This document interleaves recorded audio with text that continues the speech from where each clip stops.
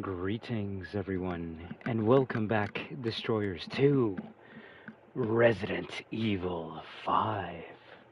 Today we're going to be finishing up the game and just having a great time with all of you. So I would like to thank each and every one of you for stopping by tonight. And as always, remember that we are Destruction. Resident Evil 5.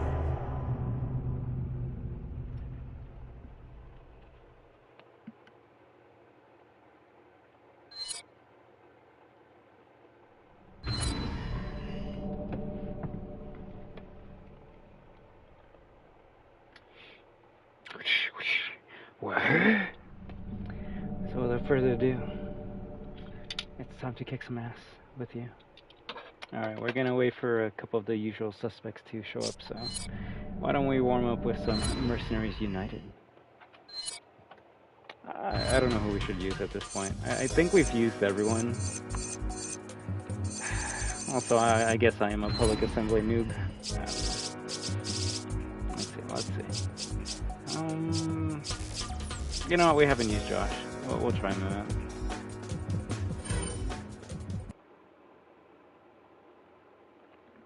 Alright. Might actually just be a short stream today. More than likely just finish up the game and that's it. But we'll see. If I have enough energy, we could maybe play some Fort.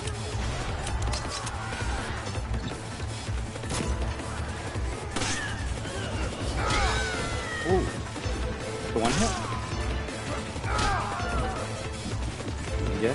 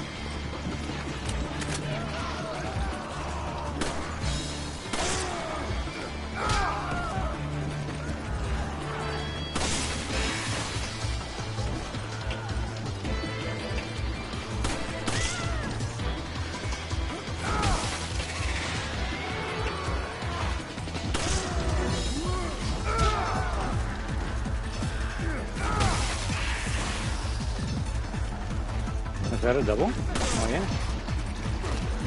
I forgot he has a suplex.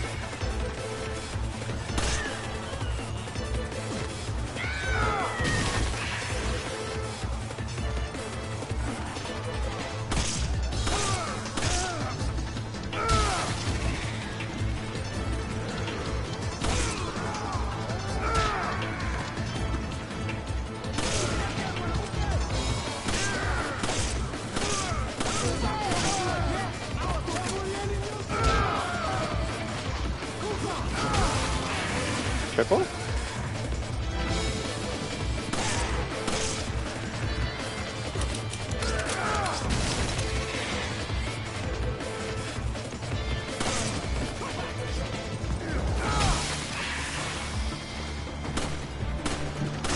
Hey Clem, you ready to complete the game tonight?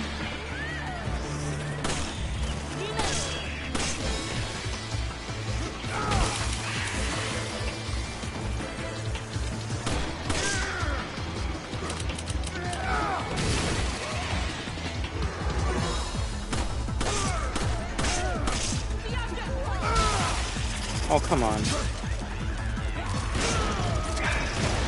I mean, 30%.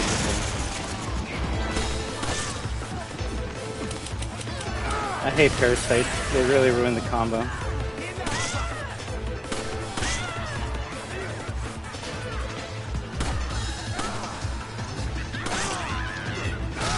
Ooh, backhand. Go, go, go.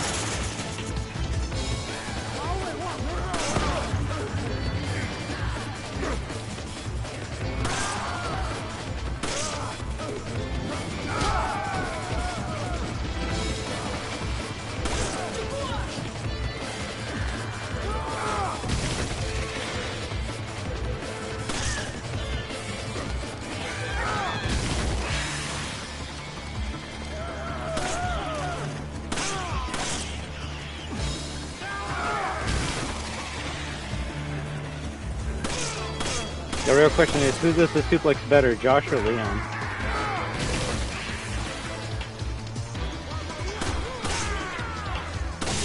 Honestly, I kind of like Josh's suplex a little bit more, just because it's realistic. Like, it takes a while before he, like, does it. Leon kind of just, like, breaks his back doing it. Kind of tells me that Josh is a WWE fan. He actually does have a lot of wrestling moves. Oh, we're almost out of time.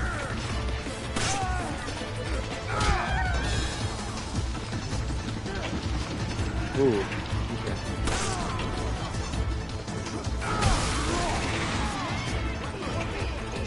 Basically.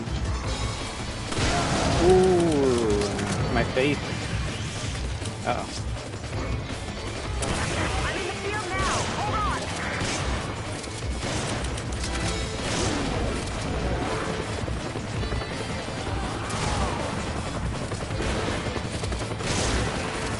How did I miss that?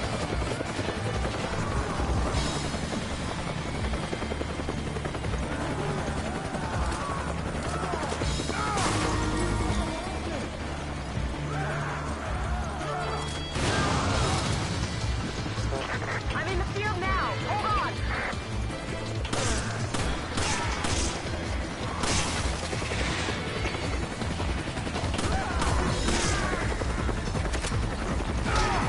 Oh, that didn't kill. It might be a GG.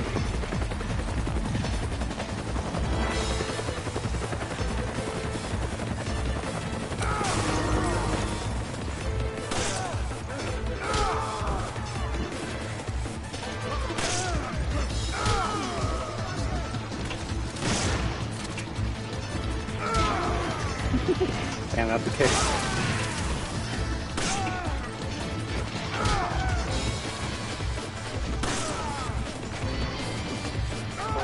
I'm in the field now. Hold on. I'll be there in 30 seconds.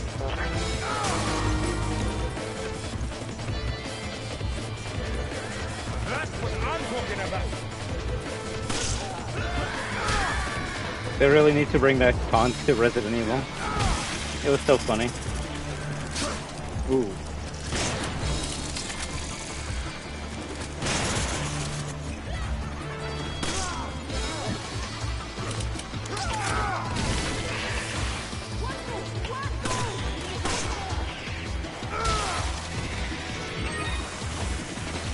Oh, lucky.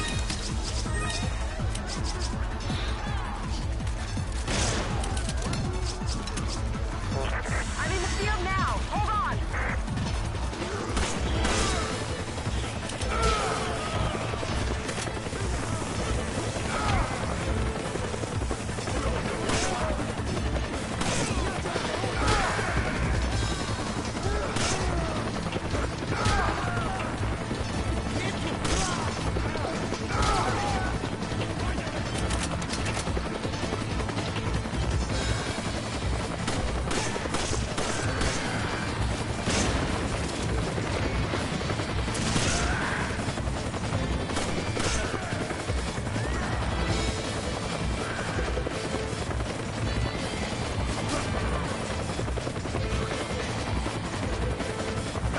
Don't give up.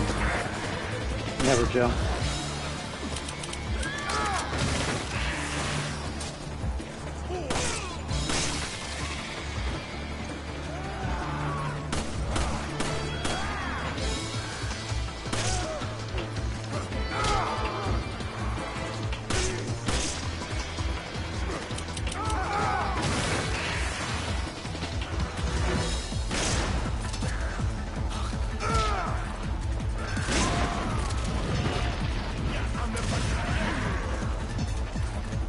Is that another executioner?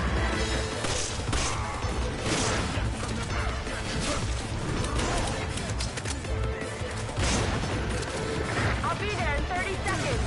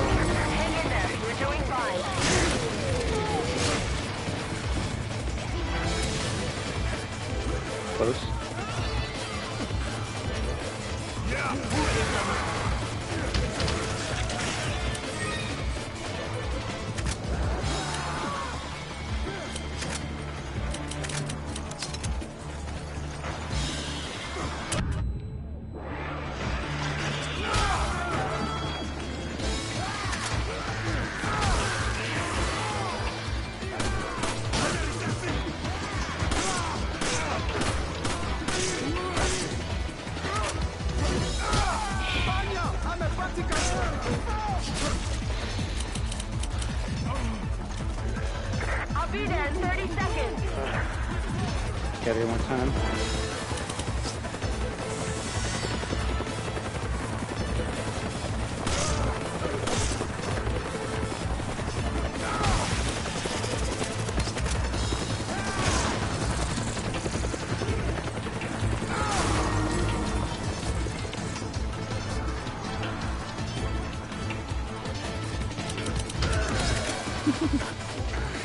I'll be there in 30 seconds.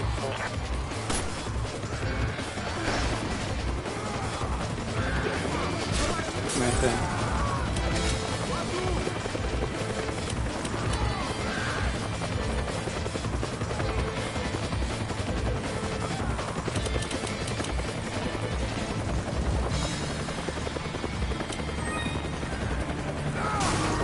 Sorry, it's gonna take me a little longer to get there. I am a legend! That's probably my favorite one. Legend! Legend! Machine gun! Magnum!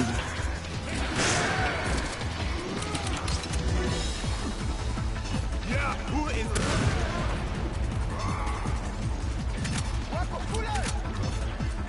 Golden chicky egg.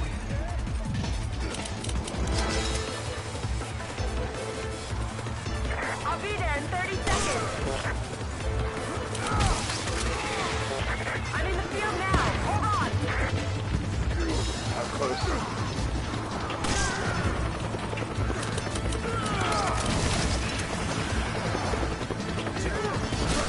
Nice.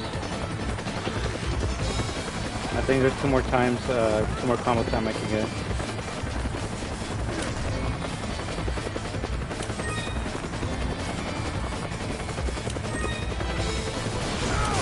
Hang in there. You're doing fine.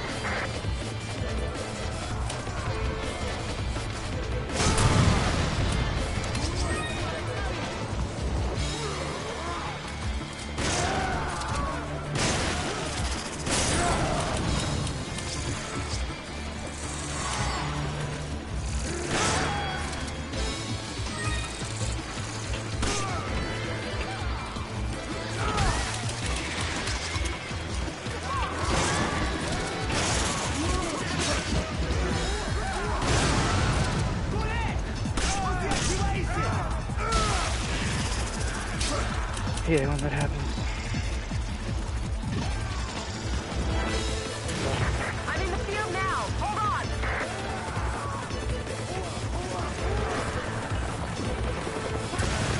I've got a situation here. Just hold out for a little while longer.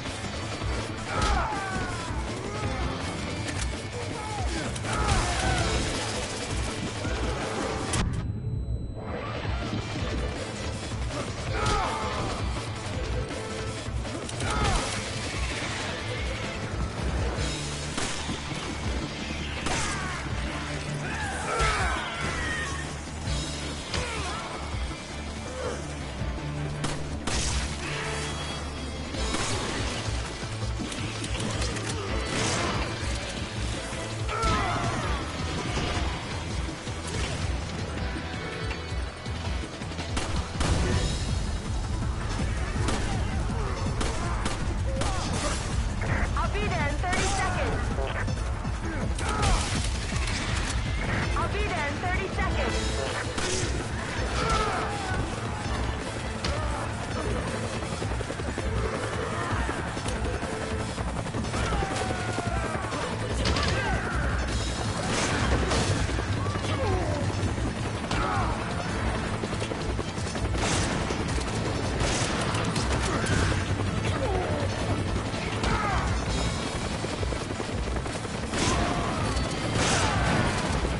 I can't believe you did all of that by yourself. Sadly not a 150, but at least SS.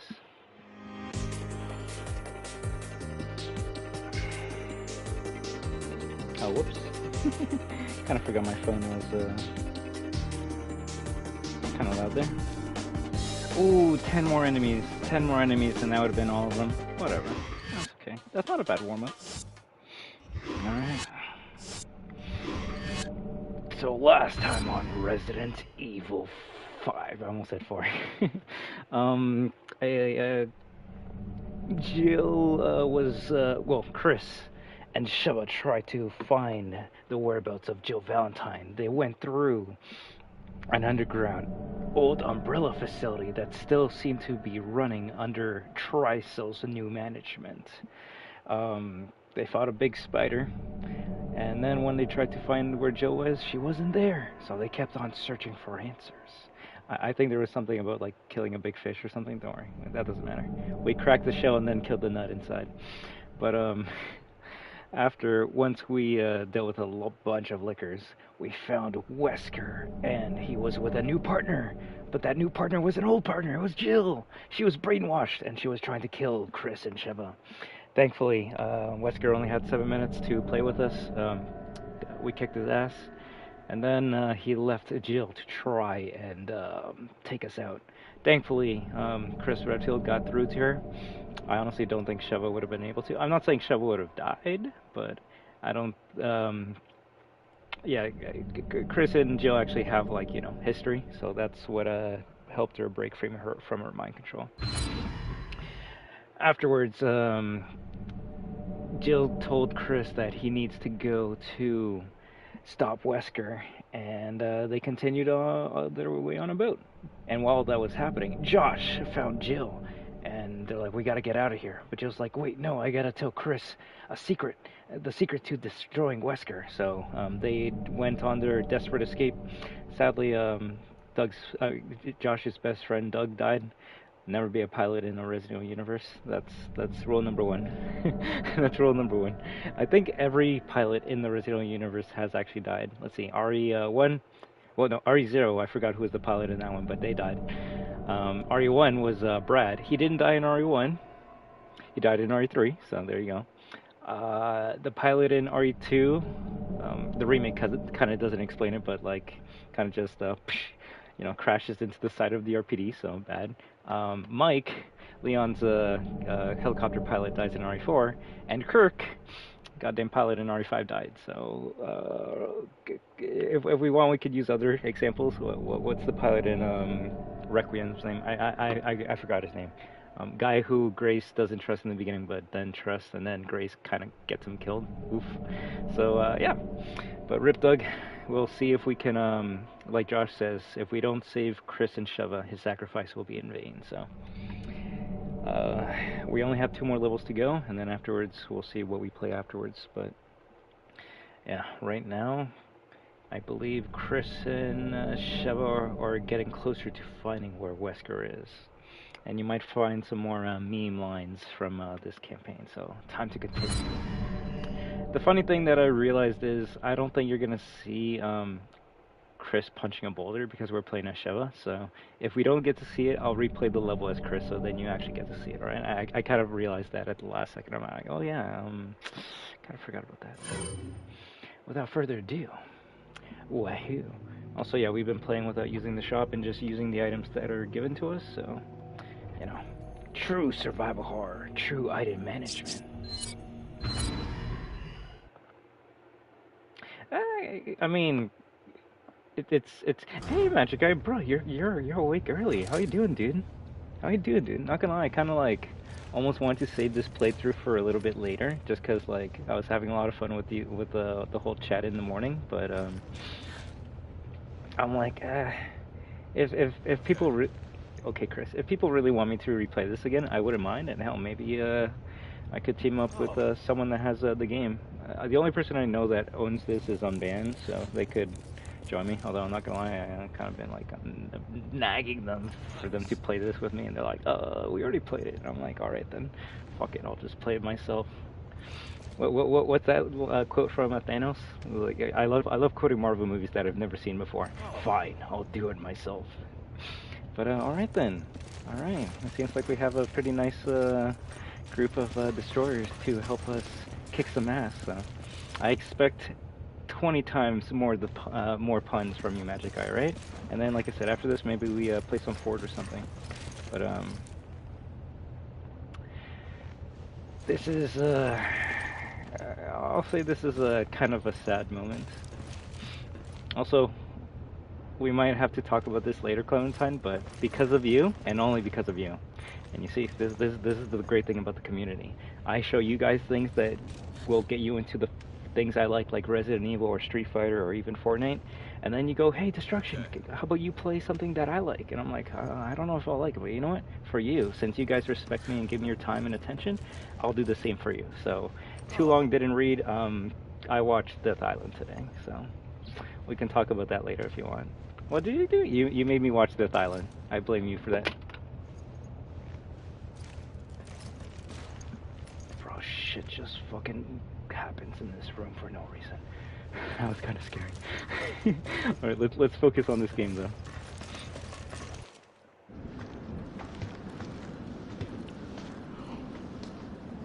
What the hell happened here? That's a lot of dead bodies.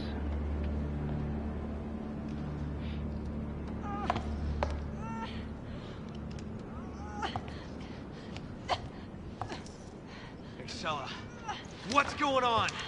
Why? When I've done so much. All for you. Chris, how nice of you to join us. Wesker. Don't worry. Your mission is at its end. Ouroboros is on the eve of its appearance. 6 billion cries of agony will birth a new balance. Sorry, Wesker, but not on my watch. Anytime. Albert, you said we change this world together. Why? I thought they were puns. Wesker doesn't give a damn about anybody but himself. Soon, even you will understand, Chris. One glimpse of my new world, and it will all make perfect sense. Show yourself! Unfortunately, it's too late for you. You will not live to see the dawn. That's from Dead by Daylight. Sorry, Excella, but it appears Ouroboros has rejected you. Though you have been an excellent asset, I have one last task for you. Albert! What the hell? Farewell, old friend. Rip Excella.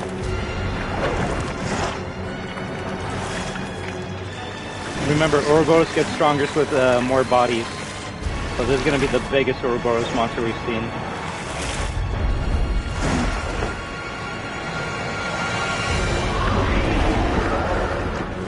We're going to need a bigger boat.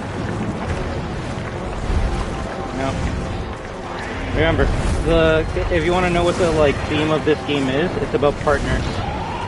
Everyone has partners, except Wesker. Let's see if that's going to pay off for him.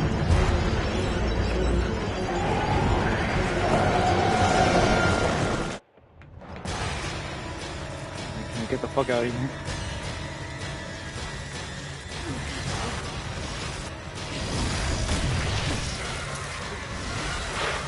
That's close.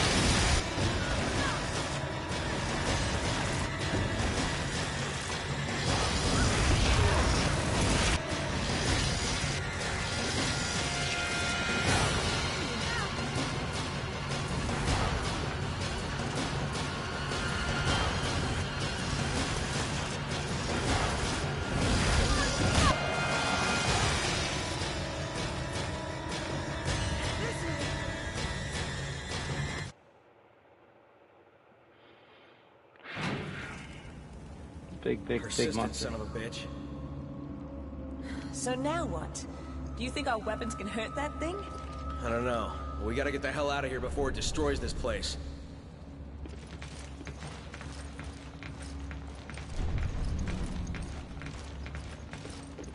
Resident Evil does love their boats, eh? Revelations, RE5. There's probably 2 oh fuck. If I had $1 for every time I played an RE game where you gotta fight It's ripping the ship black apart. gooey monsters on a boat, I would have $2. That's what I get. Ooh. Okay.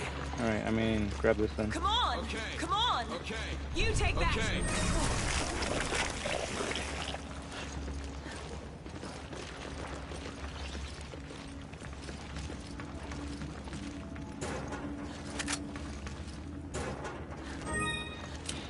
So what we have for weapons. I need a grenade! Okay. Take this. Thanks.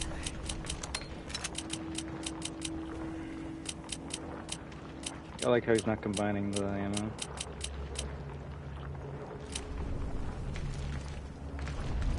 This ain't even the first boat you're on in this game and all. That's true. There's actually a lot of boats in this game.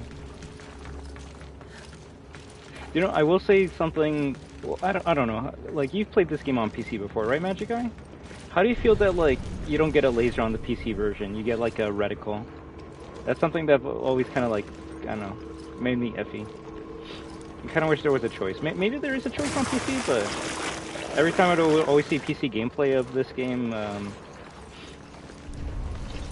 just made me go. It's weird seeing the guns without a laser. Oh, really? Oh, yeah. On PC, it's a reticle, like it's a cursor, should I say? It just feels off. I love me some lasers.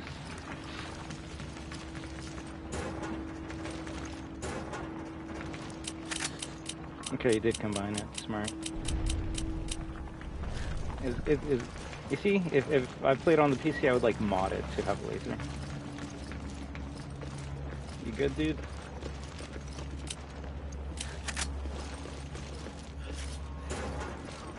Use this. Thanks, partner. Thanks, partner. You can have Roger.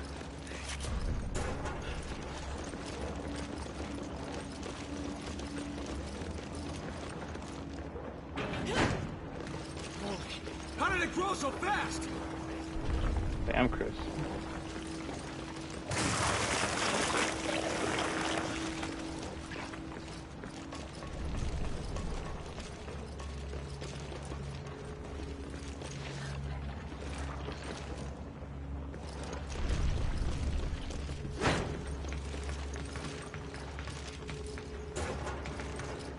I need a lot of ammo to take out that thing.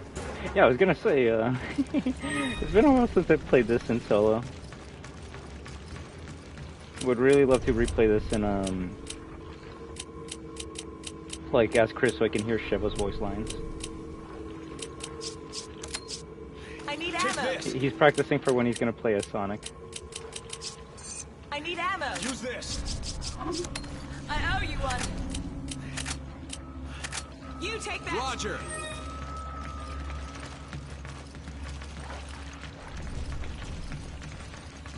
No lore?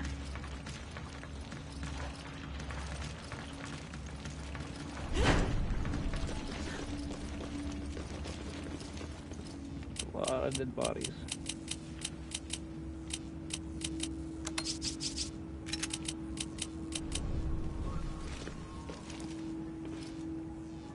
Like gameplay wise?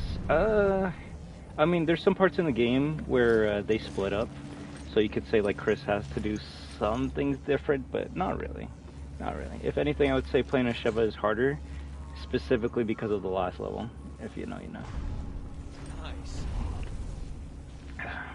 But that's, I would say something that most people don't even realize about this game. Most people play it in co-op, and I mean, I did too. So you don't know where, you don't even notice that there's like secret voice lines because of, because you need to play it in single player. Sadly, cutscene wise, no, everything is the same. Uh-oh.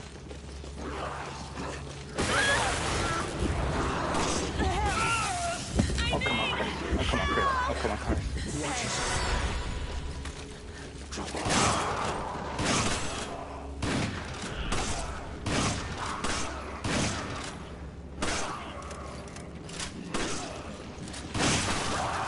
Oh, shit. That's a problem. Come on. Roger. appreciated. Much appreciated. I need a grenade. Use this. Come on. Okay.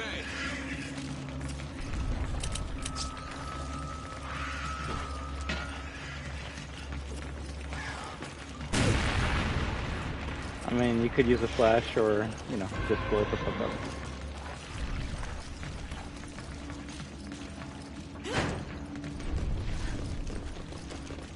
The only thing you can change with cutscenes, which I can do it if you want later, is if you put a costume on for a character in this game, the costume actually shows up in the cutscene, which is pretty cool. I think modern REs have been starting to do that more and more. You can't really do it with RE7 and 8 because, you know, you're first person. Speaking of RE7, there's an interesting note in here that made a lot of people... You'll see what I mean. You'll see what I mean. The automatic navigation's been engaged. I can't operate it. Report on Project W. Project Wesker. That's the name of the chapter from Dead by Daylight. August 28th, 1998. It has been confirmed that the accident at the Raccoon City Arkley Research Facility was due to the involvement of Project Wesker test subject number 13, hereby referred to as Albert. His death in the accident has made obtaining any further information an impossibility. Albert's death was confirmed by the Information Department. Albert's death puts the current success rate of Project W down to 18%. The quota of qualified individuals for the project has been drastically reduced and must be addressed immediately. This poses a grave situation for any progress that can hope to be made in the project. Since there is no roster of qualified individuals to replace the recent losses, it would be advisable to start selecting individuals from the pool of failed candidates. After this, adjustments can be made that will restore up to 93% of the quota prior to Albert's death. Umbrella Information Department. Alex W? Who's this Alex character? Well, Jill and Chris read about a person named Alex that was doing experiments on an island in the Lost and Nightmares DLC. Spencer's Notebook. I just received word that Raccoon City has been wiped out. The Americans finally took action against us. I hope the irony of using the very military machine that was supposed to protect them from foreign attackers to kill their own people is not lost on them. So it was a nuke. Whatever. While the danger posed by the threat of the T-virus spreading was very real, I don't think Americans will easily forgive their government for the deaths of over 100,000 of their own people. If the truth of this matter is ever brought to light, support for the current administration will plummet. I don't think he wants that. Well, I guess it doesn't happen until RE9. Even a child can see that they will come after Umbrella with everything they have. To hide their own foolish mistakes, they will blame Umbrella for Raccoon City's annihilation. It would seem Umbrella will share Raccoon City's fate, but perhaps it will be to a lesser degree. Umbrella was nothing but a tool for the research of the progenitor virus. Even without that tool, the research still survives. Only Umbrella's lowly employees will be hurt by its dissolution. If the secret research involving the progenitor virus is protected, then I can always rebuild anew. I've always made preparations for such a plan. The research facility in Africa remains a secret, and it is there that the progenitor virus is produced. Something that we didn't achieve until the late 80s. Only a handful of people in the company are even aware of the African facility's existence, thanks to our strict regulation of the flow of information. Only a minimum amount of personnel were ever transferred from Africa to other locations, and they were always closely monitored. Director Bailey has been confined to the African facility for almost 30 years, and even that has all been for this day.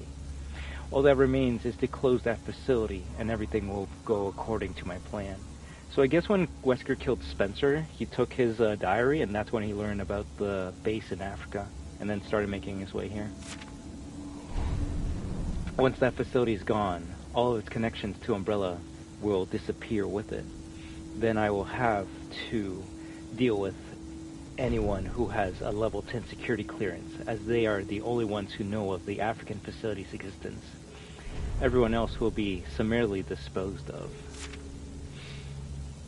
My secret will be protected. When one buries a treasure, one should not leave behind a map.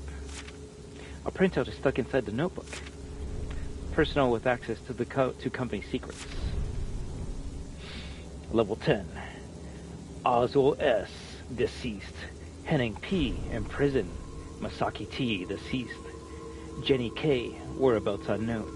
Carlos! Oh, Carlos M. Okay, it's not Carlos Oliveira. Found. Information obtained. Eliminated. Brandon B? Huh. This is interesting because I'm assuming that's Brandon Bailey, and it's saying that he's dead. But RE7 says that he's alive, and then Grace even talks about her in her report in RE9. So what is it, Capcom? Is he dead or alive? Pick one. Frank E. Deceased. Isabella C. Deceased. Yep, that's the one. That's the one. That's the one. Greg A. Deceased. Lee D. Deceased. Michael K. Deceased. Ethan W? Now, Capcom has said that's not the same Ethan Winters from RE7, but you know what? At this point, they don't even know what the fuck they're making, so. But yeah, a lot of people were like, yo, is this the same Ethan Winters from RE7? Is he a bad guy? We don't know. And at this point, I kind of don't care. But, you know, reuse the same name. We'll call him Ethan, you gotta give me a good joke for this. It's not Ethan Winters, it's Ethan Withers. We'll go with that one. Honestly, I think when they were making Ethan Winters, they forgot that they kind of used the Ethan W. Yeah, we'll go with Warren. Why not? Fuck it. You see? You are smarty pants. Like I said, you guys are making me proud with your knowledge of Resident Evil.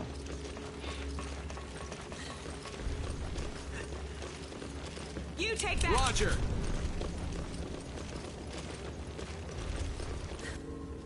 It's so big already. If we don't do something, it will destroy the ship.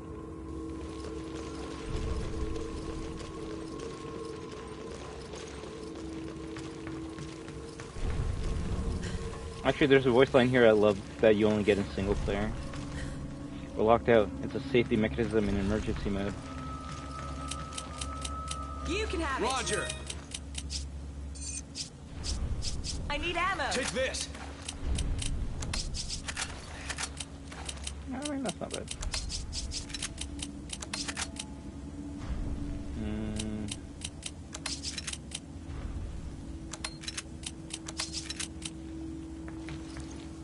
All the controls seem to be in working order, but it won't let me operate them.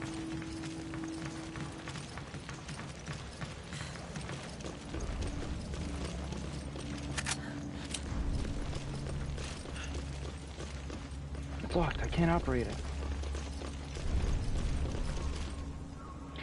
Satellite Laser Shango Operating Manual, the SLS.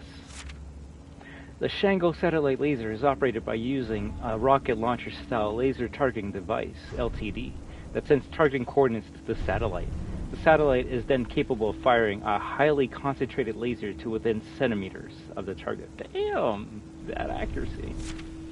Operation procedures. Step 1. Aim the LTD at the target to relay the coordinates to the satellite. 2. Once the target has been ascertained, the coordinates will be relayed. During the transmission, the target ring will appear red on the targeting scope. 3. No, okay, never mind. No. If the targeting sensor's AI perceives, AI, Capcom, come on, that the target is no longer being attracted by the targeting scope, transmission of the coordinates will be cancelled. 3. When lock-on appears in the scope, it means the transmission has been successfully sent. Pulling the trigger will now activate the laser. Step 4. The firing cannon must be given time to recharge before it can refire. It's a satellite laser. Maybe we can use it to destroy that thing. The targeting device should be on the roof. Hurry, we don't have time to waste. You see, those are voice lines you don't get if you play co-op. And, well, if you play as Chris, then he says something similar but different. Alright, we got a big fucking laser beam. Big laser. Let's use it. Alright, Chris. You ready for this shit? You ready for this shit? Thanks for the help. You can have it. Okay. Thanks.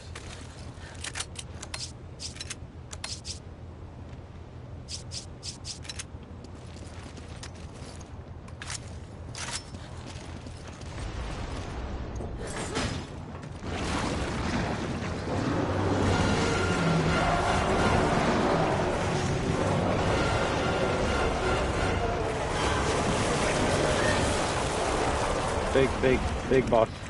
Big boss. Why do I always feel like I'm trapped in a monster movie? Oh, Chris. Ooh. It's all you now. I've got your back, partner.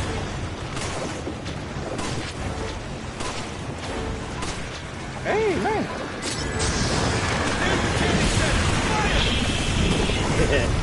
Bro, that's the best. Something at us. Best fucking rocket launcher in Resident Evil history. Shit. I forgot how you put it down. Okay, yeah.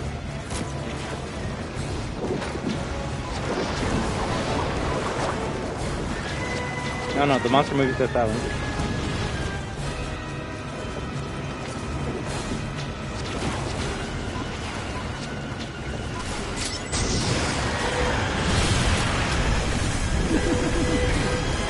Ooh.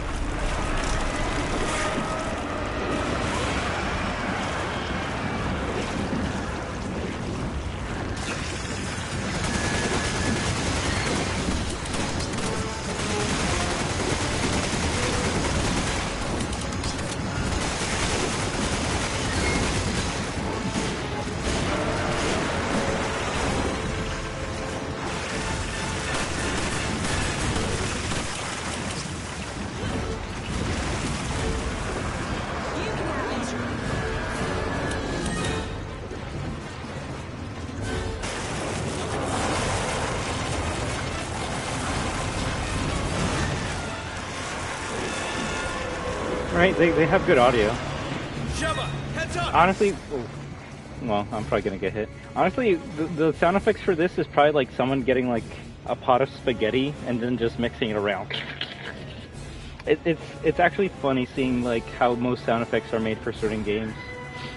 Like I think for RE4 when like Leon's kicking someone and you hear like the bones break, it's just celery snapping. I kind of want to like work at like a sound design department for a game. I can't get a beat on it. See if shooting it slows it down.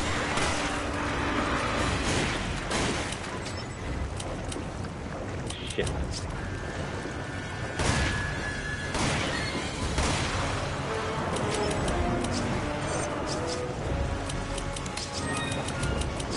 I need your Okay. Take this. Thank you. You can have it. Roger. I need that. God damn it.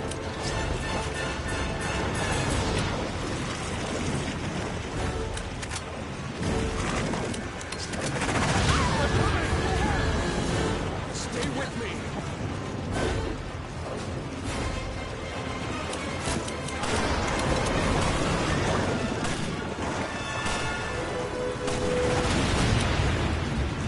Well, that landmine actually hit.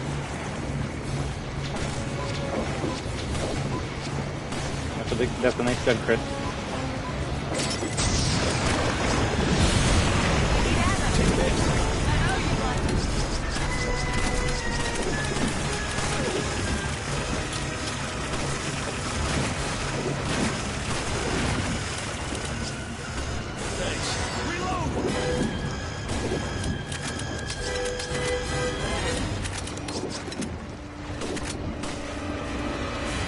Roger. You take that. Roger.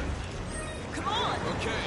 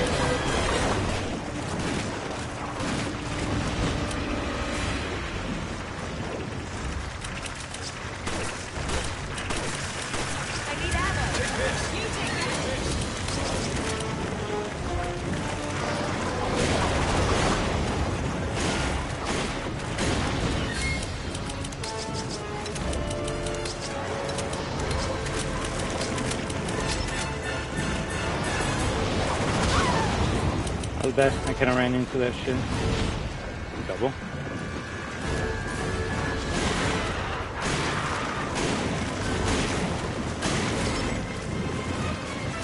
If this works, we just might have a chance.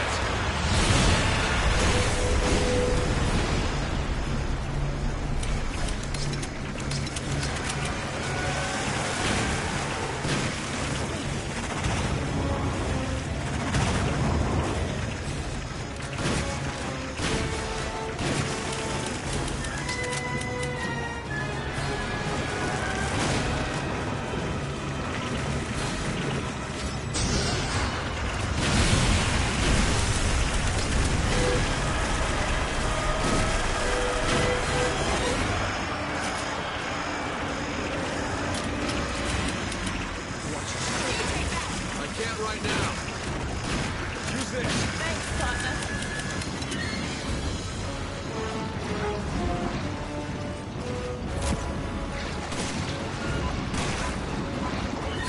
Big room.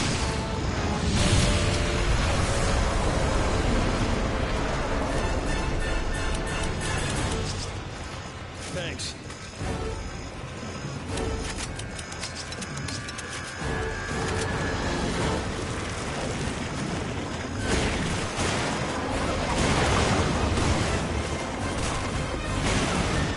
Ooh, stopped it right at the last second.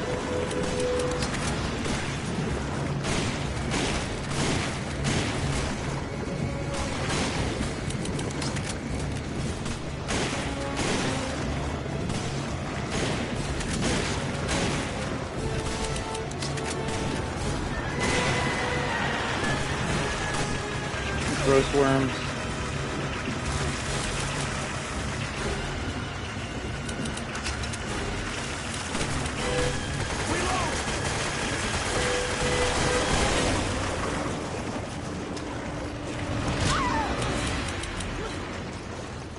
You can have it. Okay. Come on. Roger. Come on. You can have Roger.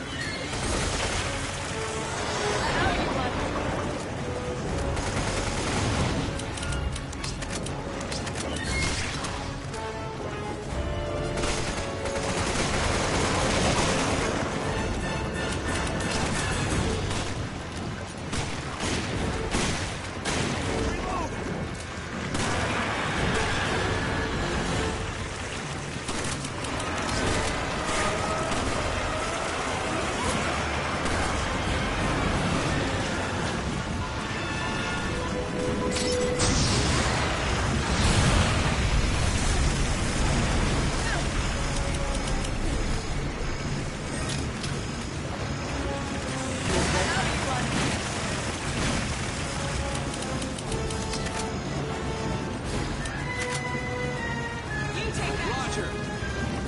You can have it. Could have kept on shooting. Much appreciated.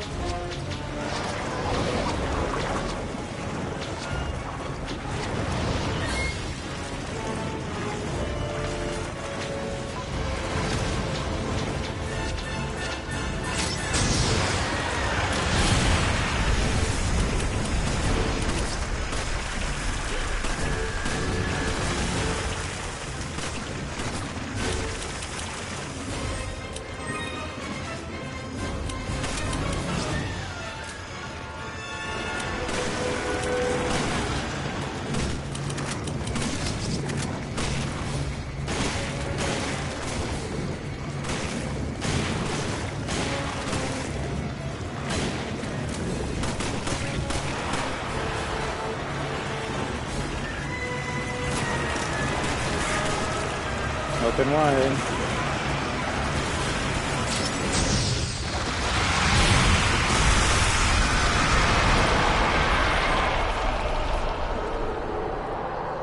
I think Retro said yesterday that they used the rocket launcher for this boss. At least to me, it's not that tough. They give you a fucking laser beam to kill it.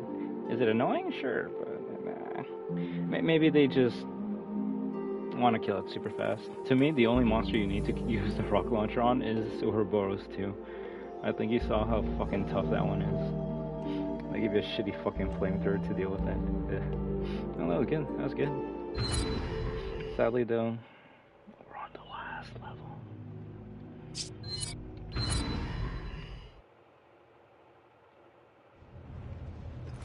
So that's Ouroboros.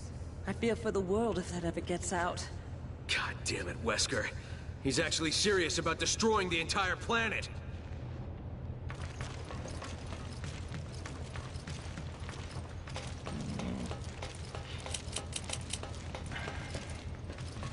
Yeah, I mean, there was only 2 levels that we needed to do.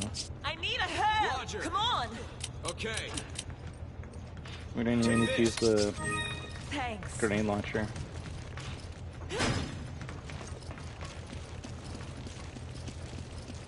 Hurry up! Chris! Now you're gonna see a cutscene here that looks familiar. Warning. Sealing off area with secondary bulkhead. Evacuate the area immediately. Warning. Sealing off area Wait. with secondary bulkhead. Evacuate the area immediately. Warning. Sealing off An assault area bomber. with I secondary need a When her. Jill said Wesker was planning to spread Ouroboros throughout the world, He's planning to use this to spread it. secondary bulkhead. Wesker, there he is. Come on, let's go. Sealing off area with secondary bulkhead. Evacuate the area. Jill, are you all right? I'm fine. Don't worry about me. Just listen carefully. There's something I need to tell you. Wesker's superhuman strength. It comes from a virus. But the virus is unstable. In order to maintain a balance, he must inject himself regularly with a serum. so if we cut the supply of serum, he loses his strength. Affirmative. But he just took a dose, so it's going to be a while before he needs another one. Damn. Listen, Excella said that the amount administered has to be precise. So if he injects too much, it should act like a poison. I think she used a serum labeled PG67AW. PG67AW. I'm going to try to find a way to escape. You need to find that serum. Excella always kept it with her, in an attaché case. Jill, come in. Jill! You ruined this game for me forever. Chris, this is it.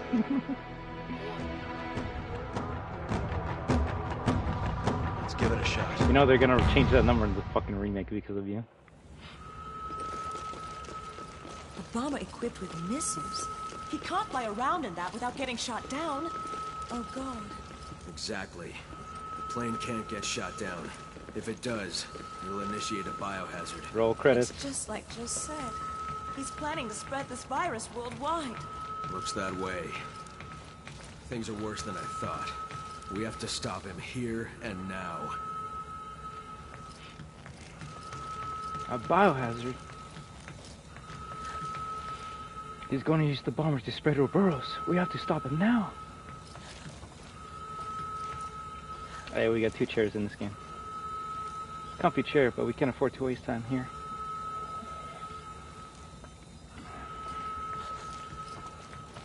Chris! Roger!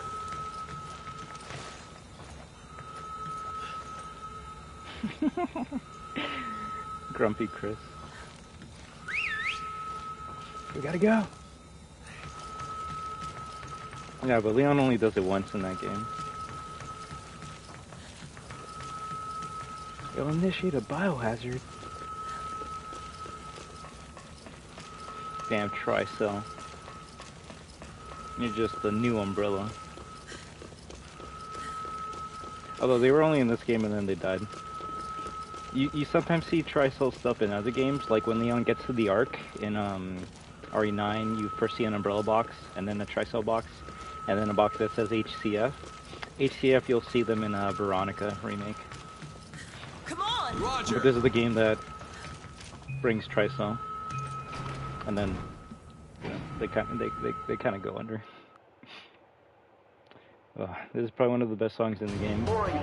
Fire detected in the engine room. This level is just peak, 100% peak. Off area with Look at those camera angles. Evacuate the area immediately. Warning. Sealing off area with secondary bulkhead. Evacuate Evacuate the area immediately.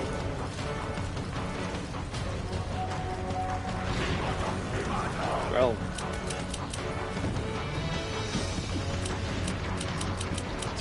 I need a herb. Take this. You take that. Roger. Come on. Roger.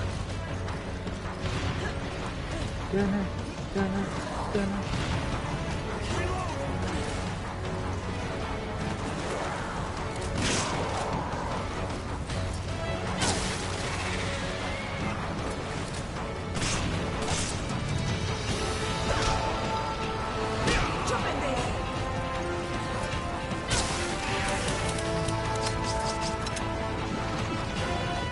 You can have it. Roger. You can have it. Okay.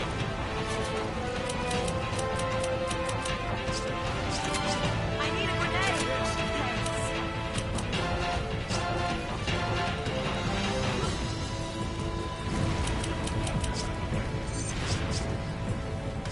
Thanks. I need a grenade. Take this. Thanks for the help. I need that machine gun ammo, thank you.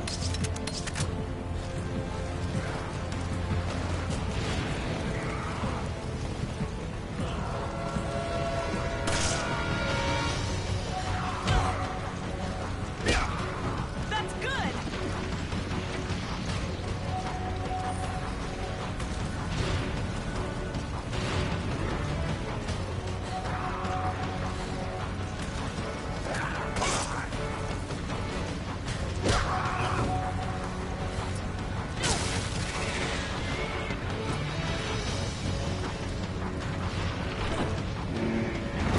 Opening secondary bulkhead. Please maintain a safe distance from the bulkhead.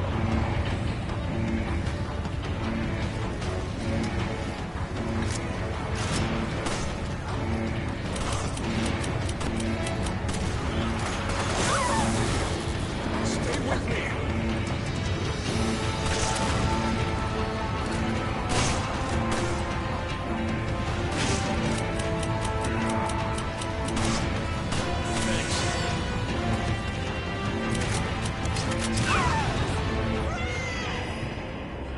That was a good grenade throw. I'm not even gonna get mad at that. That was a good fucking grenade throw. That was a good grenade throw. Warning. Fire detected in the engine room. Warning. Boom, boom. Sealing off area with primary bulkhead. Evacuate the area immediately. Warning. Sealing off area with secondary bulkhead. Evacuate the area immediately.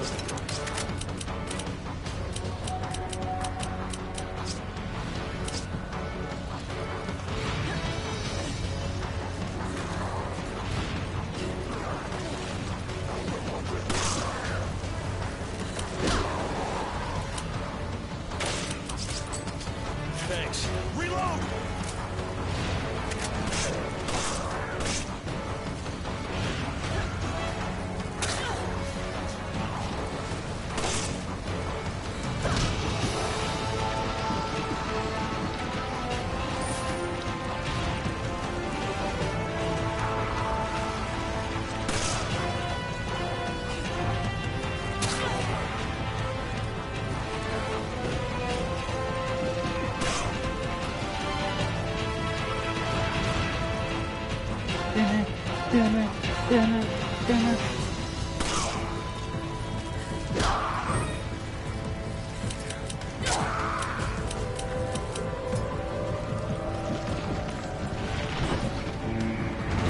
Opening secondary bulkhead. Please maintain a safe distance from the bulkhead.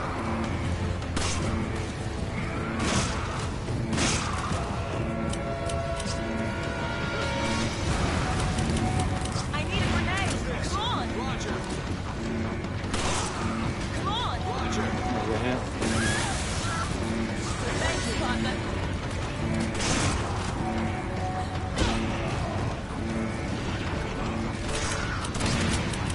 This. Oh, there he is.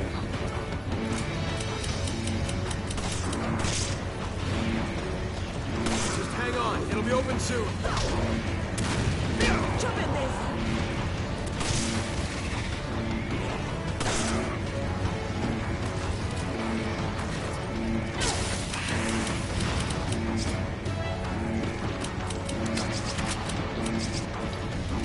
appreciate it.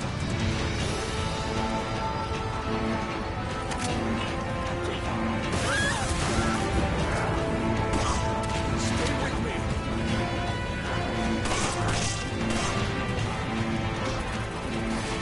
Ah, fuck, we got guns again.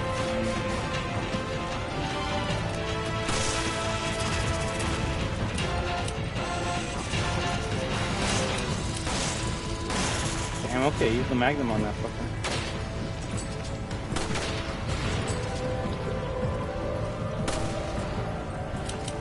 Shotgun ammo?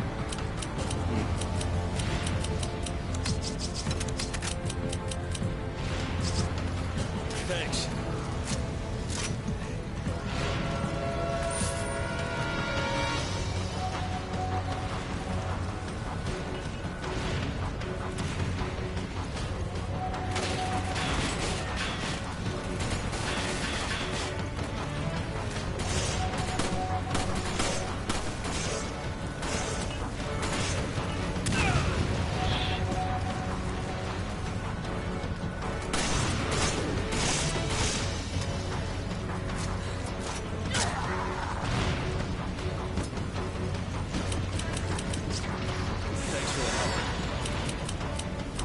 I need a grenade. Use this. Come on. Out of the question.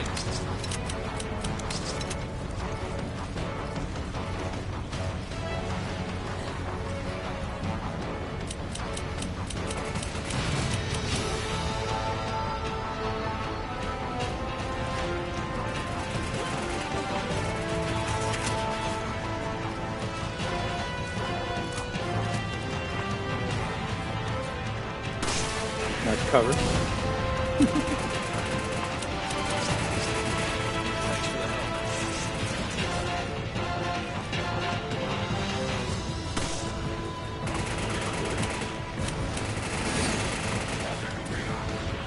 Okay. Great shot.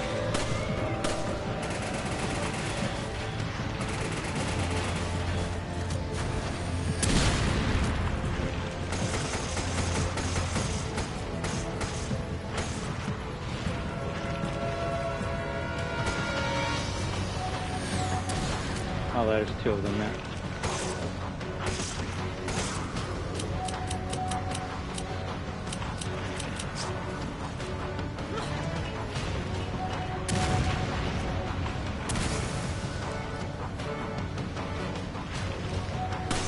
I wonder if their own flashes can kill parasites. That would be really funny.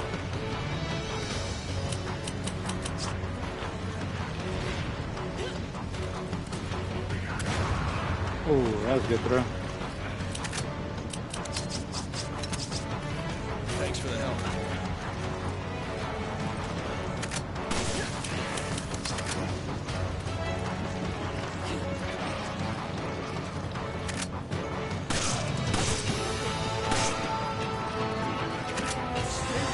I owe you one.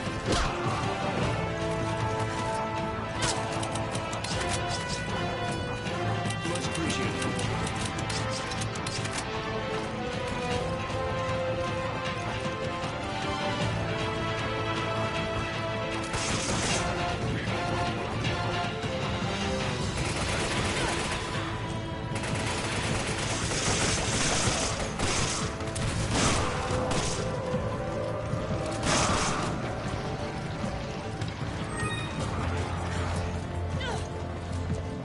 Nice.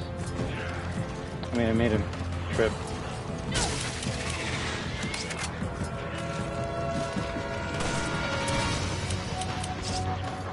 Thanks. You take that. Roger. Okay, get a red herb. Hey, look, a red herb.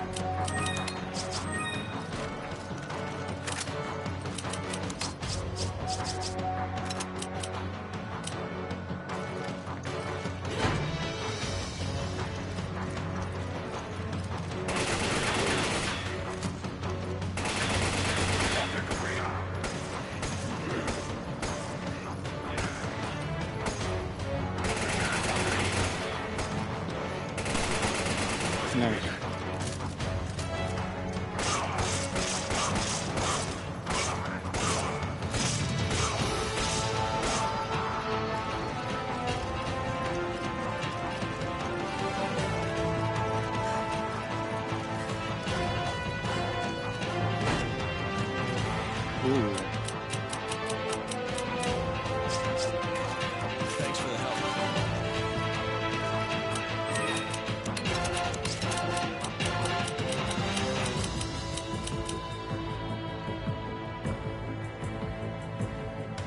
Like, it's getting a location where you can buy food? Or like a store is making like a Resident Evil 9 menu? What would they even make? What is it called? Blister head cake? I would eat that. Oh, that's cool. You can have it. Okay. Come on. Roger. You take that. Roger.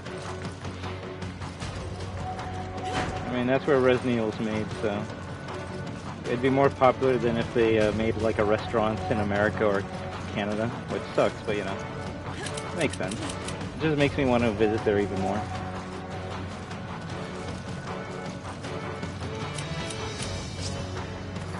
Thanks for the help. I need a hand. Use this. Thanks.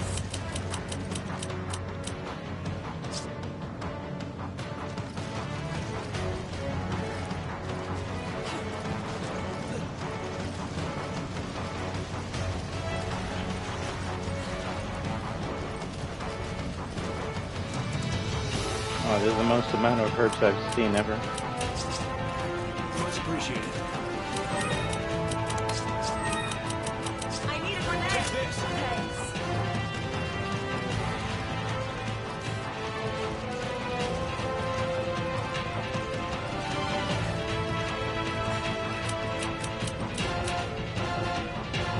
You take that. Okay. We don't have any ammo. Well, I mean, he has shotgun ammo, but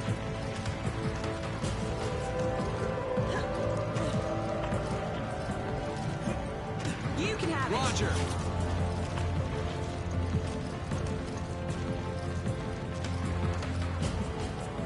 Hurry up. basically, Roger. it's like here's a lot of herbs. Here's a first aid spray, but no ammo.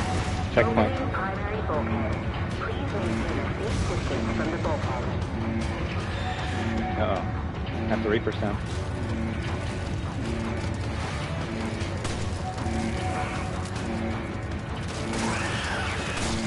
That's it.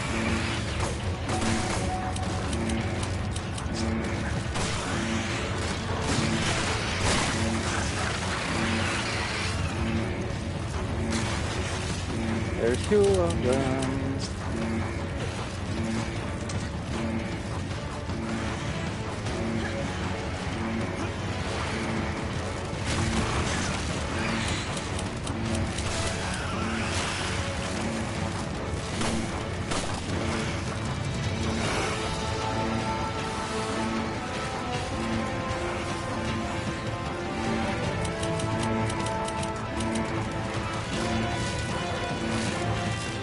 Hey, Luis.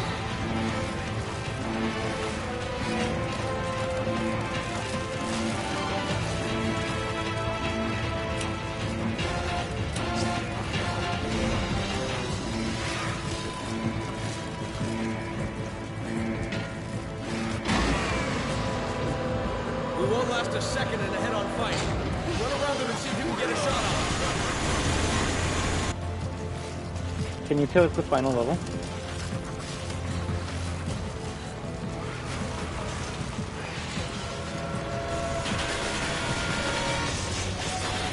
Those are some good hits. Stay with me.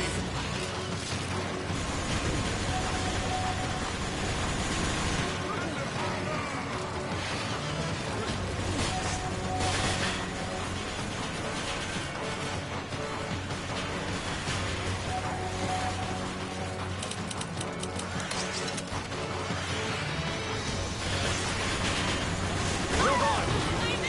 Stay with me. Roger. Oh fuck, oh fuck, oh fuck, oh fuck, oh fuck, oh fuck.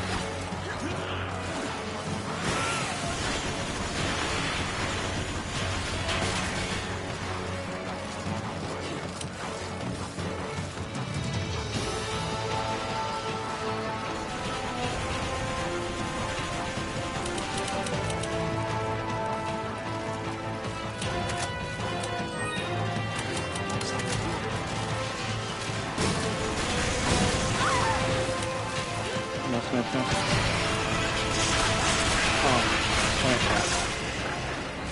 Oh, I thought that shit like jumped up and killed me instantly while I was getting up.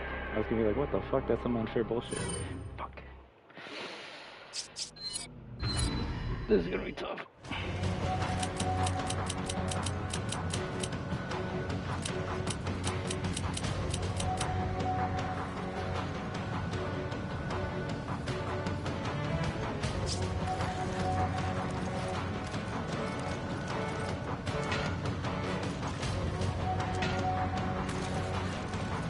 We gotta kill the Reapers fast. I need ammo. Interesting, he only gives me 10. He usually gives me all of it. Even Chris is like, no, I need some ammo.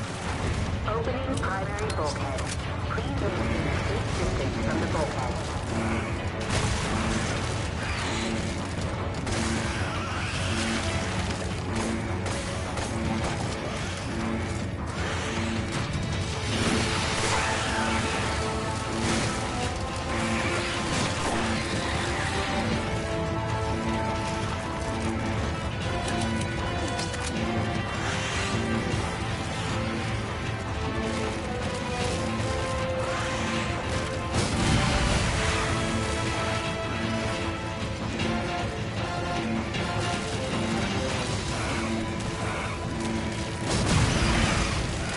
One down.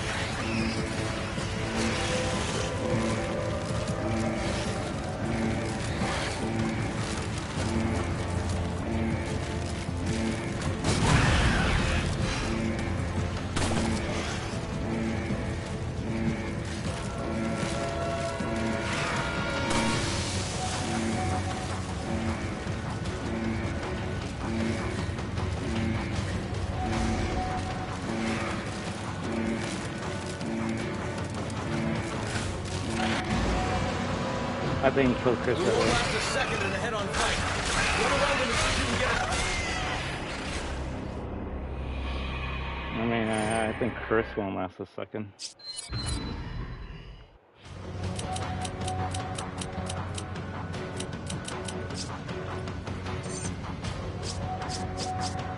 I need a grenade. Use this.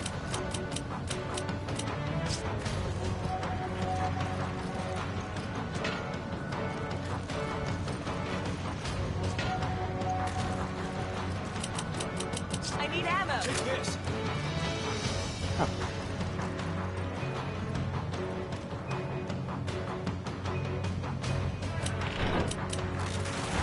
Opening primary bulkhead. Please maintain a safe distance from the bulkhead.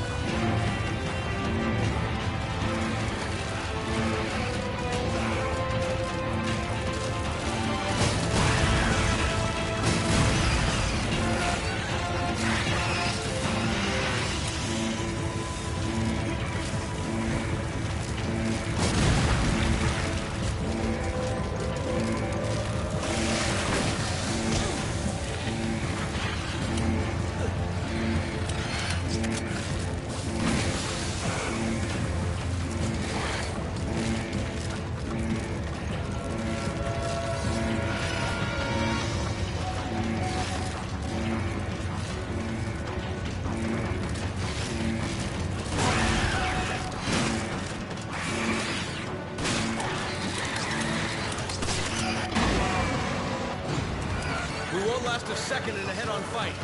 Run around them and see if you can get a shot off.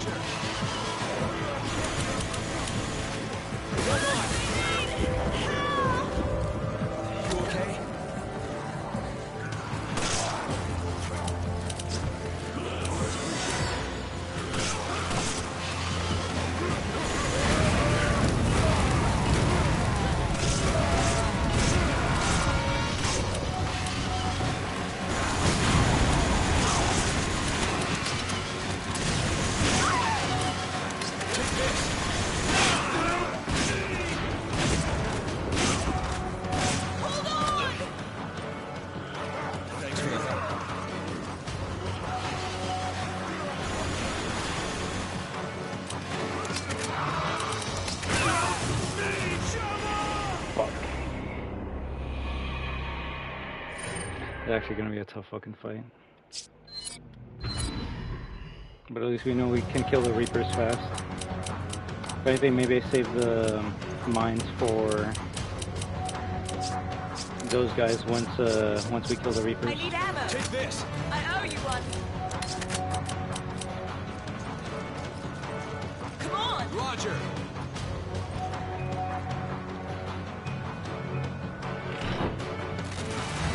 Opening primary bulkhead. Please maintain safe distance from the bulkhead.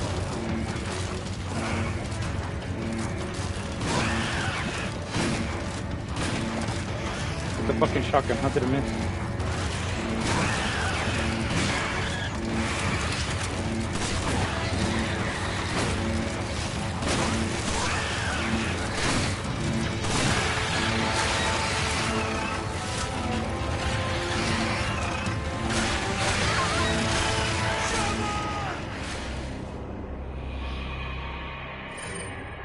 I don't know why I missed the point blank.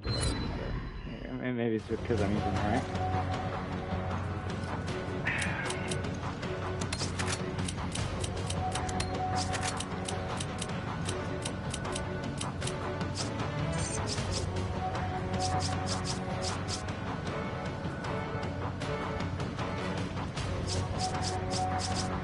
I need your Take ammo. this. I need ammo. Use this.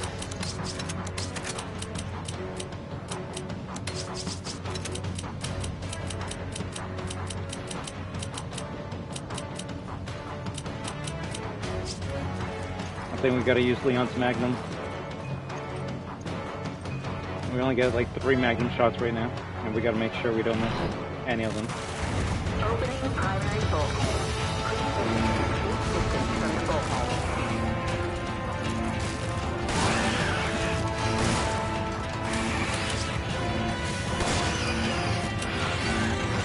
Boom.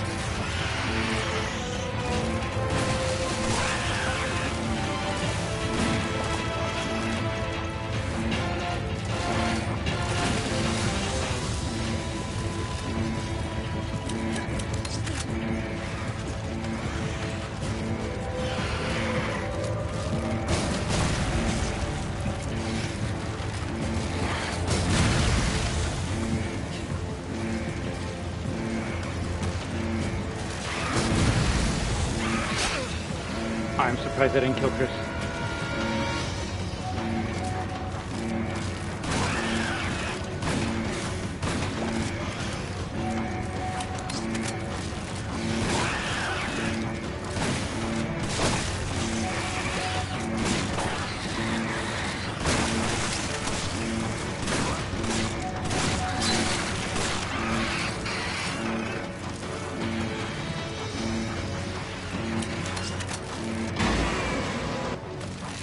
We won't last a second in a head-on fight.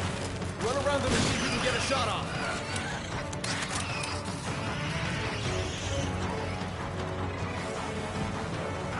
I think the best plan I have is wait for them. I need a grenade. I need a grenade.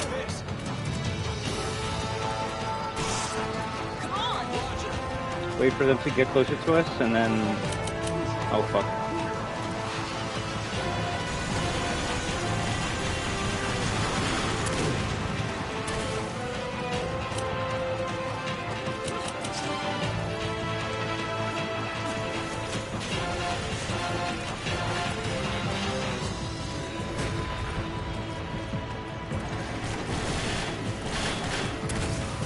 Chris. Okay.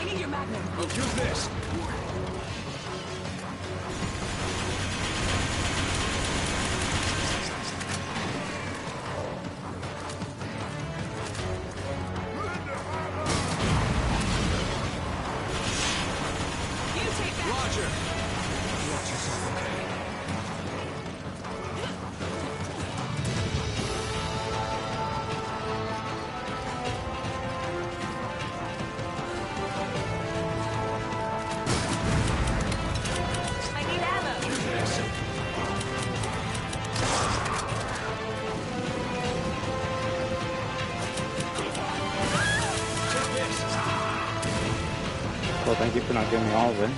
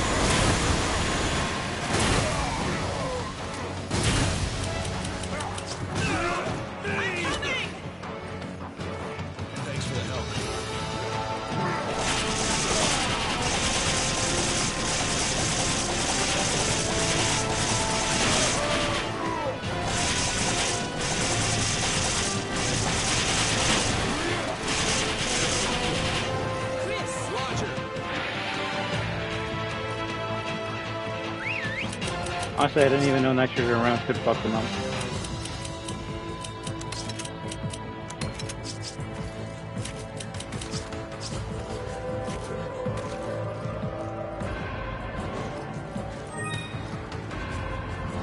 You can have it. Okay.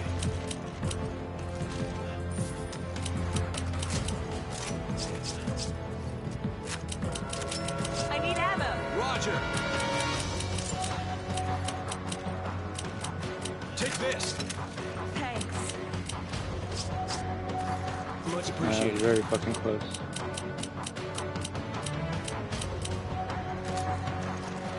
Also, I think we can see the reload animation for this. Nice. Thanks for the help. Thanks.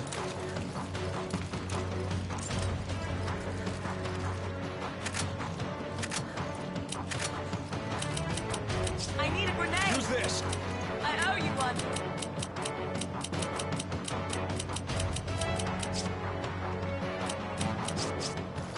Thanks for the help. I need your right. Use this.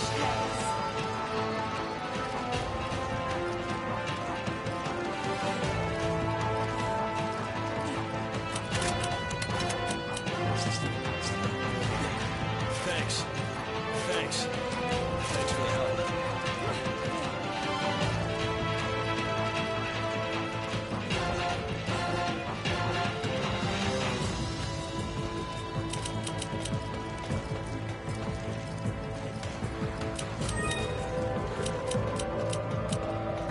I need a grenade. Use this. Come on. Out of the question.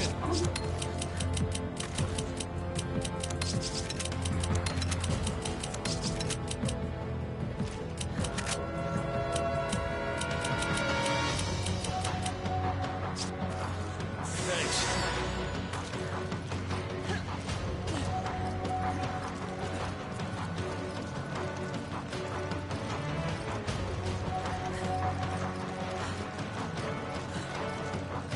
Okay, we're at the final part of the game, so I'm just gonna quickly get some coffee and then we'll finish this, alright? GG.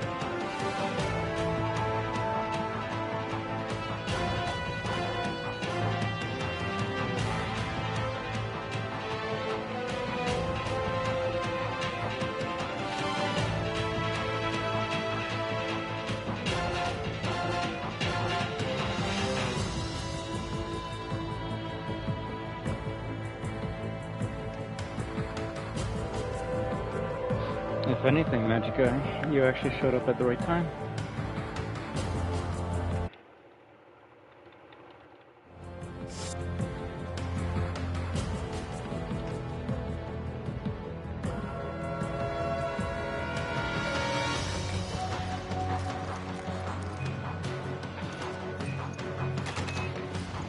If I have to do this, if I have to redo this level with Chris to get alternate stuff, I'll just, you know, use unlimited ammo and a rocket launcher. Don't worry, it won't take long to get back to this part.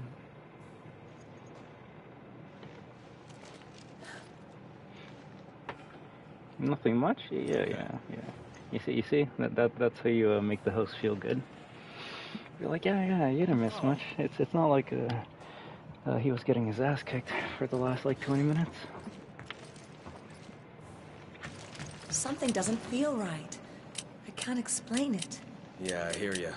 Don't let your guard down for a second.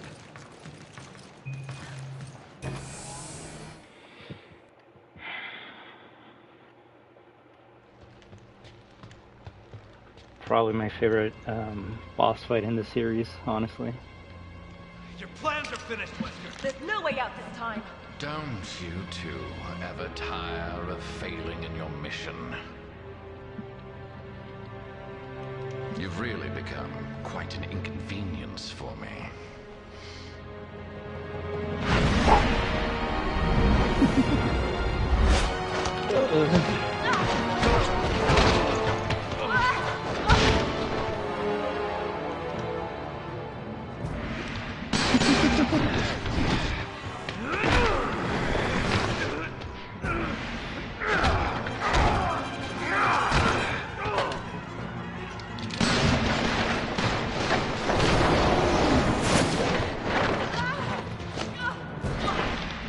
Why are you doing this? What do you accomplish by unleashing Ouroboros? Every day, humans come one step closer to self-destruction. I'm not destroying the world, I'm saving it.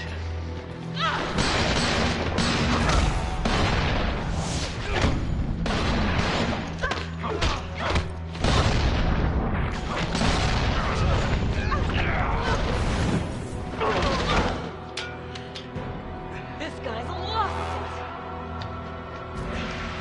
This may be our only chance. it. Do it.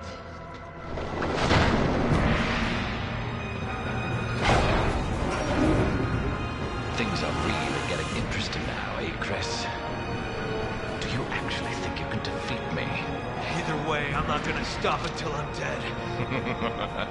Well then, I'll just have to kill you quickly. The best song in the game. I'll see you dead.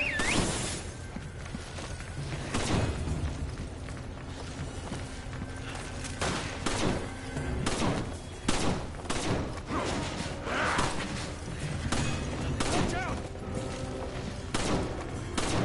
Is that all you have?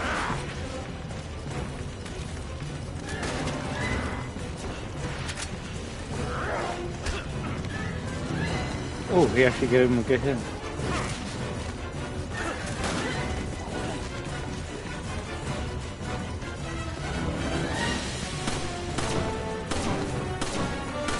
Shooting wildly isn't getting us anywhere. Stick to the shadows.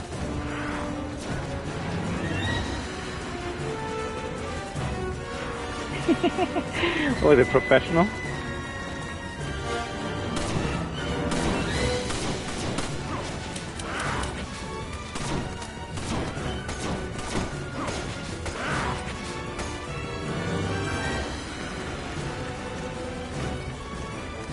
There's no point in hiding.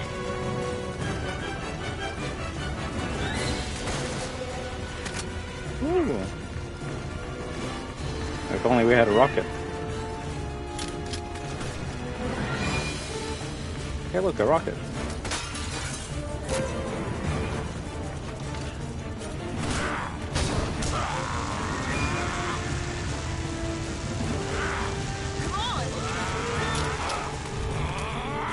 Hold still, Wesker! Do it! Inject him! Ooh. Took too long. The dark just might give us the edge we need in this fight.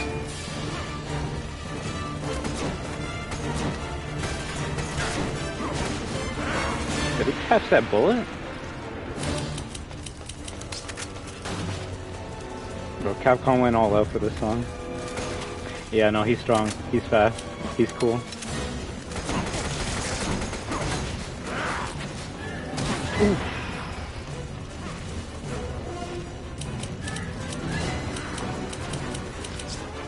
I need ammo.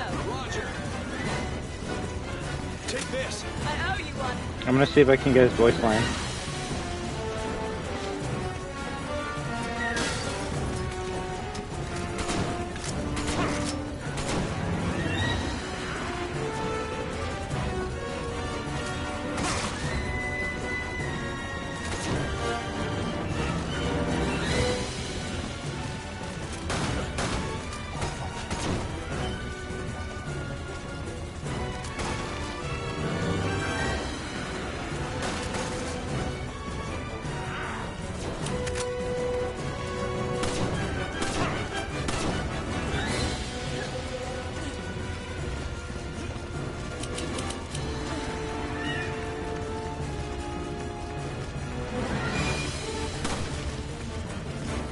Hey, what's up, dude?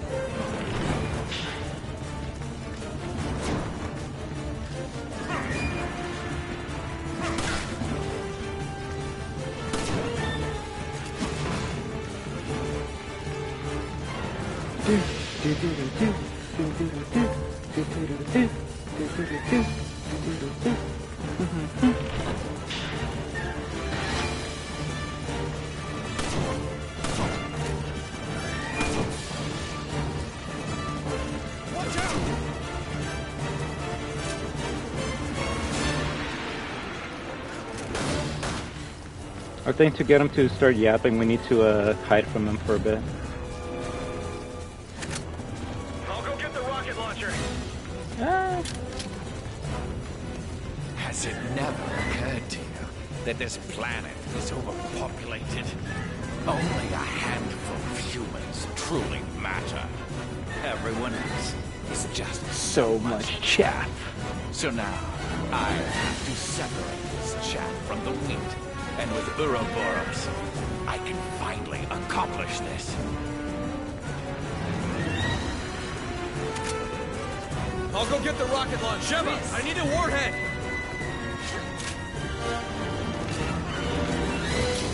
Oh, he turned on the light. Ooh, Wesker's gonna do his ultimate. Your struggle is over! Okay, Chris blew it up. Basically, there's too many LARPers in the Resident Evil community. I must destroy them, so only the true RE fans can stay alive and keep the fandom going. I'm tired of seeing people put me and Chris together on Rule 34. Ooh, nice. Fuck. I'm gonna try and get the combo on him.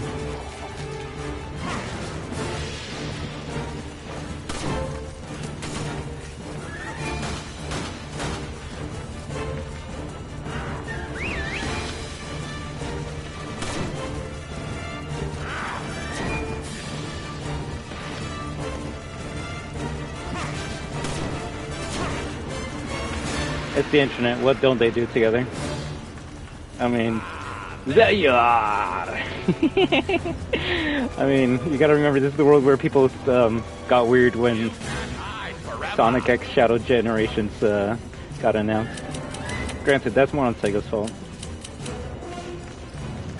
Only those with superior DNA will be chosen by Ouroboros. Only those fit for survival will be allowed to carry their genes into a new age.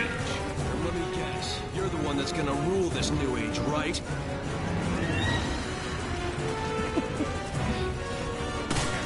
Ooh.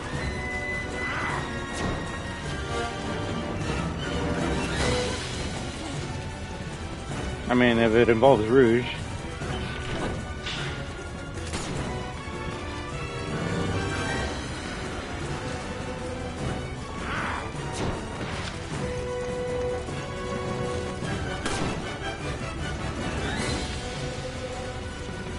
Gotta run around him so we can get the combo. Oh, I mean, when Sega... You're merely postponing the inevitable. Ooh, okay, that was bad. His kick is better than mine. Okay, so there's a counterattack.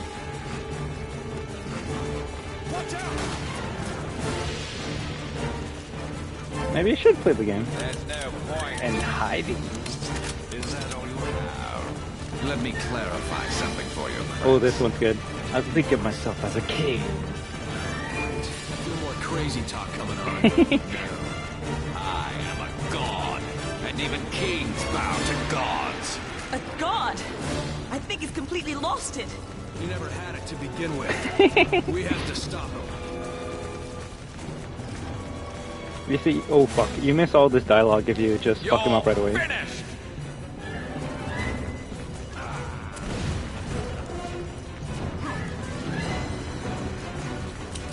Ah, there you are.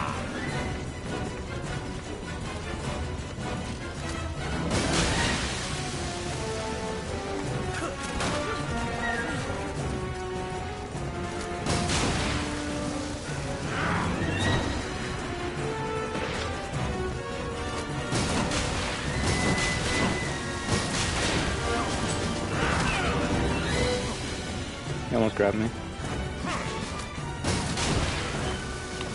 Nice.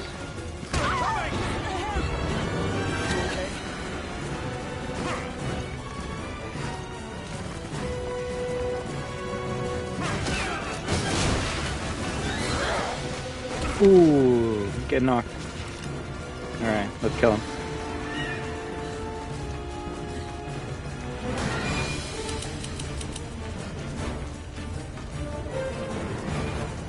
You can have it. I'm coming! You can't hide forever.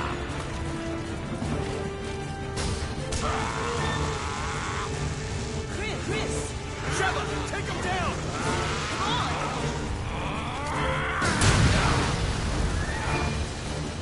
Do it now! Give him the shot!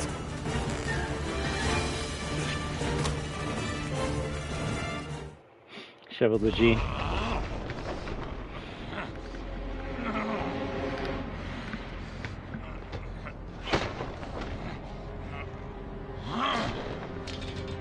Did it work? I think so.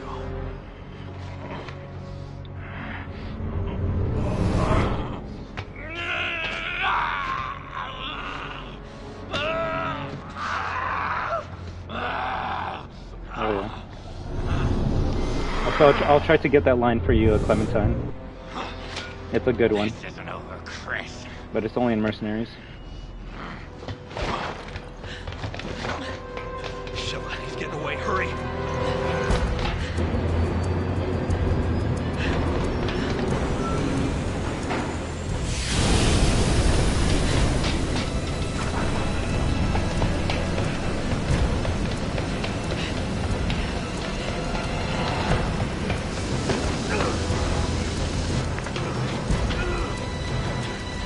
Sheva! Come on! Come on, grab on!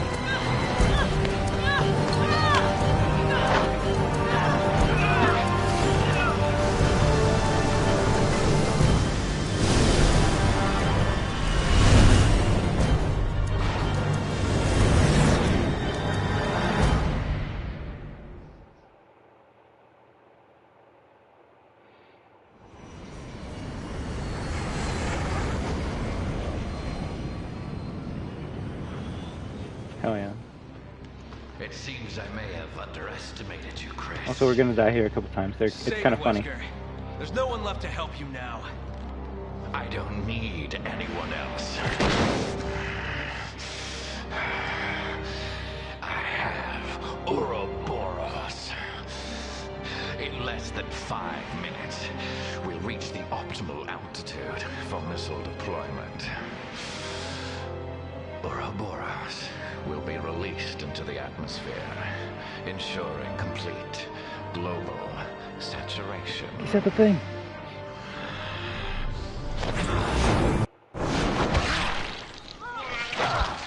The fact that he goes after Sheva first.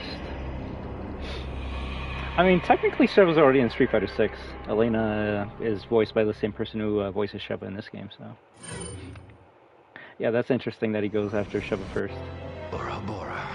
But Wesker says something like that in Resident Evil 4 Remake. He says, complete local saturation.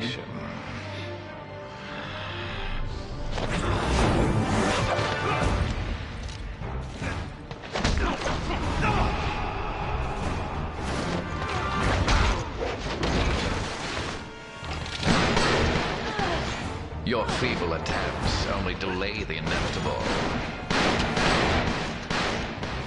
The entire world will be infected. Samurai Edge. A new genesis is at hand, and I will be the creator.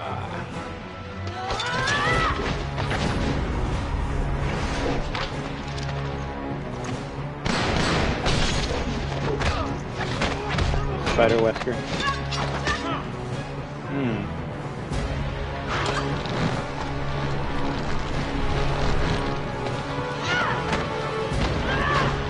I've had enough of your bullshit. You're just another one of Umbrella's leftovers. Estimated You know what we time have for to do. deployment. 3 minutes. All right, I'll go for the This is override. probably the best death you can have for a character in the game. 3 minutes.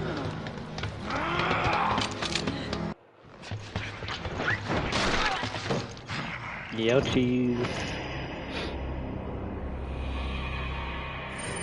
Everyone's just hunk in this game. Ouroboros will be released into the atmosphere, ensuring complete global saturation. Those are probably my two favorite ones in here.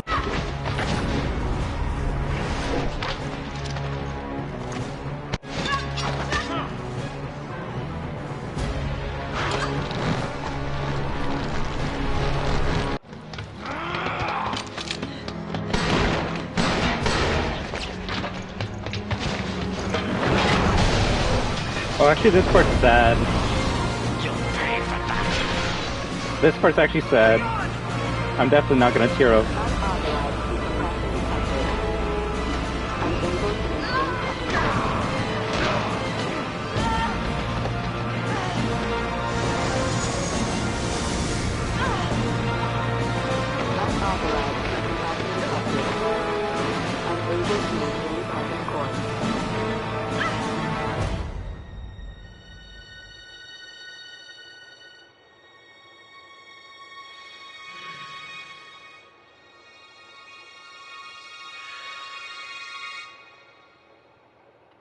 She actually let go.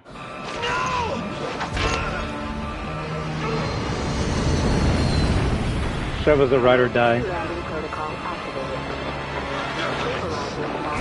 I'm taking the two of you with me.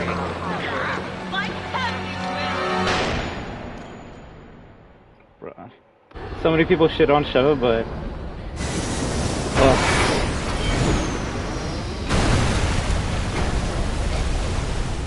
You know, the stream was serious until you showed up.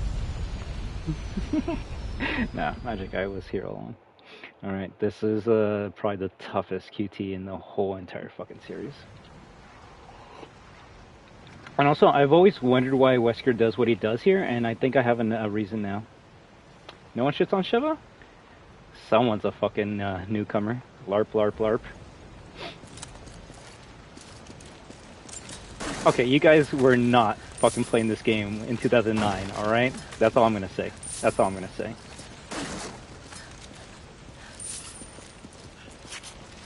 Try going on the Wayback Machine. I'll say this though, I am glad that like over time people have come back to praise this character, but if you're gonna tell me that no one shat on this character, especially when this game came out, get the LARP out of here.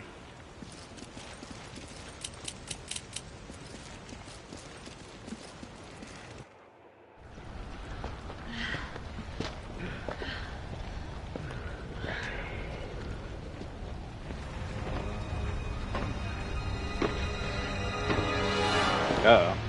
See, now Roll 34 came up. I should have killed you years ago. your mistake. It's over, Wesker. Over. I'm just getting started. It's because she was a newcomer. Yes.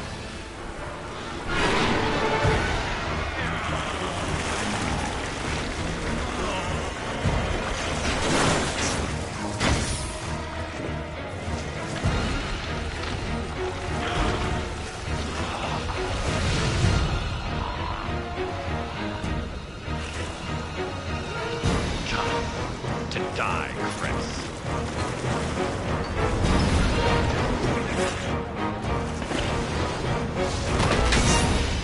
We're not talking about present day. Anyways, focus, lock in, final battle.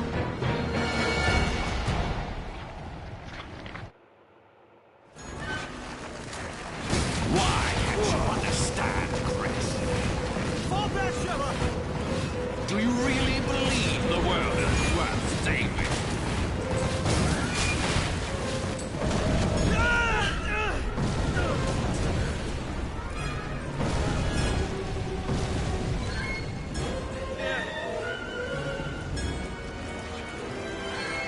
Natural selection leaves the survivors stronger and better. Humans have escaped this winnowing for far too long.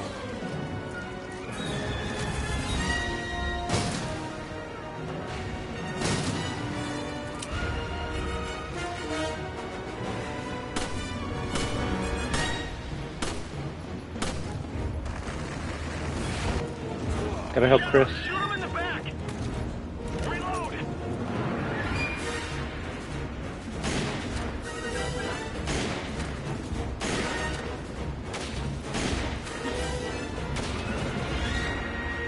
Honestly, I wish I could go back to 2009, bro. Fucking Street Fighter 4, Resident Evil 5, goddamn Xbox Live. Oh, it will never cook. Like 2009, so much better than the shit we have today.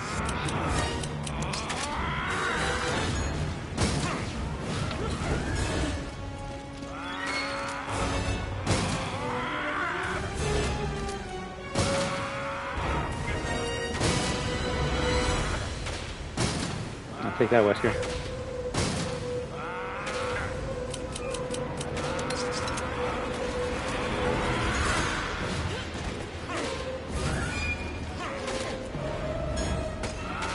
The only thing I'll admit that's better nowadays is accessibility.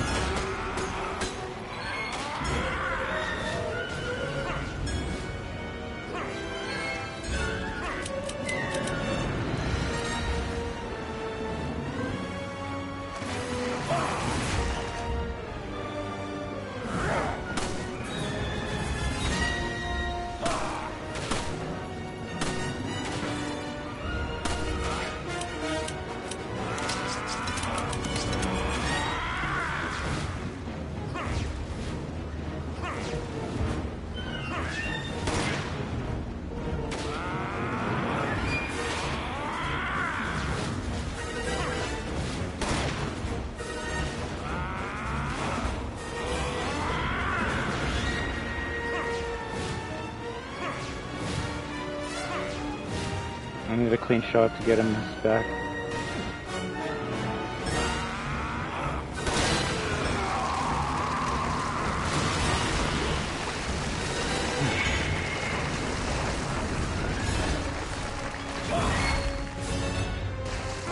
Uh-oh. Damn you! Pestilence, where Hold on! Sheva! everywhere. Shoot him! Shit, shit, shit.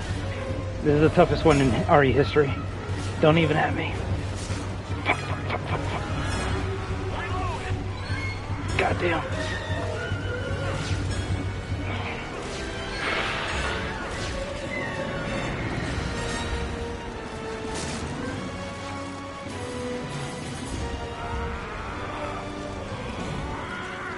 Oh shit, we can't get across. Come on! Out of the question!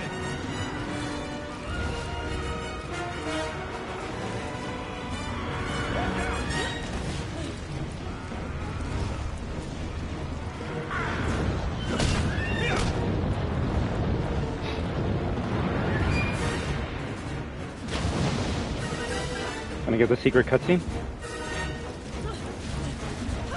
There we go. The human race requires judgment. You're going to judge us? Do you get all your ideas from comic book villains? I love that line so much. Alright, Clementine, you're gonna see why Sheva's one of my like favorite Resident Evil females of all time here.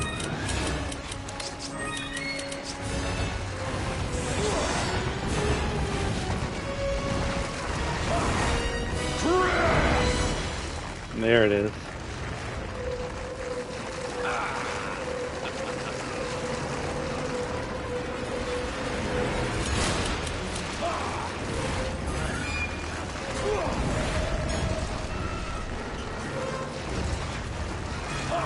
Fuck, we gotta hit his back.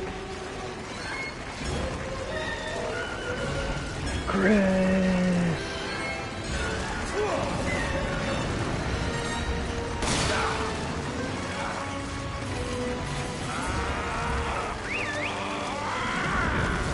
That's an instant kill if he gets too close.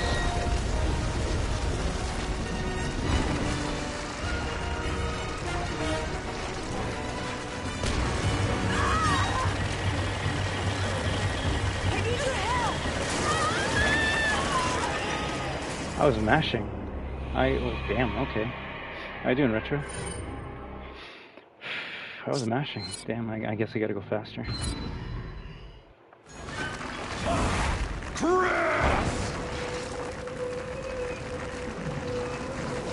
That's pretty fucked up. Linear.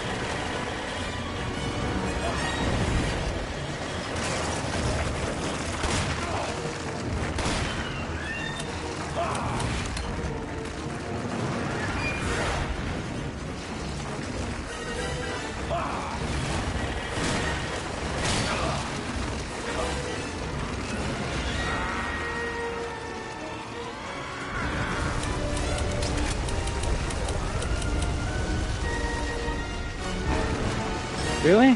Bro, I hope you do, alright? And then we can talk a lot about it. We'll even play rivals with a legendary.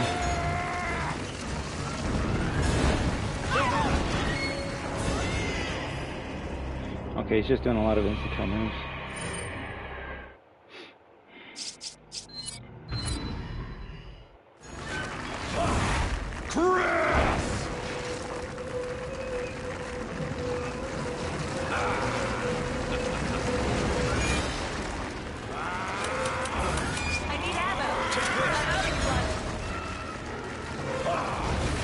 The newest one, brand new day, I assume. But, I mean, they can let us know.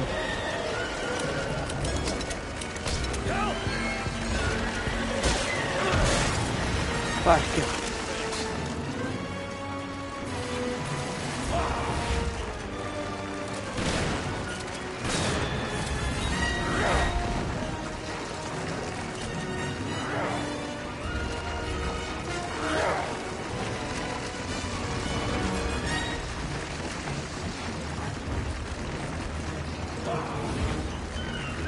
We don't have much ammo, so we gotta take him out with the little bit that we have.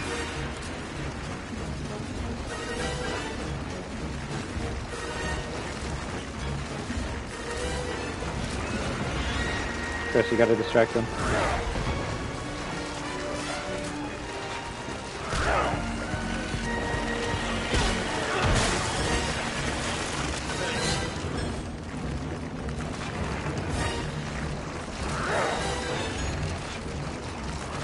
Chris, you gotta go, you gotta go, you gotta go.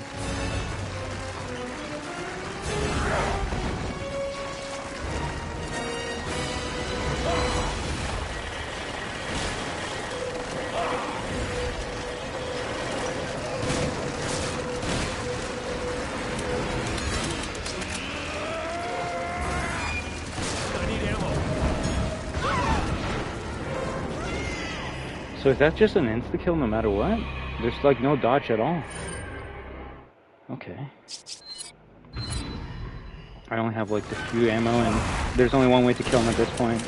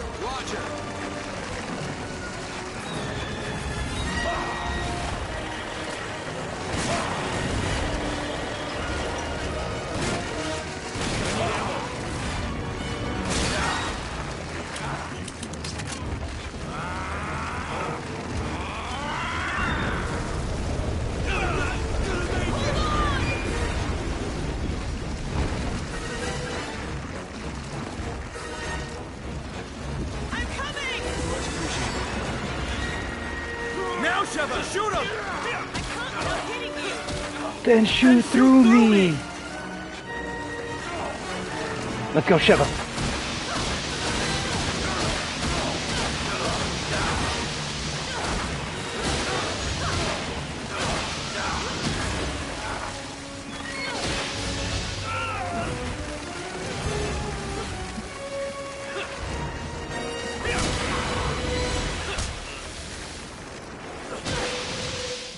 And that's why Sheva's the greatest fucking RE character of all time. Greatest fucking RE character of all time. Don't even at me. Go fuck yourself.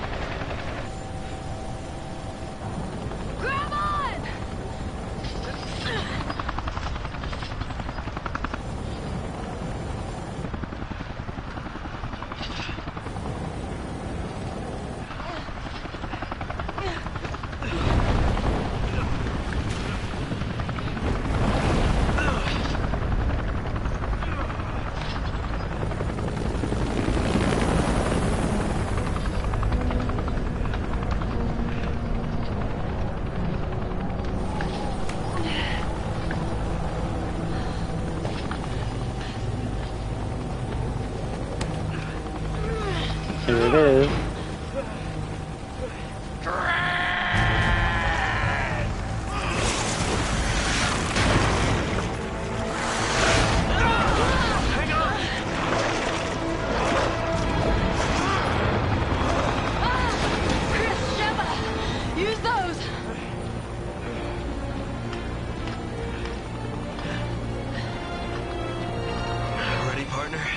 Locked and loaded. Suck on this, Wesker. Your time's up, you son of a bitch.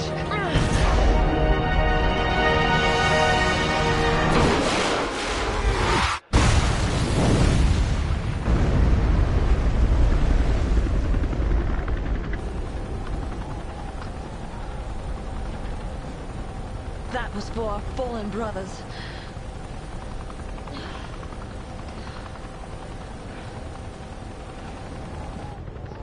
Sheva and Chris killed Wesker. Oh fuck. I'm glad I think so fucking hype.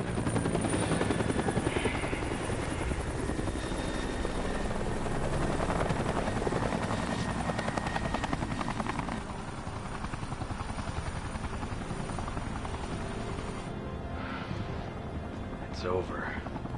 Yes. Finally.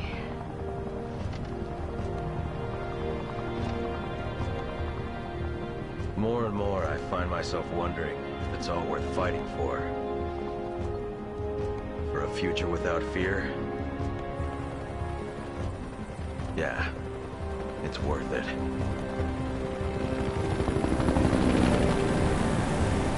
Honestly, this is top 3. I don't give a fuck what anyone has to say.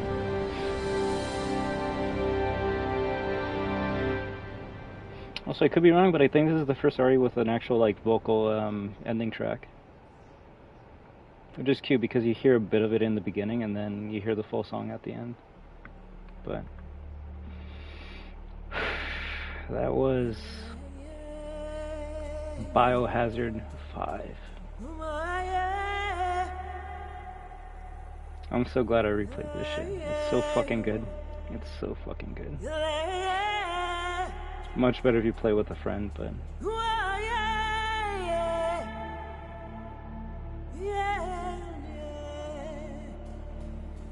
goddamn. Suck on an egg, Wesker. Yeah, we'll see if we can actually get that voice line. I'm gonna have to play a multiplayer Mercenaries though. Gotta hope someone's online to play this shit with me. Shinji Mikami.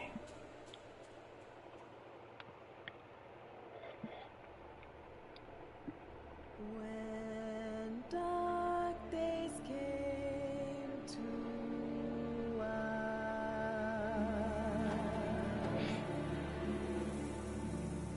we found no haven or escape.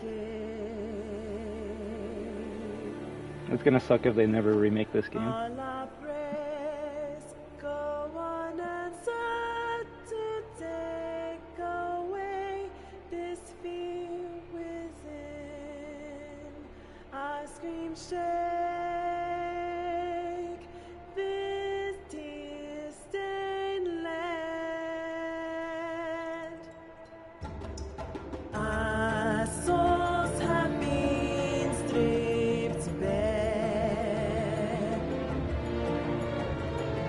Can madness be the only cure? Even death is no less fit from all this pain or worldly plight. When will we see heaven's light? I think of you whenever a bell tolls. If I tell your tale, will this pain cease? For I pray for tempest-tossed lost souls.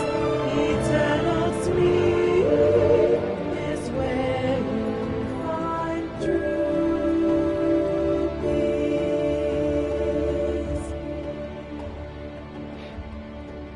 It's funny, when I first beat this game, I didn't even know there was like a song at the end. I would just like skip credits.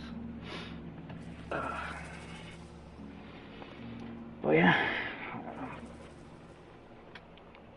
that was Resident Evil 5. Will it ever get remade? Probably. Roger Craig Smith, Stacey Douglas. Oh, TJ Storm with Josh? That's actually kind of cool. Oh, Dave was Ruben Langdon. That's funny. Oh, Ryu was in here? Crazy. Yeah. So, now you got to see the most hated Resident Evil game of all time, right, Clementine? Why do people hate it? I don't know. Like I said, it's either A, they don't want to deal with the AI, which, cool, whatever. B, they don't have friends. Or 3, they just hear what a content creator has to say about the game and they're like, yeah, this game sucks, without even playing it. Is it the greatest RE game of all time? Oh, fuck yeah. Without a doubt. If you're gonna tell me otherwise, then I don't... No. No, there's other games that are, you know, aren't as good, but whatever. Everyone's gonna have their own favorite game. Winds of Madness, Wesker Battle.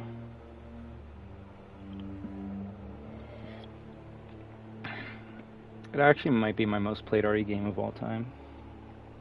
Played it so many times when it came out on the PS3 with my friends, alone. When I got ported onto the PS4, Mercenaries, the DLC.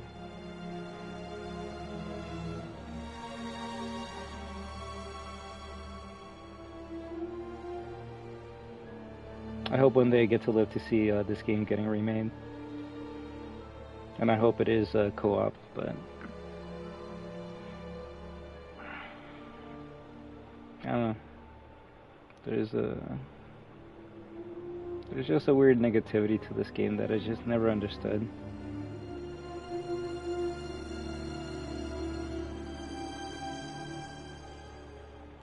Yeah, but you know what? I say fuck those people. You see? Like Wesker says, you gotta separate the chaff from the wheat. I'm not every other Resident Evil fan or streamer that will just shit on a game because they want to have brownie points or sound cool or be liked by the community. That's why, more often than not, I'm kind of like the outcast in every community that I'm in, because I have my own opinions, I have my own experiences, my own ideas and ideals. To me, at the end of the day, if a game is fun, replayable, great to watch, and even better to play, that to me is what makes an amazing game. There's many classic games I do enjoy, but I'd still rather play this than an old game.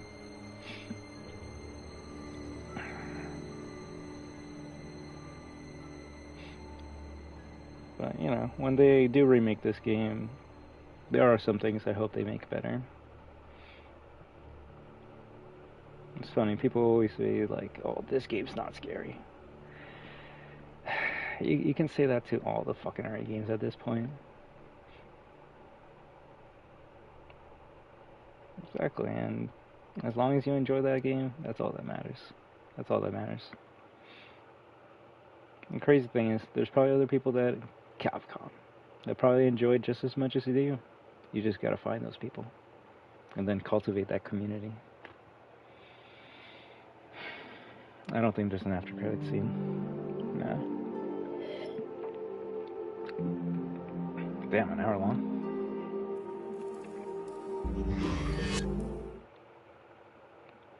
But just like any other RE game, I think this... No, I was gonna say this was the first one that gave you unlimited ammo. No, I think the first RE game that gave you unlimited ammo might have been RE2 OG, and then RE3 OG.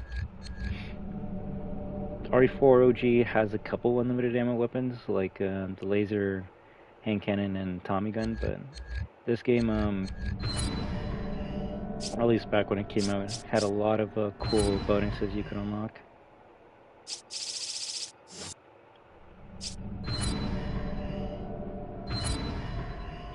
So for Chris, we have his BSA outfit. We have his like safari outfit. Peter hates this one. He's a zebra. I kind of do like his white hair. Stars from Resident Evil 1. Warrior, Mad Max. And then Heavy Metal. Sheva probably has even better costumes. You have Clubbin, Disco Sheva. Tribal.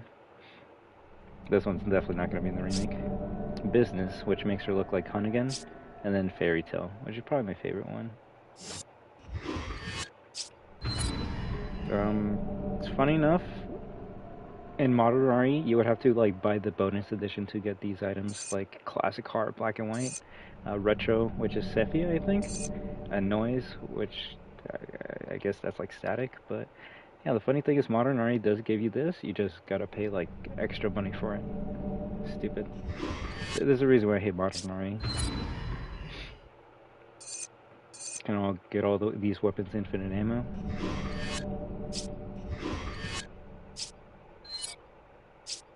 And then yeah, a year later after the game came out, a version, Capcom made another version. Capcom likes making a lot of money selling the same games all the time. Called Resident Evil 5 Gold Edition, and that came with the DLC Lost in Nightmares, where you get to play like what happens before the game. Gives you a story of Chris in jail and tries to make it scary. Yeah. But Desperate Escape is probably my favorite one because of all the action that you can do. Like me with Star Fox Adventures, a lot of fans didn't like it, but I did. And that's the thing, I would say that more often than not, it's classic fans just not liking change. Like, I can admit, I'm a classic Star Fox fan, and Adventures might not be like my ideal Star Fox formula, because Star Fox to me is like being in a ship and shooting shit, right? But is Star Fox Adventures a bad game? Fuck no. It's probably one of the best, like, rare open world action adventure games they've ever made. It's just not going to appease to the classic fans, right? And that's why Resident Evil 4, as much as it's loved, it's also hated a lot too. Why? Because it's not like a classic Resident Evil. You don't really, well, you don't have the fixed camera angles. It's not really about the horror or thinking ahead of time. It's just mostly just shooting shit, getting lots of ammo, shooting shit. And well, it was so good that you could say every RE game after RE4 is basically RE4. So it wasn't until RE7 that kind of tried changing the formula a bit. But that's the thing. At the end of the day, a video game, movie, media, anything in life has to change and adapt with the times if it wants to be successful. But don't worry, after a while people will get nostalgic for the old games, and that's when you remake RE4 or RE2 or an old game, and you know, people will be like, ah, I remember why I love RE. I know. And 9's even worse. 9's like, why don't we make it half RE4 and half RE7? I'll see if Capcom can ever like change the formula with Resident Evil one day.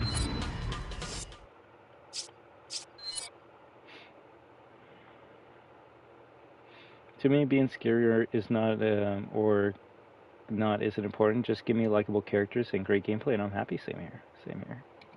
Like, if someone's like, what's your favorite, scariest Resident Evil game of all time? It's always going to be a Resident Evil 4. And people are going to laugh at that and be like, oh, that's not scary. It's like, you think RE1's scary? Oh, yeah, it is. Oh, wow. Slow zombie coming to you, and you just shoot it once in the shotgun in the head. So scary.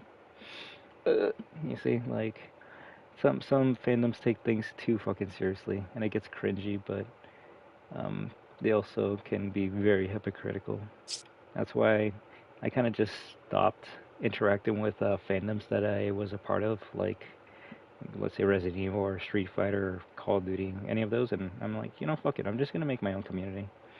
You don't ever have to agree with me, you never have to hype me up or gas me up or stroke my ego. You just have to respect my opinion, and I'll respect yours, and that's what a community should be. I don't think a community should just be locked to an echo chamber, because when it is an echo chamber, it's never gonna improve, grow, or change. It's always gonna be the same people, just doing the same old shit until the day they die. And I don't know about you guys, but I like new experiences. I like growing. I like seeing new stuff. So respect is key. Respect goes a long way, as one of my friends said. So let's see if we can get someone to give us an egg.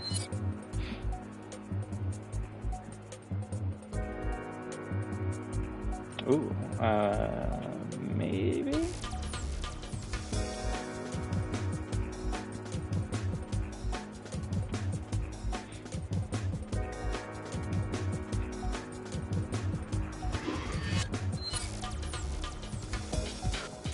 I'm a perfect balance between old games and newer ones.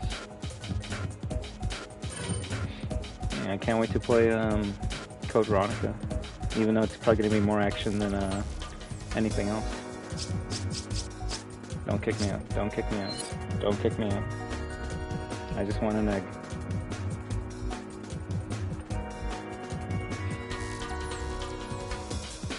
I just want an egg.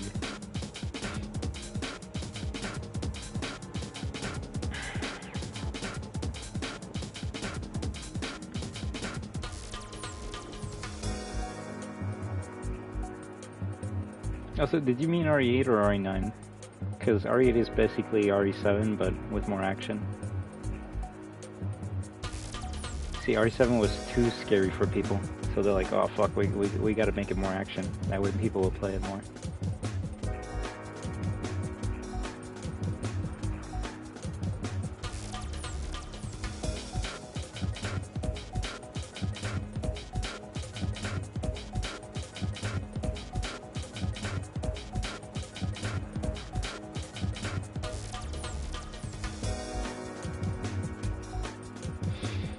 love Resident Evil as a franchise, but the fan base has been known to be rude if you politely disagree with them on some things or have a different opinion. Exactly.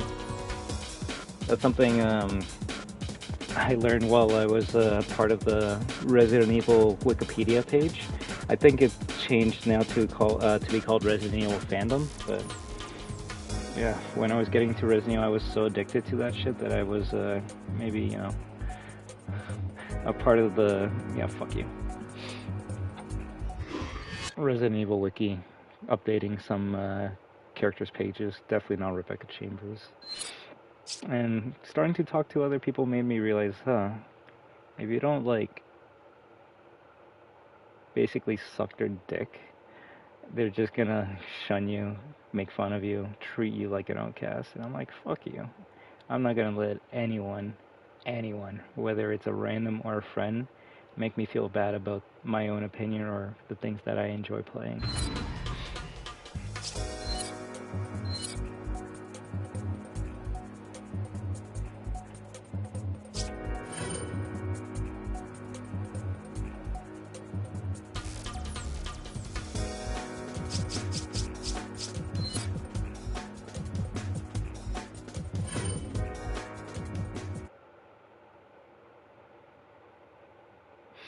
Alright, let's get the egg, give it to her, and then we'll get the voice line. I'm in a chopper headed to your position now. You two will have to work together to defeat as many enemies as possible.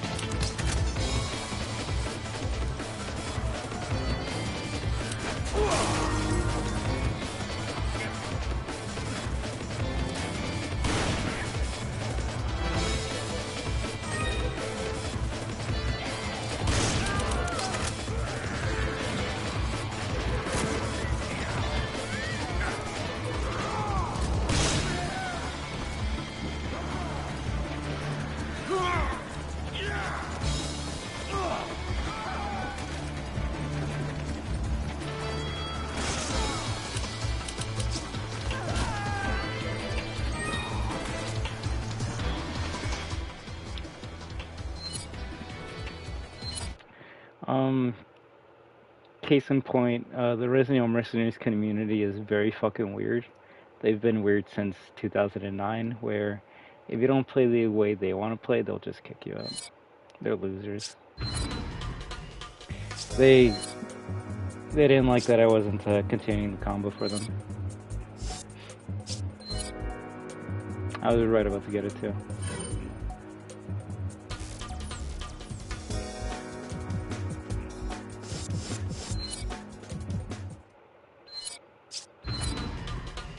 It sucks that the RE6 community is a bit more welcoming. Then again, they are Japanese.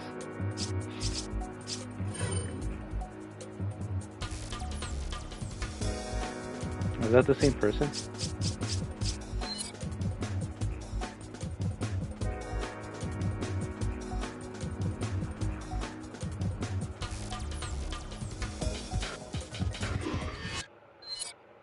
I guess I gotta make my own fucking lobby.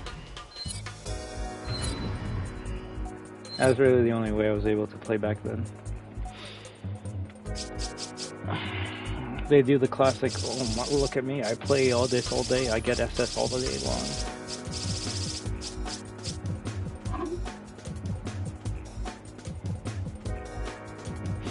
Do you have this game installed on ban?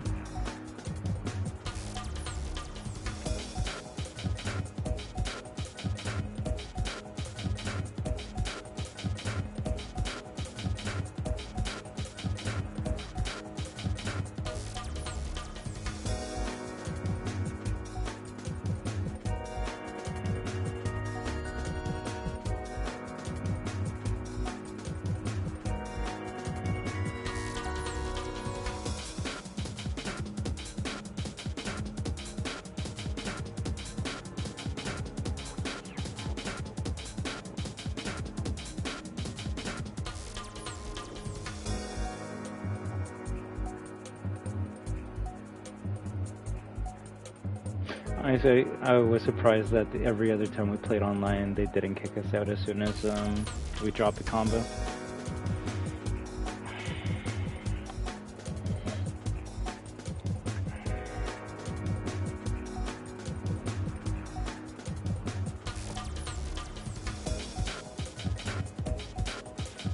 I guess we might not get that egg today.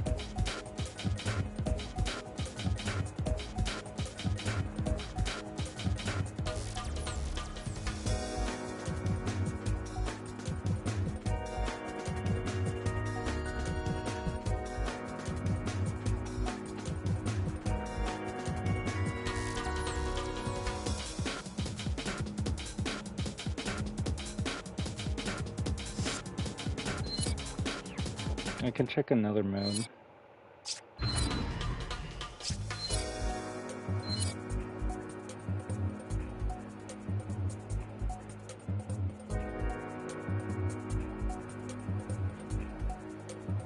My favorite thing is these people like will wait for literally hours for someone to play with them instead of just like playing with each other. It's funny. It's fucking funny.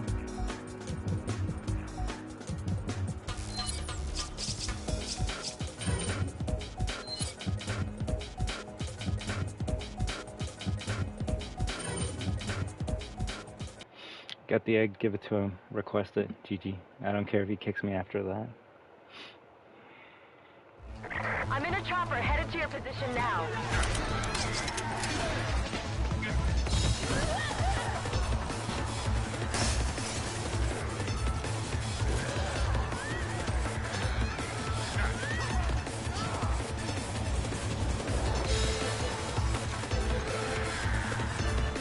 Ah shit, the chicken's somewhere else.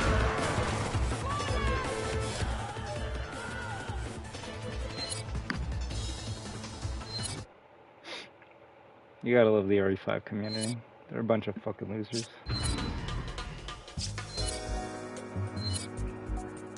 I can say that because I'm an RE5 fan.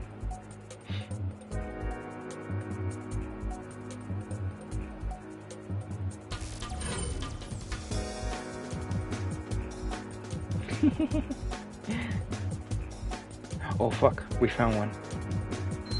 A gamer, a casual. Let's go.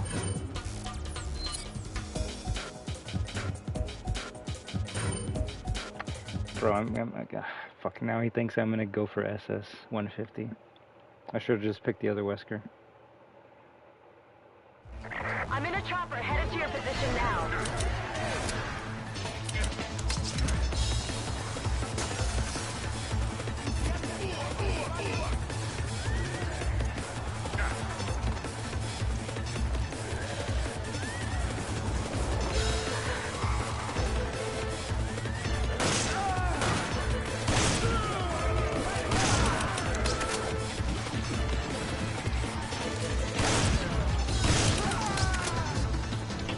Where's the chicken? Where's the chicken?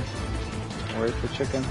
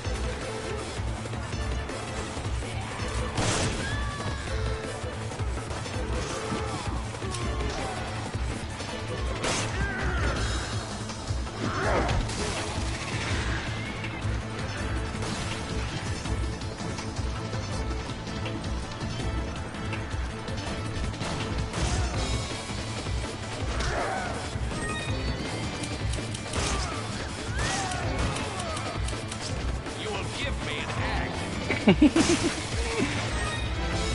suppose I should thank you. There you go.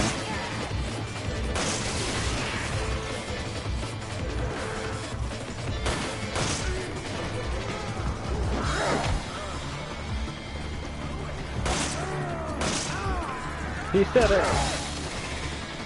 The greatest voice line in RE history. Ooh.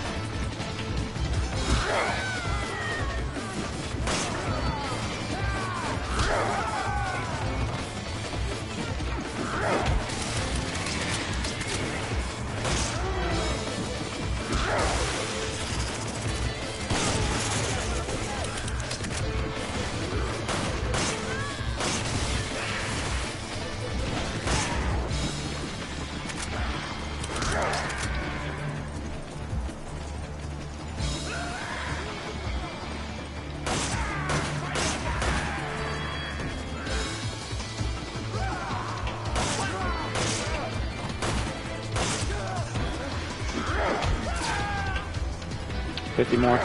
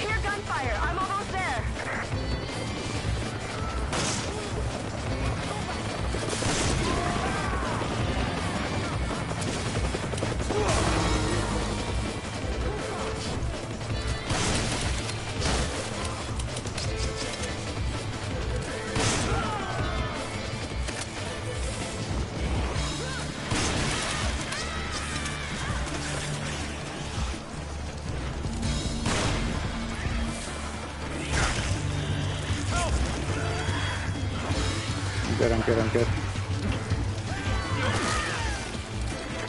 I can hear gunfire. I'm almost there.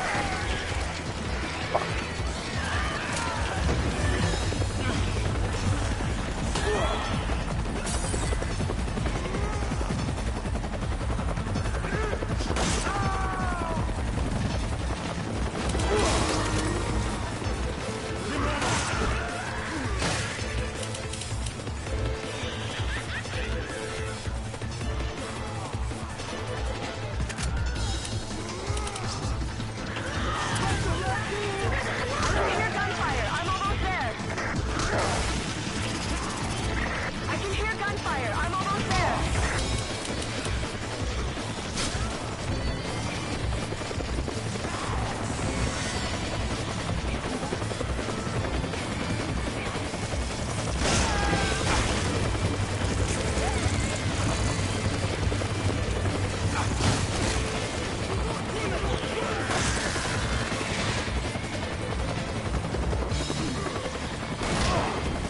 Damn it, GG, GG, GG.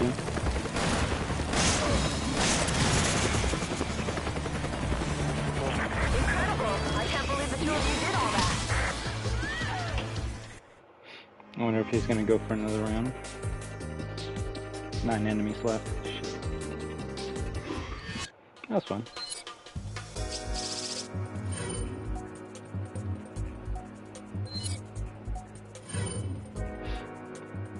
I think I need Chris or Barry to have the new move, though. I'll see. Technically, Wesker stars, so if you have a specific teammate, you get a new move. We'll see.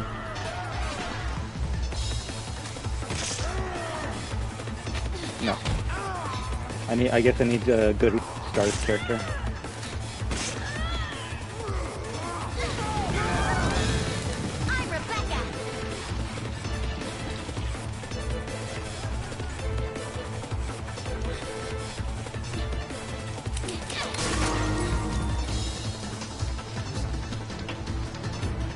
Oh, there's like no enemies here.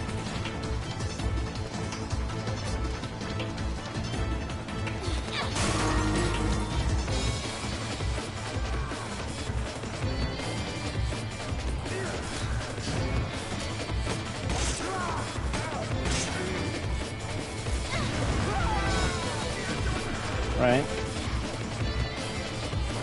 Now this is a Final Fantasy.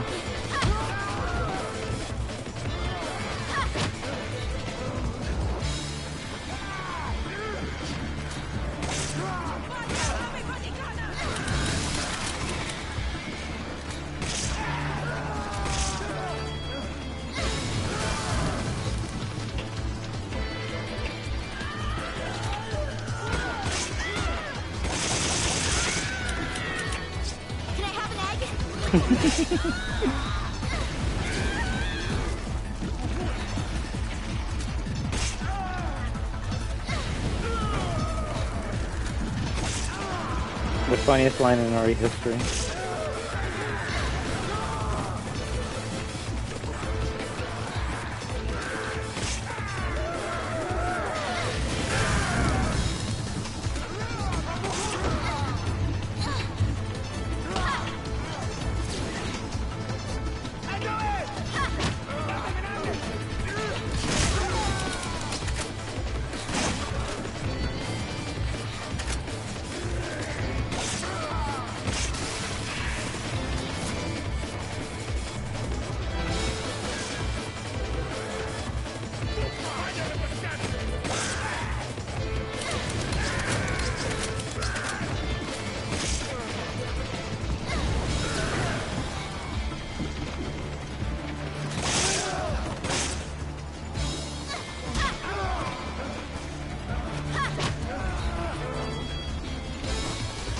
Go.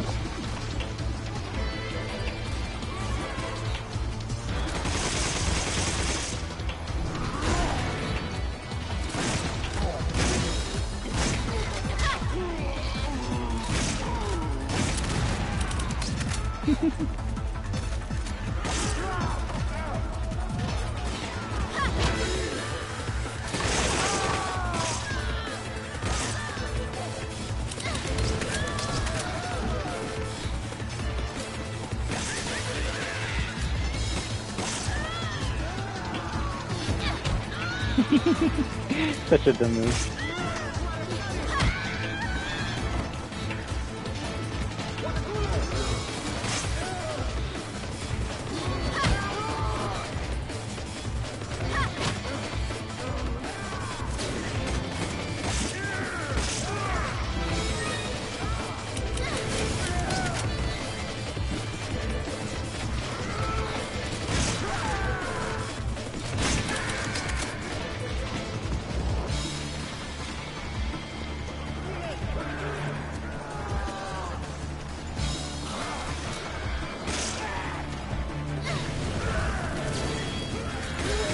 Oh,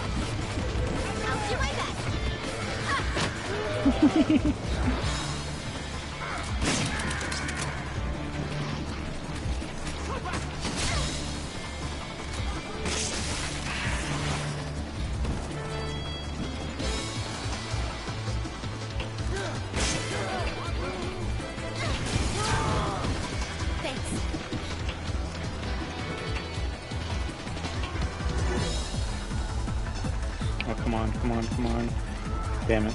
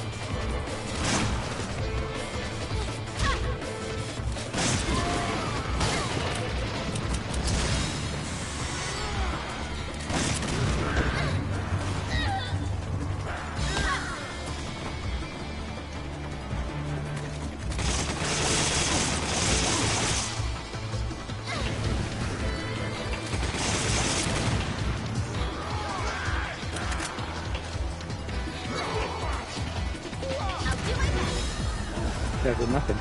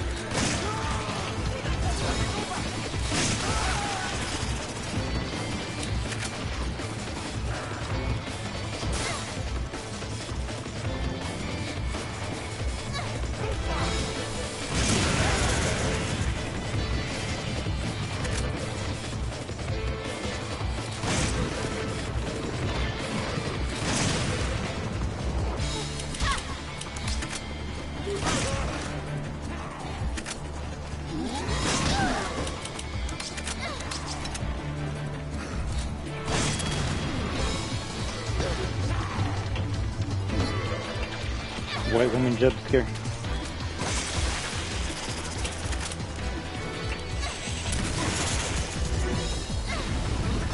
Incredible! I can't believe the two of you did all that.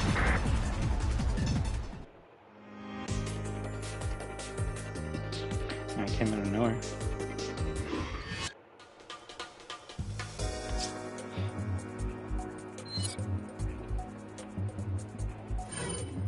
He doesn't really want to change, huh?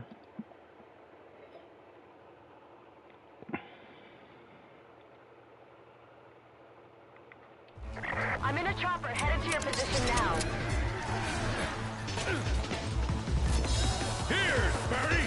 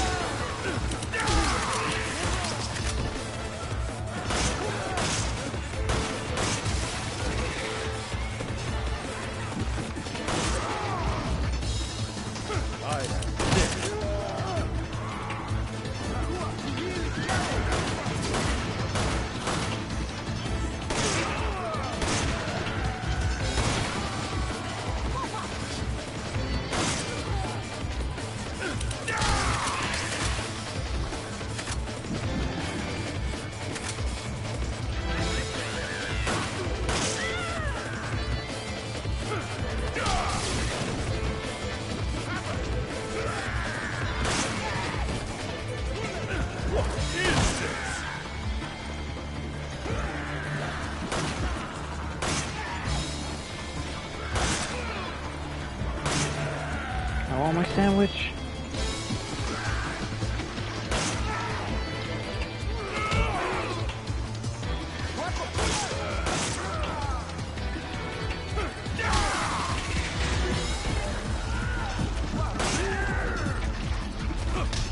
There we go.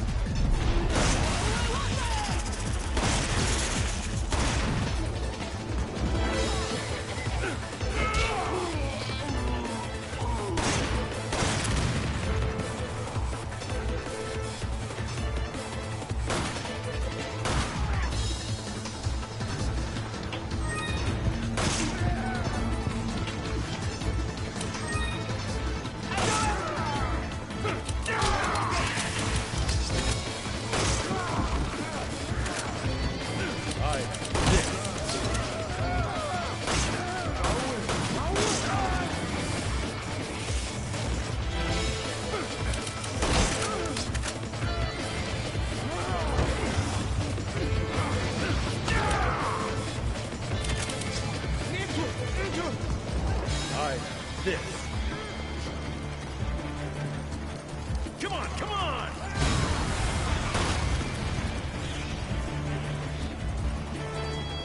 Like mercenaries?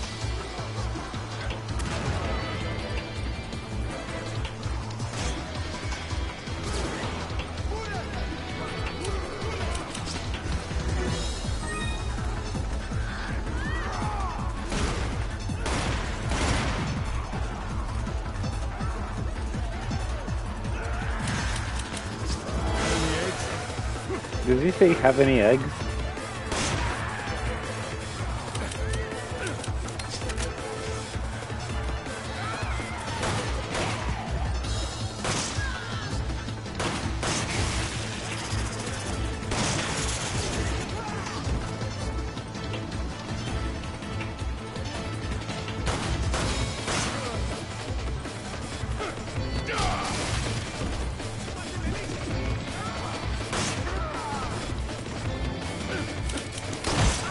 I can play that later tonight for you if you want.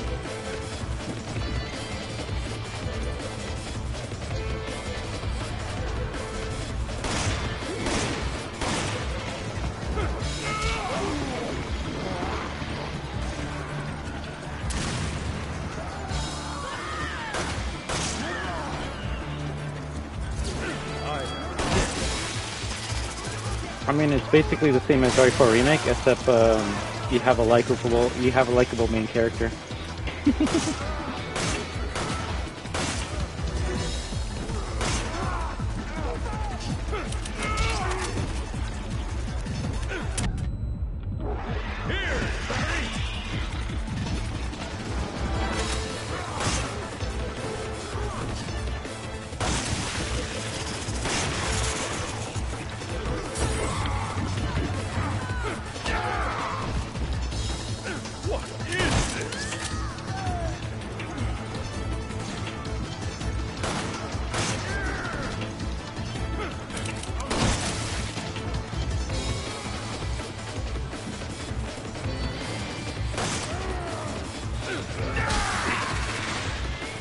I mean, the sequel to RE5 is, yeah, basically. Like, most of the good lines from RE4 Remake are from OG RE4. I can do that for you, dude. She's actually overpowered in this game mode.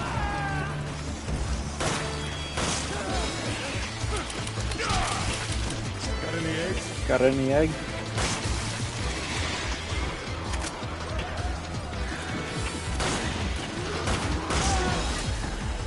I mean, you could say all these characters are overpowered, but if a character has unlimited ammo, they're usually broken as shit.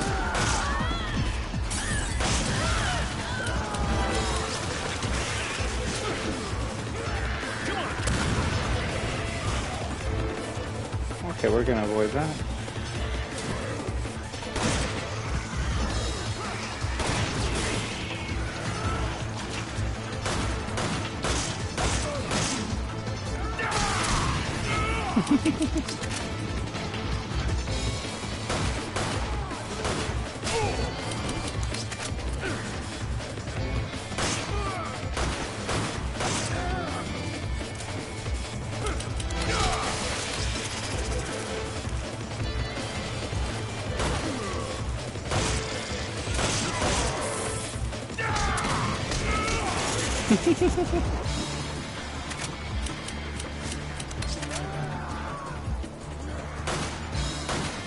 5 more.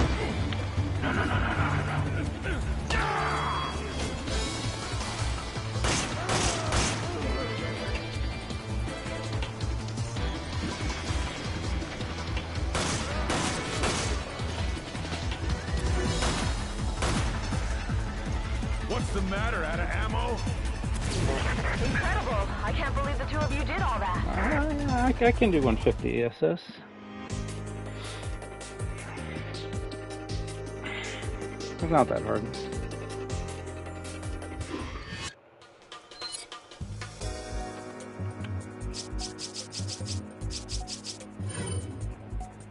Oh shit. Unless he puts this fucking map.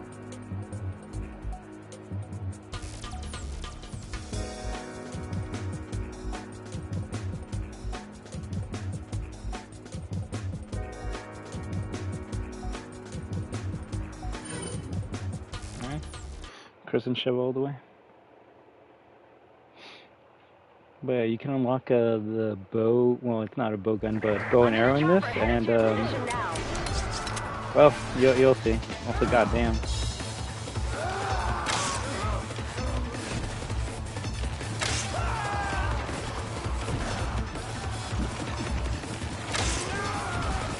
He's actually a pretty good starter character to use. You just gotta know where you're aiming at. Although I feel like it'd be cheating if you used it on PC.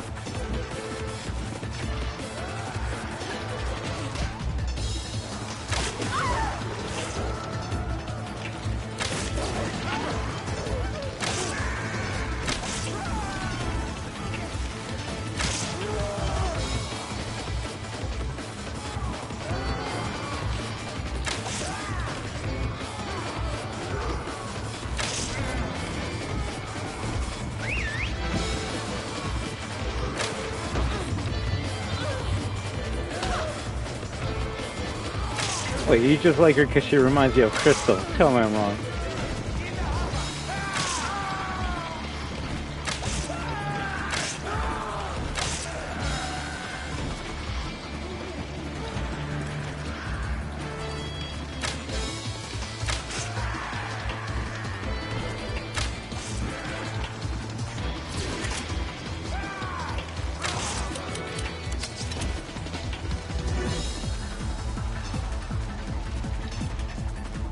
Oh, really? Okay.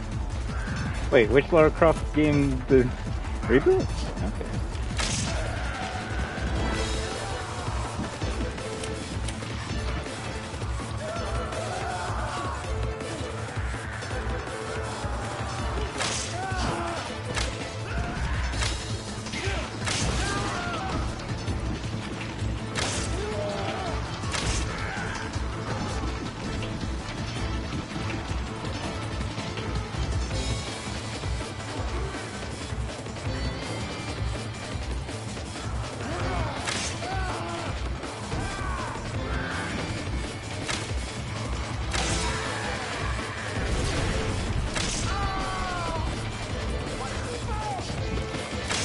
I could see that. I think if there's a character growing up that I saw having a tribal, oh fuck. If there's a character I grew up with that had like a tribal look that, you know, kind of got me into that look, it's probably Natiri from Atlantis. If you know, you know.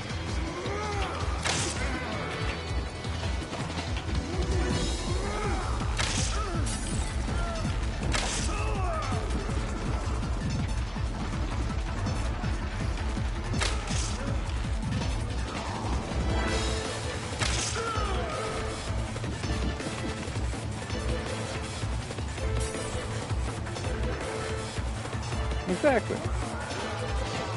Yo, Milo got lucky. Milo got lucky.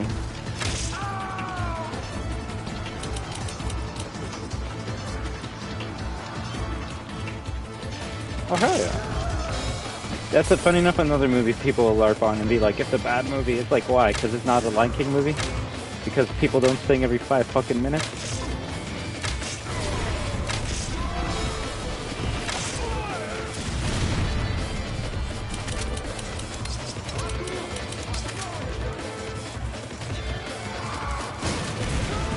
This map's hard because of those fuckers right there.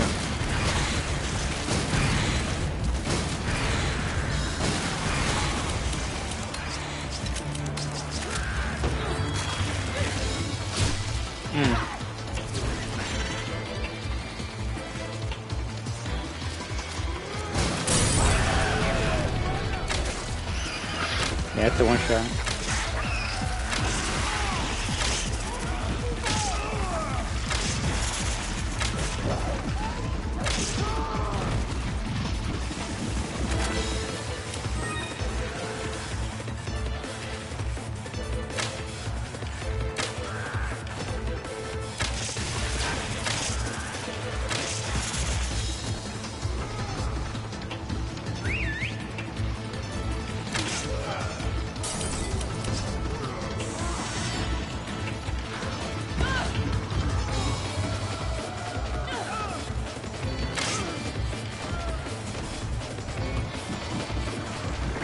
I can hear gunfire. I'm almost there.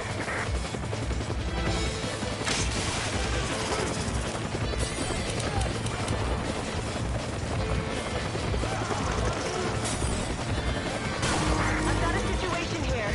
Just hold out for a little while longer.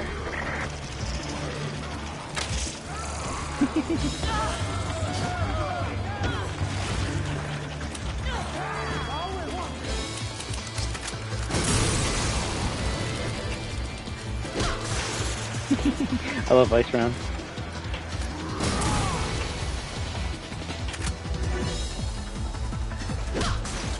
It's actually pretty fucked up how you killed him. Oh no, like, anyone that says Sheva's bad, they just don't know anything about the character.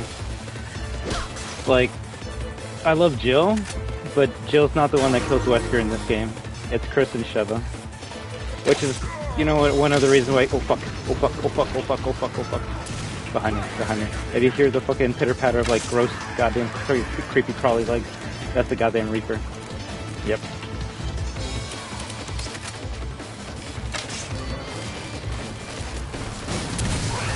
Funny enough, flash grenades are the weakness. I just never had them when I fought them.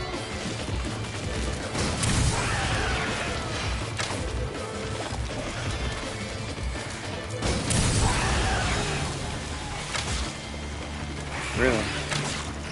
There we go. No, you're gonna have your OG fans that are like, it should have been Chris and Jill that killed Wesker. And you know what, I could see, but...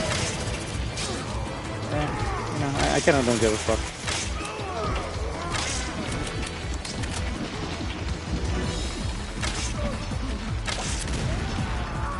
Sheva has just as much reason to kill Wesker as Chris and Jill.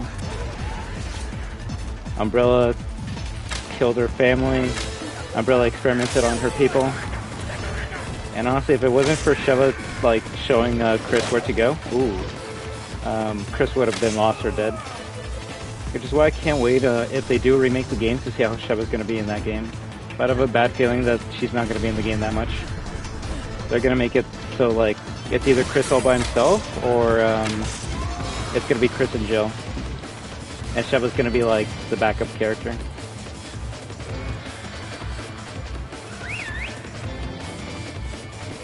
But if you're wondering, like,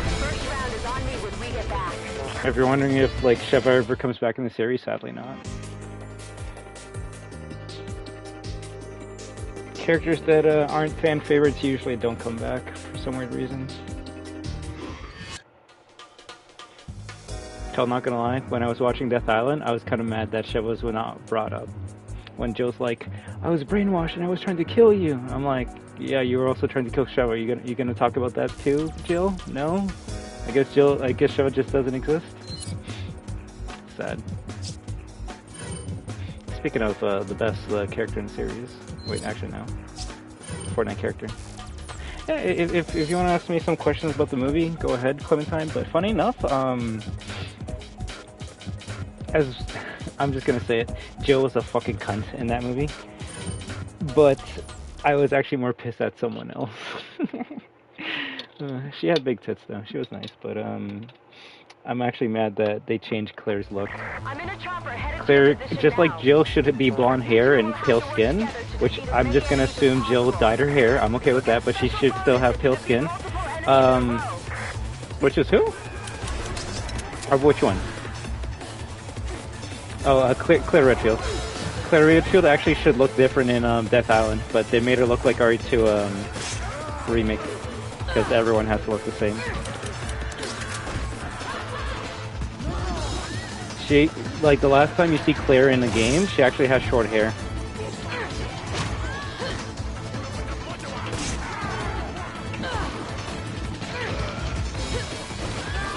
She gets it in Revelations too.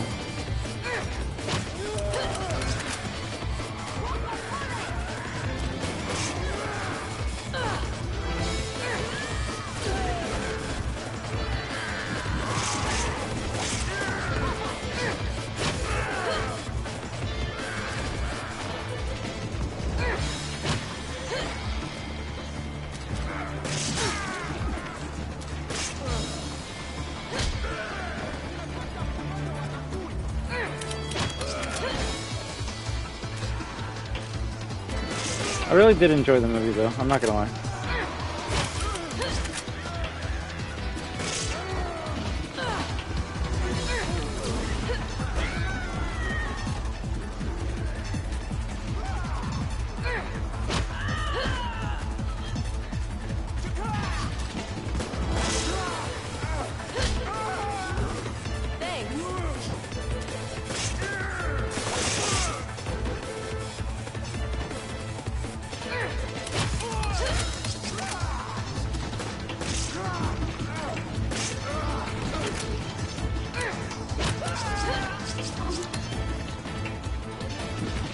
Basically.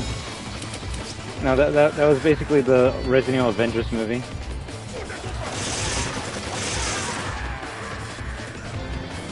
It kind of reminded me of Resident Evil 6.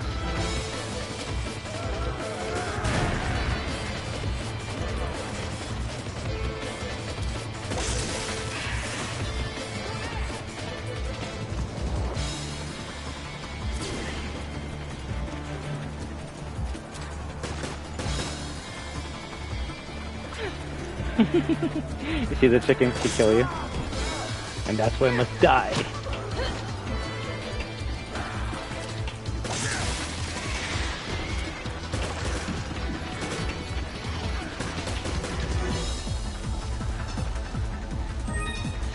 Oh, Jill and Josh? Cute. Yeah, like, you don't see any of these characters anymore. Like, Sheva, you don't hear from her. Josh, you don't hear from her. Oh my god.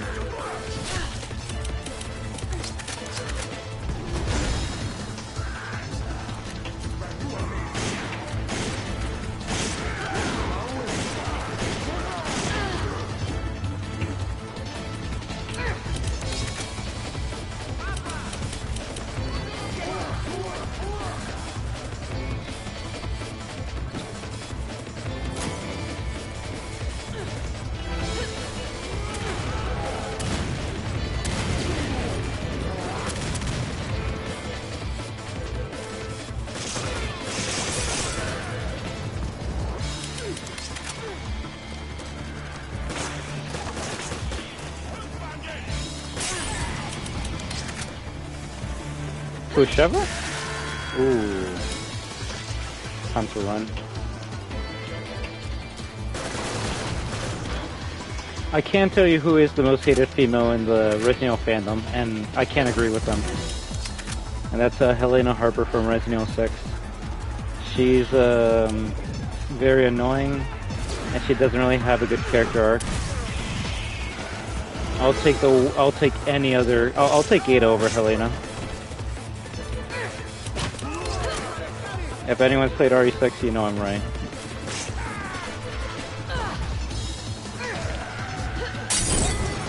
Helena Harper? Yeah. Helena Harper. HH.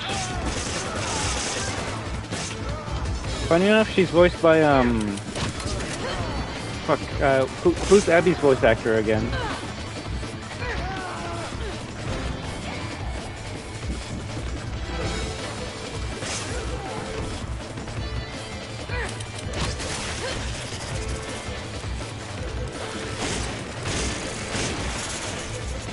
Yeah. Yeah. To me, Laura Bailey is Chun-Li from Street Fighter 4 and 5. But Resident Evil 6, they like spent so much money on that game that they got Chris's voice actor from RE5, Leon's voice actor from the CGI movies. Helena Harper is Laura Bailey. I forget who voices Sherry Birkin. It almost sounds like Ashley from RE4. And they got Troy Baker to be Jake Mueller.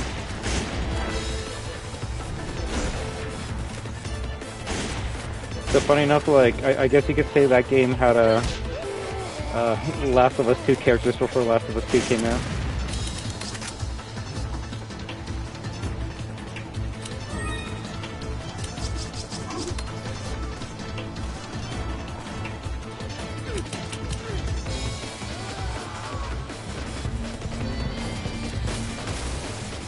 Honestly, you know what? The same way people hated on Sheva back in the day, I also hated on Jake. And you can call me a LARPer, because I hated him just because he was Wesker's son. No other reason. I'm like, Wesker can't have a son! And you could be like, why not? And I'll be like, because that means he has sex! And Resident Evil characters don't have sex. It was very dumb. But honestly, after playing RE6, I actually like Jake. Jake is actually a pretty cool character. Both gameplay-wise and arc-wise, but specifically gameplay-wise. You can go like hand-to-hand combat with zombies. It was so much fucking fun. The only person I don't like from RE6 is Helena. And that's because when you start playing as Leon's campaign, Helena is Leon's partner. And the whole entire time, meanwhile, Ethan then existed. Well, Ethan was after RE6, so you know.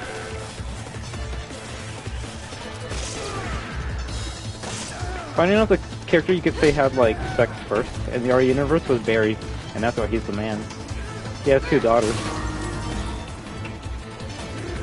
Chris, Jill, Claire, Leon. They're in my mind they're virgins.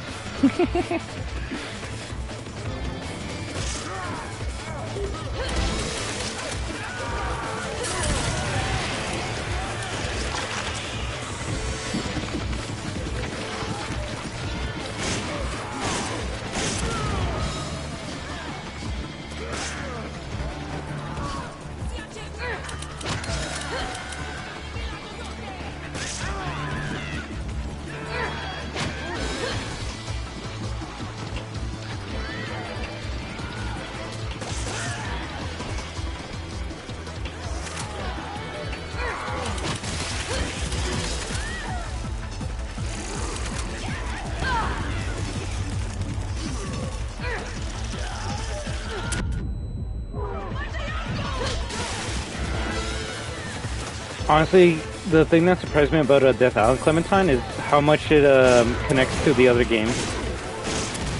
I'm like, wow. Is Death Island more accurate to the canon and the lore than like any RE Engine game I've ever played? And yeah. Like when the guy gets mad at like Claire because he finds out it's like she's from TerraSave, it's like, oh, not you. You're the reason why this incident happened years ago. And Claire's like, fuck you. That was a hit piece. And I'm like, oh wow, they're talking about the first CGI movie. And the part that actually like got me really that I was really impressed with was when Chris was talking to Joe in the shooting range. First round is on me when we get back. And he brings up Piers. Piers is Chris's partner in RE6. And I'm just like, what? They actually remember RE6 existed? That's fucked. And the way Chris talks about Piers is so sad. And then Jill just smacks him in the face. No, honestly, like, there's a video I can link to you guys that I watched after after I finished watching The Thousand, because I'm like, look, RE3 Remake Jill's hot. I'm not going to deny that, but her personality is nothing like the original Jill, and that just kind of gets me upset. I just don't like The video described it the best. She acts like a teenager, and I just don't like how Capcom is treating Jill now. But whatever, whatever, whatever. It could be worse. It could be a fucking Shovel fan, where they just don't talk about it at all. At least that movie had Rebecca, which that was also some dumb shit. Like Rebecca and her team get to the island, and all of her teammates fucking die. Which, you know what? I feel like she's cursed. Every time she's like on a team, everyone dies but her. So I would not want to be with Rebecca at all. It's funny when like she meets up with Jill in the tunnels, and Jill's like, "Oh, did you bring backup?" And she's like, "Yeah, but they all died." And I'm like, "Oh fuck." No, many good references in that movie. I like when Chris had the rocket launcher with the four like barrels, the flash, and I'm like, "Yo, that's the rocket they used against the Tyrant in RE1." Leon was actually kind of cool in that movie. I thought it was funny that like he keeps on doing one-liners. And just like, how many liquors are there? He's like, I can't count. And then fucking blows them all up, and then he's like 0. And she's like, what? Yeah, he said how many enemies there were. There's 0 now. And Jill's like, it's like fucking look at this Joker. No, I'm not gonna say she's not badass. I just don't like her personality. That's it. That's the only thing. There's many things as an RE fan that don't make sense to me, because like this game RE5 takes place in 2009, and the movie takes place in 2015, and it's just kind of weird that like they're almost acting like RE5 happened the year before.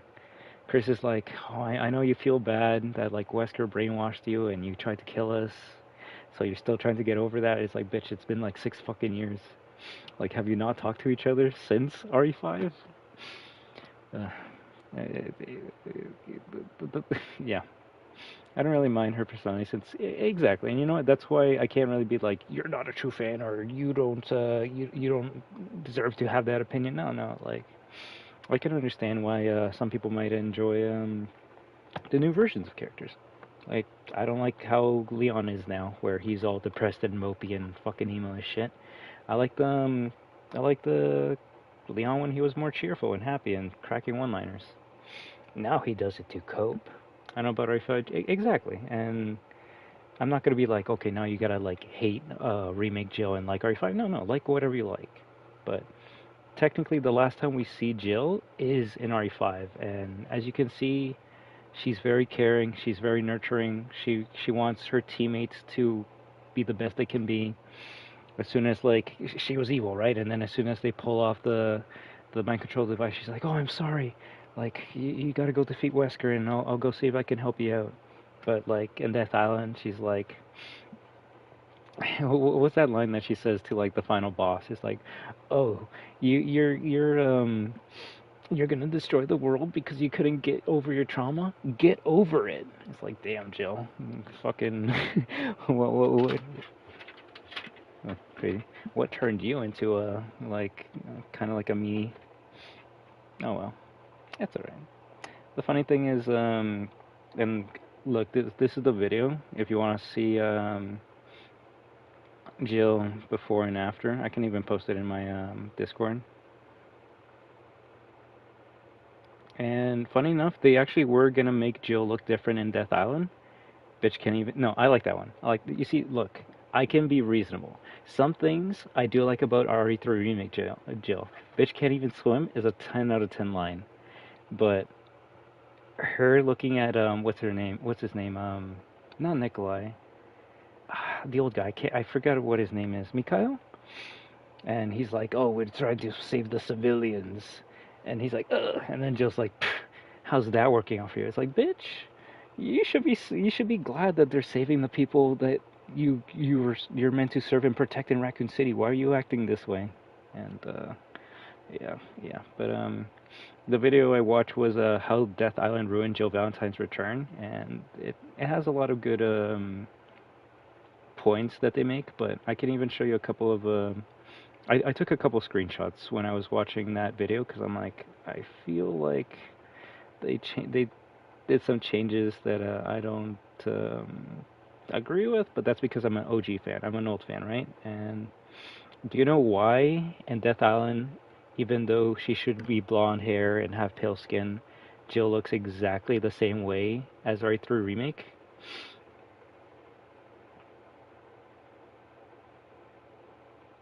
It's because the fucking director was like, the, the director was like, yeah, I'll read what he says.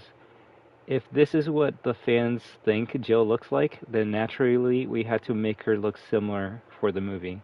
Which basically means if we made her look blonde and had like pale skin, people would be like, wait, she doesn't look like RE3 Remake Jill. That's not Jill. So they basically made it for like the newcomers. I want to say LARPers, but not really. Well, kind of. LARPing newcomers, if you will. So, yeah, they made her look exactly like RE3 Remake Jill because that's the last game she was in, and they're like, well, if she looked different, then people wouldn't know who she is. But there's actually concept art that let me see if I can switch it to rotate, where she actually was gonna have longer hair. She actually was gonna be a bit more blonde, and it's like, wow, why couldn't we get like this version of Jill Valentine? And it's hell, I actually like this one. It kind of makes her look like OG RE3 Jill. This one's definitely RE3 OG Jill, but they're like, yeah, if we made her look like this is how she was gonna look like in the movie, have longer hair, people would be like, that's not Jill. I just played RE3 Remake. She should look like that. And it's like, bitch, that's 1998. This is 2015. You wanted it to look exactly the fucking same, and that's basically what they did. She was gonna have a more unique look, and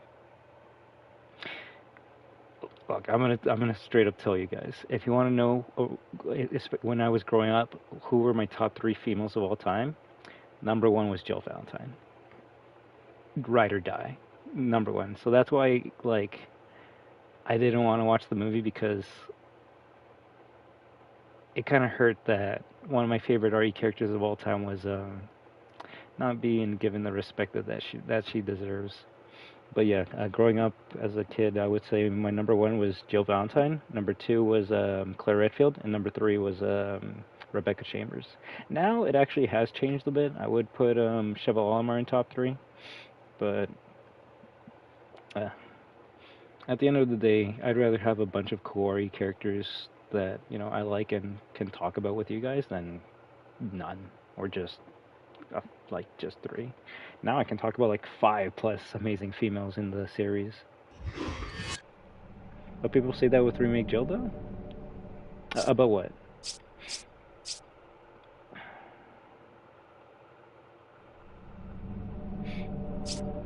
Also, is this when we like read like a lot of lore?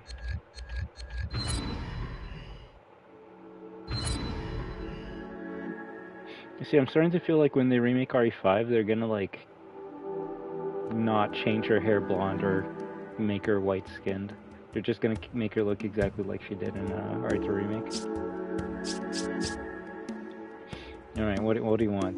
Do you want the history of Resident Evil, PSA, Magini, Chris Redfield, Chevelle Olimar, Ricardo Rovering? Or I just skipped straight to Jill Valentine?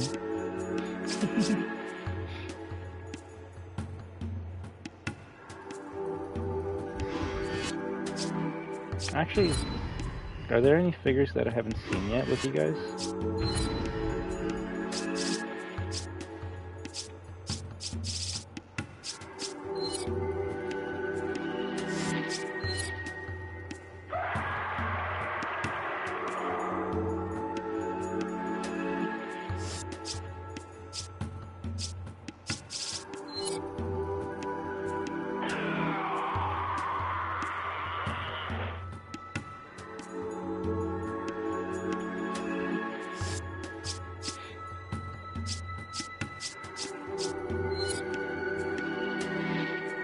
I hate this one so much.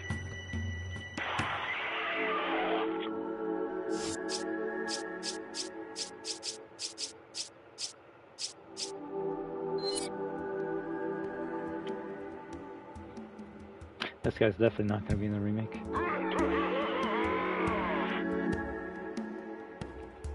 Well, you see, I wouldn't go that far. I would just say it's very different from how she was in the original. But you know what? At this point, I've kind of accepted that they're doing that with every character. It's not a Jill problem. If people say that Jill's the only character they changed their personality in the remake, those are LARPers. Because Leon is different from how he was in the original. Claire is also a bit different. In the original, she was... Funny enough, the video even says it's basically... They basically took Jill and Claire and they changed their personality. Jill was the more like kind-hearted, sweet character, and Claire was the more like brash, bold, and stubborn character. And it made sense because Jill was an adult and Claire's a teenager. But now, Claire's the one that's more like kind and caring and nurturing, and Jill's the one that acts more like a teenager, even though she's like 40 fucking years old. Like, it was kind of dumb in the beginning where her team's like, yo, are you at the house? And she's like, yeah. And they're like, all right, the backup's almost gonna be there. Just wait for us. And Jill's like, I'm gonna go in by myself. It's like, no, Jill, what? Last time you went by yourself, fucking Wesker goddamn took your ass and and mind controlled you. Like, she's very stubborn.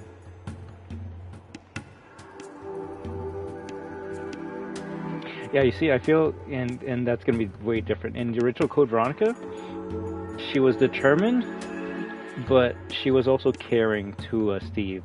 In the remake, she already looks like a fucking bitch. She's like, I'm gonna fucking destroy Umbrella. It's like, yo, what did Umbrella do to you? Like, you should technically be home taking care of Sherry. What the fuck?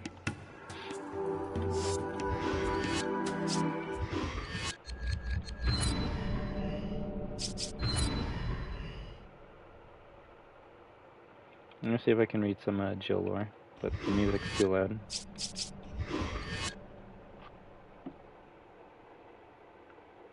Yo, I'm never gonna say she's not hot, alright? I'm never gonna say she's not hot. I just like, and you know, there's some people that probably like, you know, bitchy women. That turns them on. It's just, you know.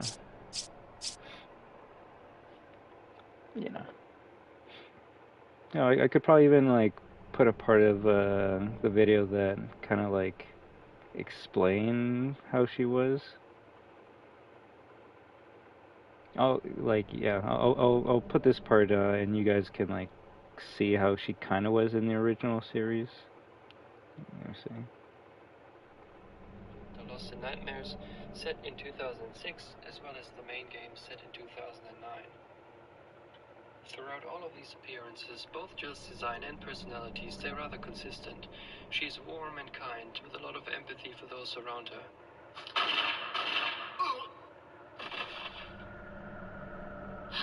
Barry!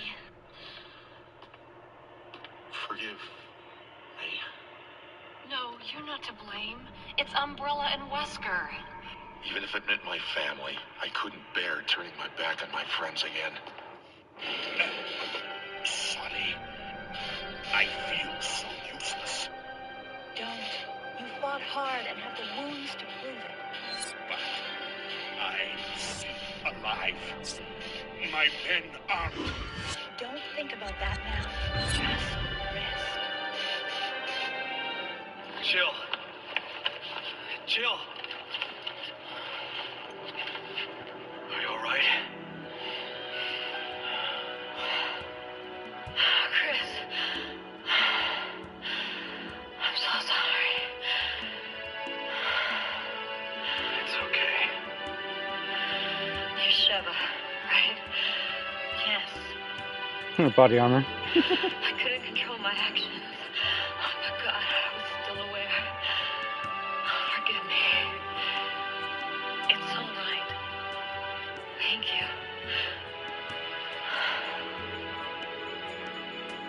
You got room for one more? There's always room for a beautiful lady.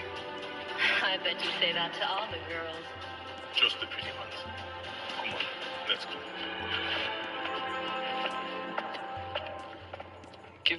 evolution from police officer to soldier, she is also defined by her focus, discipline, and ability to keep a level head in tough situations. Outside of a brief time where she's under mind control by Albert Wesker, Jill doesn't waver much in her personality. Even being mind controlled didn't break her spirits, as evident in the Resident Evil 5 Desperate Escape DLC. She pretty much returns to her former self once the P-30 device is removed. The last time we heard about her was in Resident Evil Revelations 2, released in 2015. Which I didn't even know about that. She sent to Barry Burton can be unlocked as a bonus item. The tone and style of the email are very much in line with Jill's established personality, and it seems that she's doing okay after the events of Resident Evil 5. Now, all of this brings us to the Resident Evil 3 remake, which was released in 2020. This game introduced a version of Jill Valentine that felt like a completely different person. To a degree, this was expected, given that Capcom defines the recent remakes as reimaginings. However, the changes to Jill go way further than any other character. Compared to the original Jill, this new version feels like an immature teenager. She's angry, loud, constantly throws curses and insults around, and consistently taunts Nemesis, who is supposed to be an intimidating foe.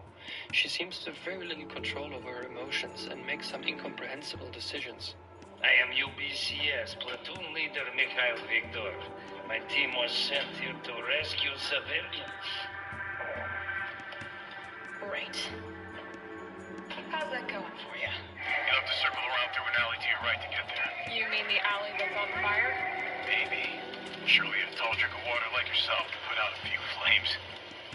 Fuck you. Right, let's do this.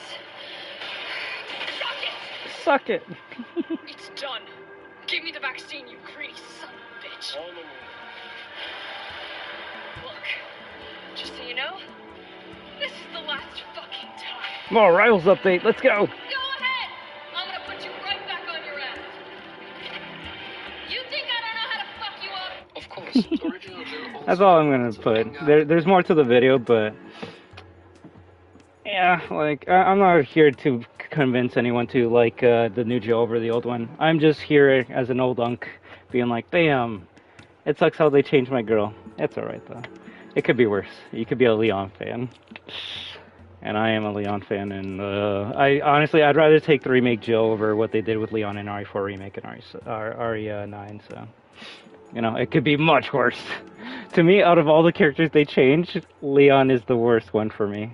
But, well, the thing is, like, we haven't seen Sheva in the remakes yet, so it's gonna be very interesting how they change her personality. Like, I honestly don't think she's gonna be in the remake at all. But if they are gonna change her personality, I don't know. I feel like they're gonna make her like angry, like Jill, but even worse. She's gonna be like, I need to destroy fucking Umbrella because they fucking killed my fucking family. Chris, we need to fucking kill Wesker.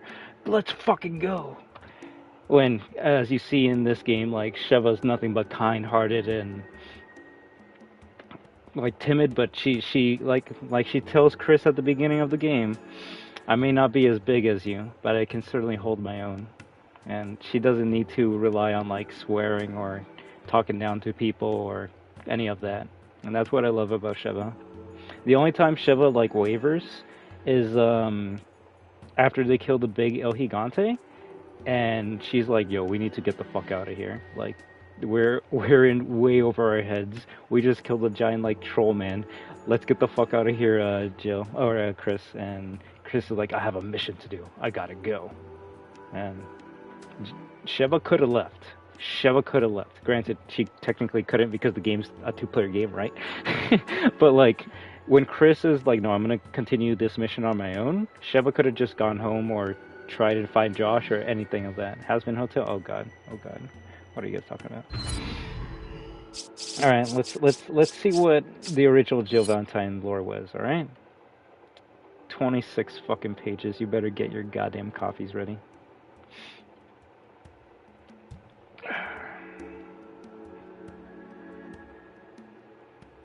Also, I think our band actually went to like the movies right now. Complete. Well, what does Wesker say in RE4 remake? He's like complete local saturation. Like that's I hope you're noticing that a lot of the things that are in the remake games are just things from like RE5 for some weird reason, or other games.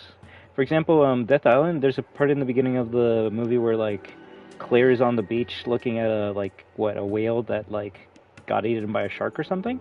That actually happens in the beginning of Revelations 1. Jill, that's another game with Jill if you want me to play it. And even though she sounds different and looks different, she still does have her original personality in that game.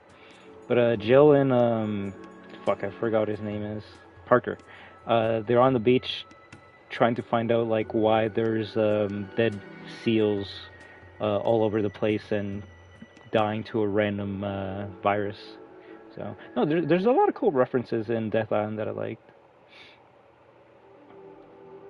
When Jill gets the fucking laser gun to kill the big boss, I'm like, all right, that's a reference to Resident Evil 3 remake. I'm okay with that one.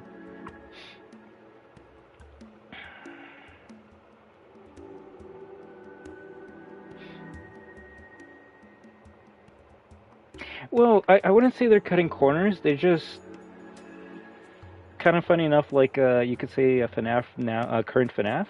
They're just taking stuff that happened in other games and doing it again. It's like, oh my god, you're fighting William Afton again. It's like, cool, we've done this before. In the movie, it's like, oh shit, Leon's on a bike and he's shooting people. I'm like, yeah, just like the last movie, literally the last movie that came out, Vendetta, I think. Yeah. I don't know. I guess they just don't want characters to do anything new because then fans, aka new fans, will not like that. And this makes sense. It makes sense from Capcom's point of view. If Death Island had Jill Valentine with blonde hair and lighter skin, and I'm gonna use you as an example, or even Magic Eye, like newcomers, they'd be like, "Why does Jill look different? I just played Resident Evil 3 Remake, and she looks like this, and then in this new movie she's blonde and looks way different, and she's actually nice and kind. Well, like this ain't the Jill that I know." So Capcom is just trying to I want to say cultivate, but I don't want to use big words right now. Capcom's just trying to make the new fans that they have right now like Resident Evil more. And in Capcom's eyes, they're like, all right, we can have 10 Clementines that enjoy RE3 Remake, watch this movie, and they're gonna love it because they just played the game. They're gonna watch this movie and be like, damn, Jill's a badass, just like an RE3 Remake. I'm gonna go play RE3 Remake again. And that's what they want. That's their end goal. And they're like, we don't mind doing that if that means one Victor is gonna get mad and not watch the movie or play the games. Exactly. And there's nothing wrong with that. Nothing wrong with that. Because at the end of the day, Capcom is Umbrella. No, Capcom is a company, and they need to appeal to the modern audience, casuals, which there's nothing wrong with being casual. It's the same reason when I talk to like a band about Street Fighter, is like, why aren't they like adding costumes or making changes for like the pro players that play the game religiously every day and go to tournaments? And it's like, well, because that's not the main community of Street Fighter. The main community of Street Fighter are new players that want to like play avatar fighting, or they just want to press buttons and just have fun, or be like, I'm gonna use Cammy and kick some ass, even though like Bison's a much better character stats wise. And when you have a big group of casuals or newcomers or modern audience that will get into your game, that is what's usually going to carry the game franchise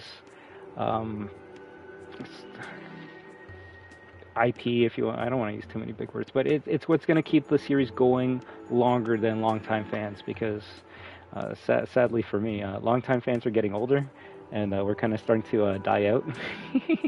So it's like, why would you make a game for someone like me that only really cares about like the lore and character accuracy, when they can just get a bunch of new fans that are going to like the new versions of the characters?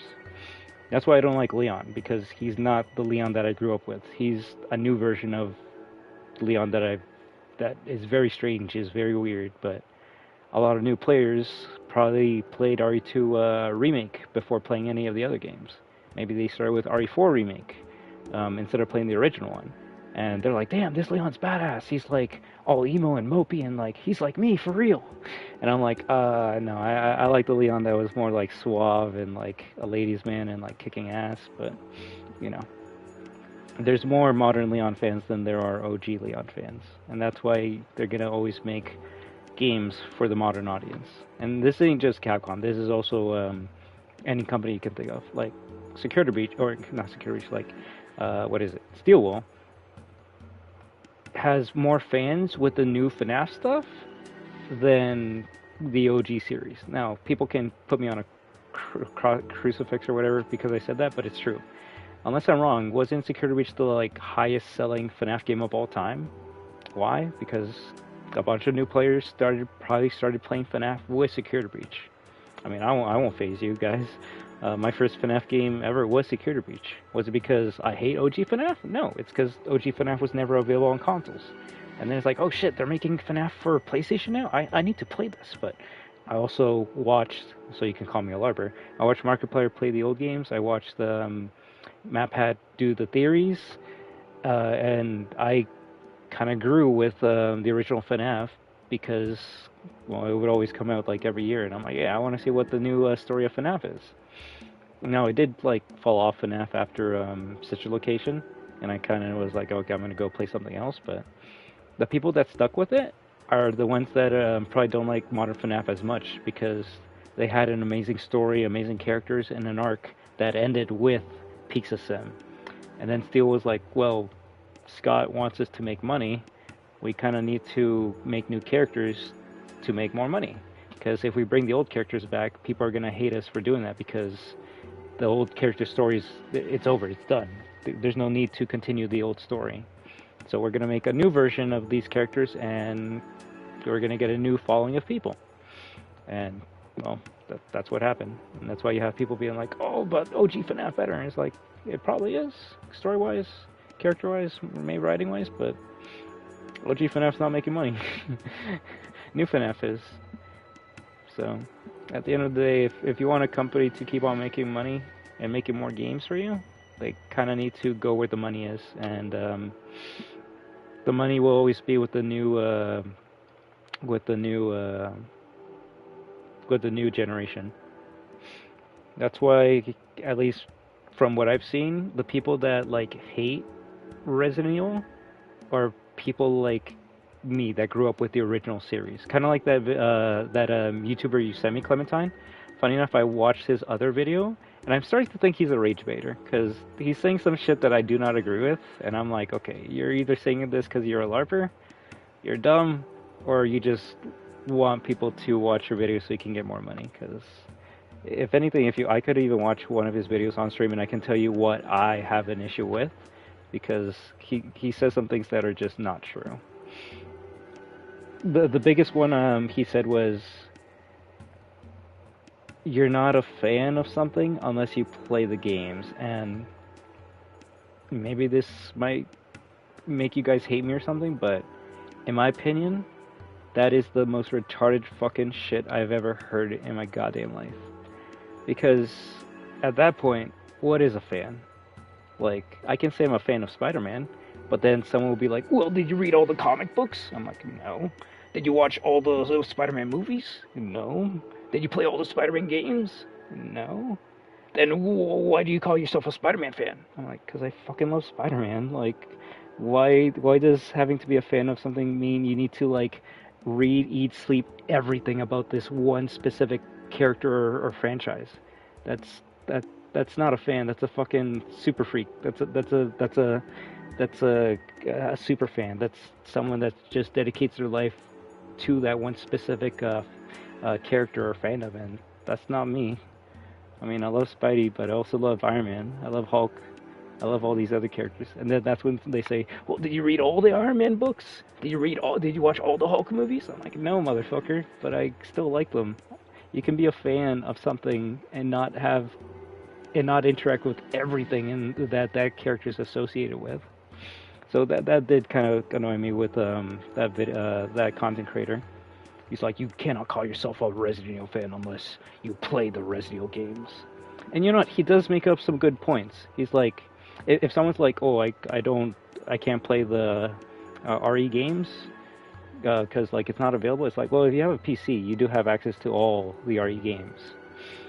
But then he was like, well, if you have time to watch someone play Resident Evil, then you have enough time to beat Resident Evil. It's like, not everyone's good at video games.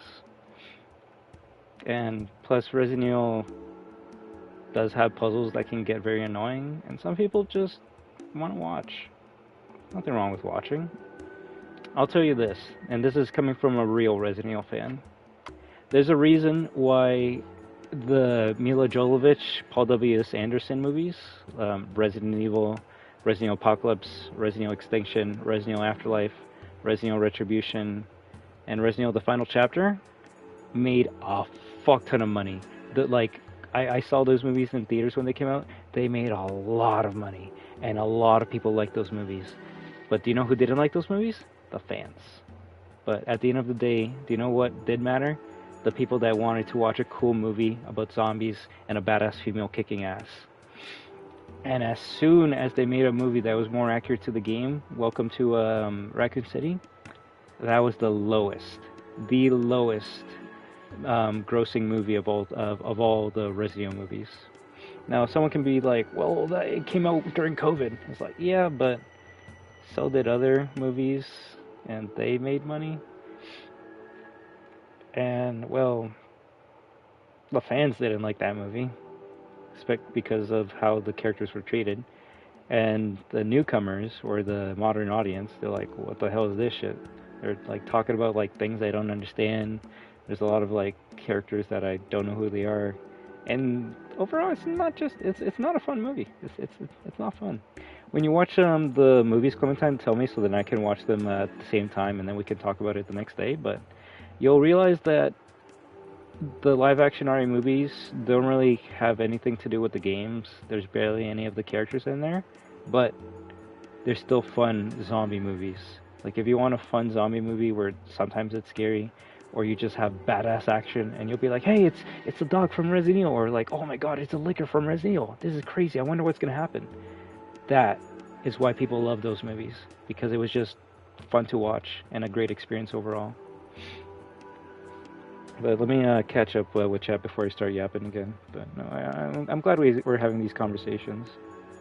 But to me, at the end of the day, as long as you don't say some dumb shit like, oh, my favorite Resident Evil game is RE5 because I loved when Leon saved Ada and then they like shot a rocket launcher at Wesker and saved the day, I will call you a fucking LARPer, because that is what a LARPer is. Someone that doesn't know anything about about what they're talking about or the franchise. But if you're like, hey, I liked RE5, the story was cool, I like seeing some characters like Chris and exactly. If you're talking about misinformation, that's not a real fan. And funny enough, like, what is the definition of a LARPer?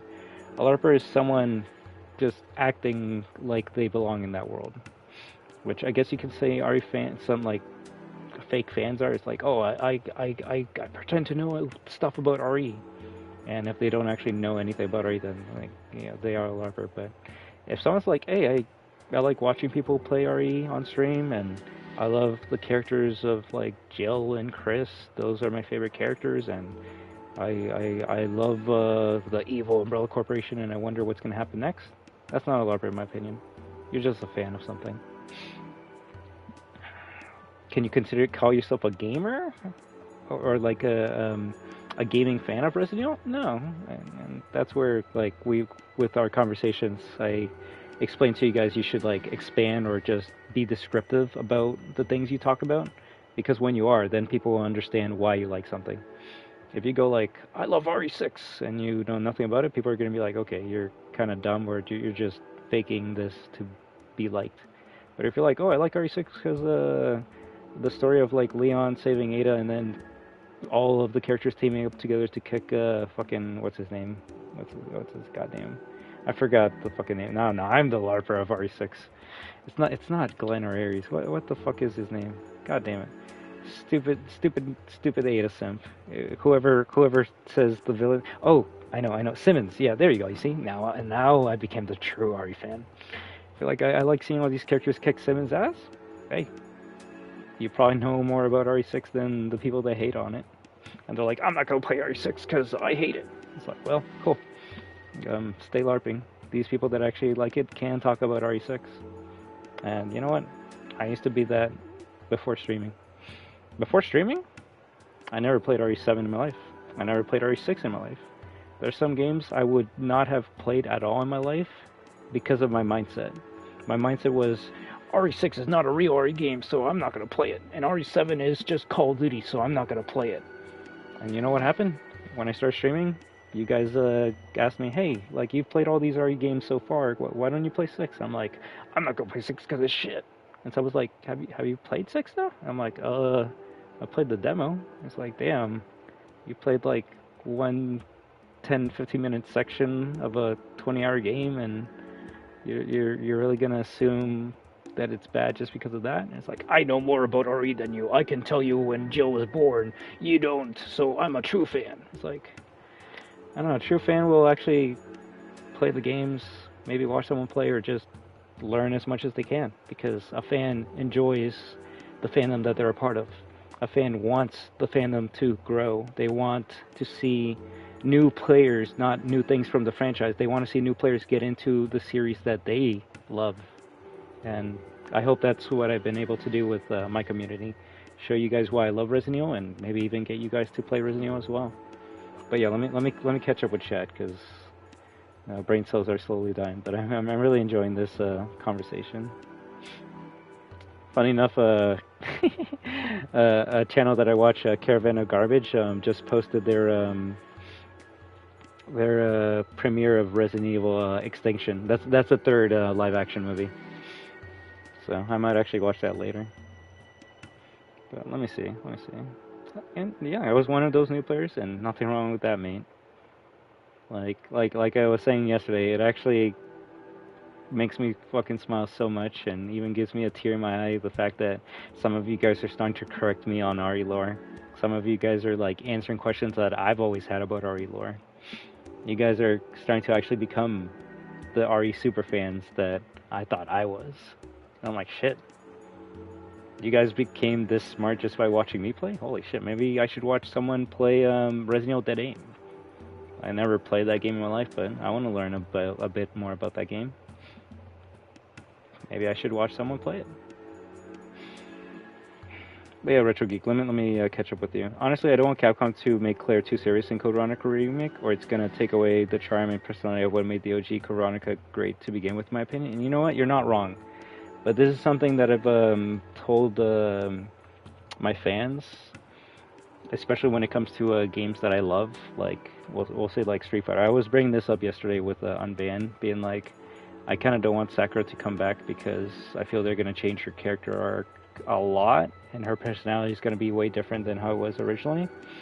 But at the end of the day, you're always going to have OG Sakura. You're going to be able to play Alpha 2, Alpha 3, Street Fighter 4, Super Street Fighter 4, Ultra Street Fighter 4, Street Fighter 5. You're going to have the original version of those characters. That's why I don't go like, Clementine, you're not a real Jill Valentine fan because you like RE3 Remake Jill, and I like RE1 Jill, so I'm the real Jill Valentine fan. I don't say that retarded shit. You know why?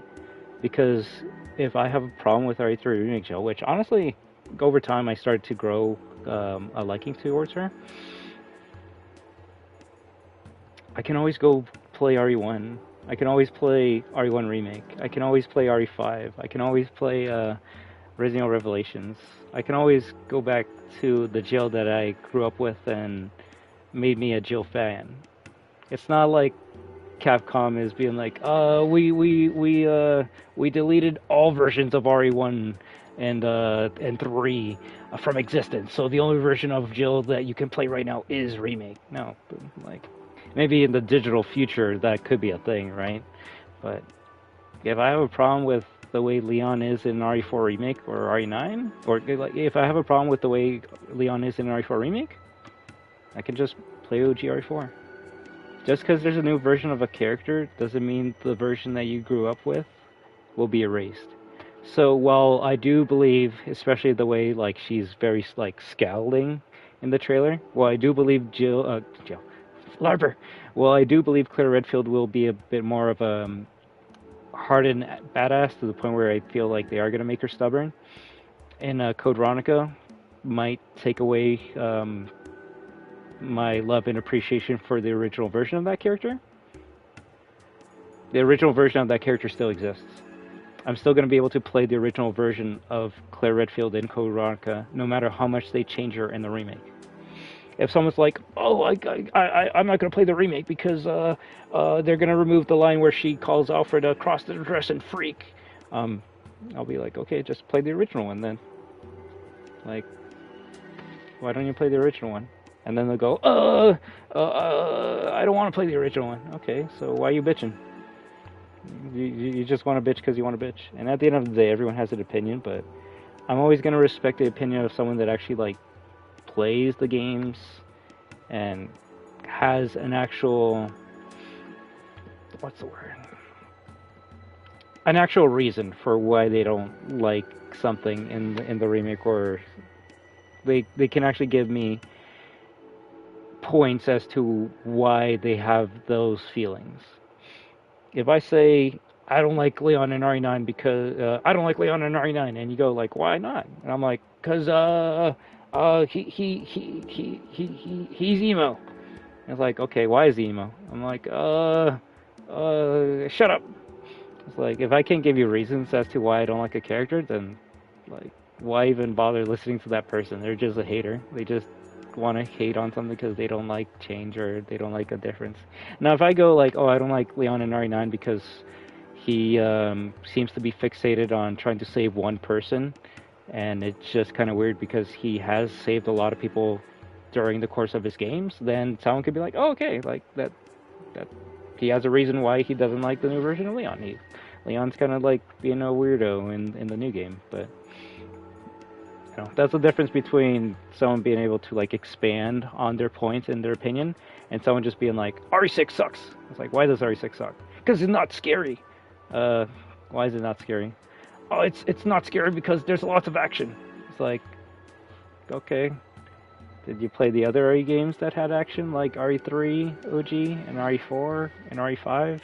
They're like, yeah, but I like those games. Like, why? Because the OG characters are in there. It's like what's the saying, Magic Guy? They're just moving the goalposts or some shit. I don't know. That's why I stopped trying to at the end of the day, I stopped trying to like change someone's opinion. And at the end of the day, you shouldn't even bother. If someone says they don't like Remake Jill, let them be. Let them be. We're not meant to try and convince people to like the things we like. We should just like whatever the fuck we like. I love RE3 Remake, no matter how many people tell me, the OG's better. It's like, yeah. And? You shouldn't like it then. But RE3 Remake's a fun game. I don't think it's fun. Okay. I think it's fun. I'm not playing a game because of what you like or what you think is fun. I'm playing a game because of what I like and what I think is fun. Now, I will admit, it does change a bit when you are a streamer or content creator, because you can't always... Well, it depends what you're doing, right? There's another thing. It depends what you're doing with your community or your YouTube channel. If I want to get people into Resident Evil or into the fandom, I'm going to play all the games. Now, if I want to get people into just OG RE4 and only OG RE4, then that's all I'm going to play forever until the day I die.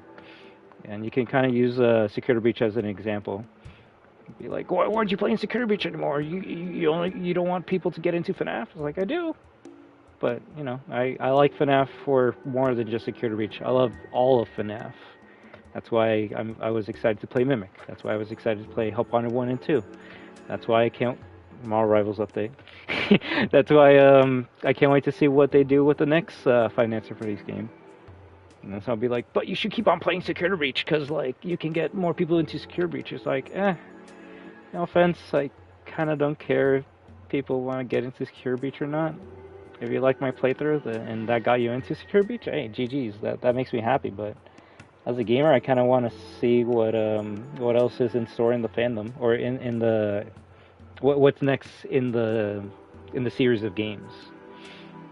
I want to look towards the future and not be stuck in the past.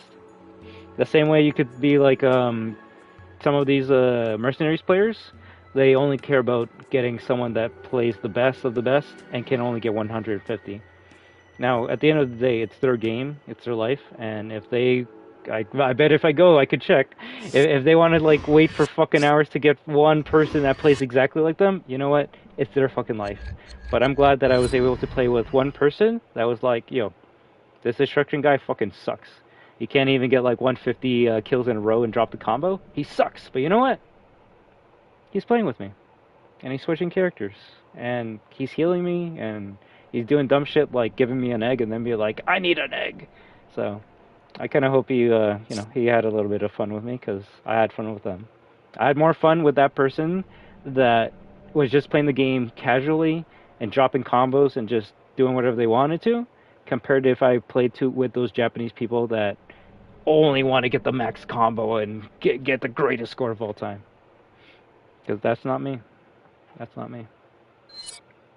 But yeah, let me catch up with chat before I start yapping again. But I also want to see if those Japanese people are still like waiting in chat. Or waiting for a fucking game.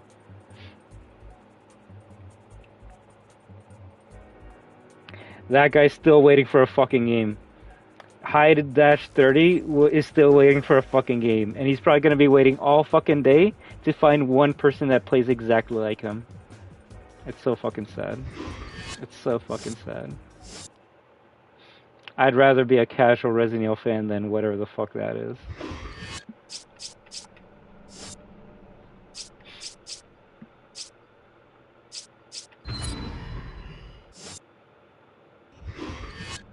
I just want to say, I thank all of you for stopping by and chilling with me.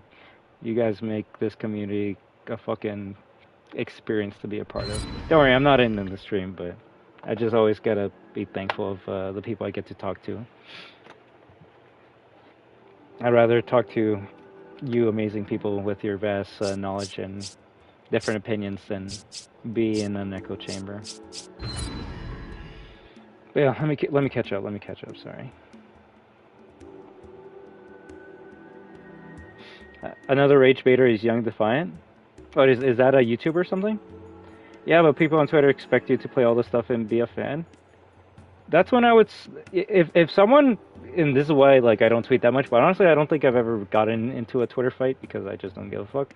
If someone like messaged me on Twitter and they're like, oh, you need to play all the games because you're not a real fan, I'll be like, have you played all the games? Because I see you spend more time tweeting than actually playing the games. Although, in that video, they did, like, find a tweet that did make me laugh. It's a joke that can be said for so many fucking games, but it's a funny joke, which is like, Resident Evil Code Veronica fans are actually going to be able to play Code Veronica for the first time in their life, and I'm like, yeah, that's pretty funny. I'm a Resident Evil Code Veronica fan. I've never played the original, but I can't wait to play the remake. It's like, are you a fan then? And that's where, if they said, I'm a fan because I watched someone play it and I enjoyed their playthrough and that experience, I'd be like, yeah, you're a fan. Let's talk about the game. Tell me what you enjoyed about the game and what you hope to come from the remake. But if you're like, I'm a Code Veronica fan because this guy loves it and I like him, so I'm going to say I'm a fan. And be like, damn, so your first time playing the game or experiencing the game at all will be with the remake. But yeah, like I always say, Twitter people aren't real. Just ignore them. It's kind of like YouTube comments. It's sometimes best just to ignore them or hide them. I'm a Hulk fan, yet they'll be saying I'm not a fan just because I didn't read the comic. It is silly. It honestly is. It's stupid. So the R movies are their own universe, basically. Exactly. Funny enough, though, as the movies went along, they did try to bring characters from the games to the movies, and I actually can't wait, Clementine, until you get to, I think, the fourth movie, because it's basically RE5 in live action. There's a lot of parts from RE5 that they actually did in live action, and it's fucking amazing. It's fucking amazing. There's a infamous Red Letter Media video where they watch the fourth Resident Evil movie, and they go, "What the fuck is this?" Because there's just random shit happening, and because they don't play the games, they're just like, "Okay, this guy's just doing like Matrix shit for no reason," and I'm like, I think it's one of the funniest fucking videos of all time because.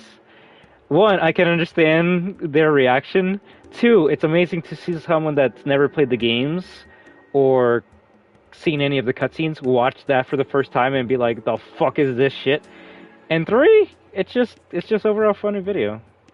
Like, as someone that plays the games and knows what that cutscene is and seeing it in live action, when I saw it in theater, I'm like, "Oh my god, Wesker's doing the flippy dippy thing from the game. This is amazing." But people that didn't play the game, they're like, "Okay, so Neo just shows up to this fucking movie and starts like dodging bullets and shit." I'm like, yeah. If you don't know nothing about the game, then this is kind of weird and just random as fuck. But that's what makes the experience even better. But that's why I would say the best live action movie is the first one because it did its own thing. The second movie is basically Resident Evil 3, OG. The third movie is Mad Max with I guess a bit of RE1 at the end. If you know, you know. I don't want to spoil too much. Or the fourth movie is just RE5.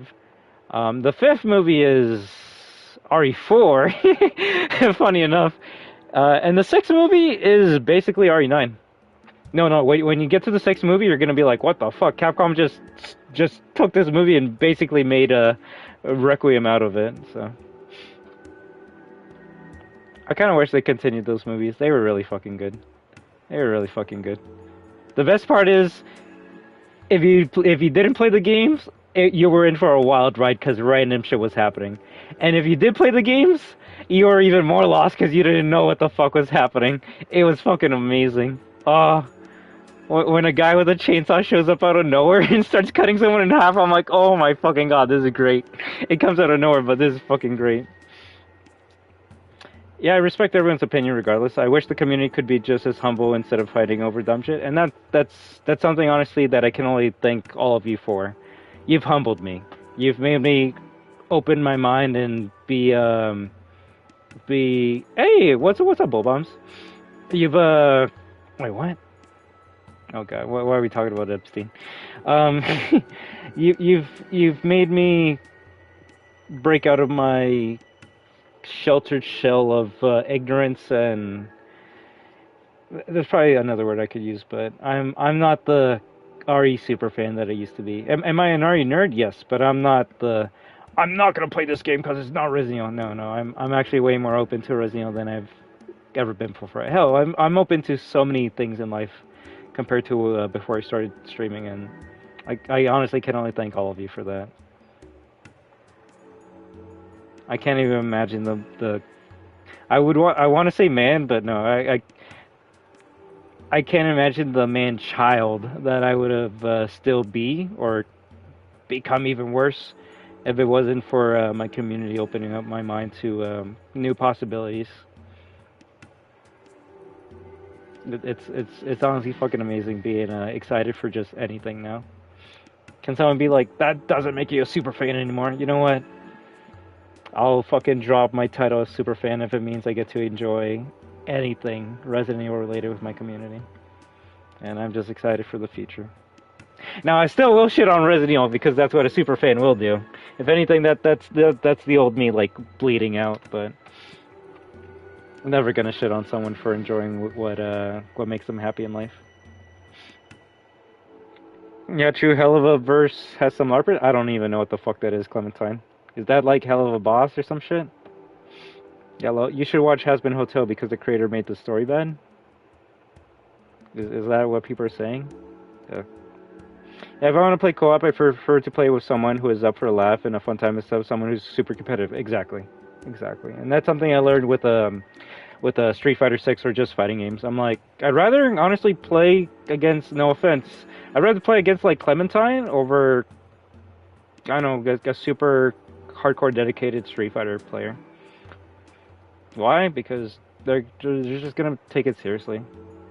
Can't even make a joke with them because they'll take it the wrong way. And I'd rather play 10 hours with someone that doesn't know what they're doing, because it'll be a fresh experience every single time, compared to someone that will always just do the same combos or just kick your ass right away and be like, you suck at this game. I'm like, cool. I only play this like once every other week, or if I even have that chance. I'd rather just have fun with my community or play with a pleb, a noob, than play with a pro. And so it would be like, but you should be a pro because you've been playing this all your life. It's like, yeah, but you know what? When I did play it pro, it was boring. It was awful. It was a terrible experience.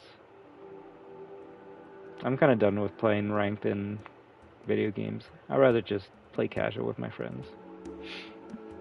Like, playing casual with my friends means I get to play with like 5 people this weekend, Modern Warfare 4, compared to like playing ranked and kicking ass with like a small group of people.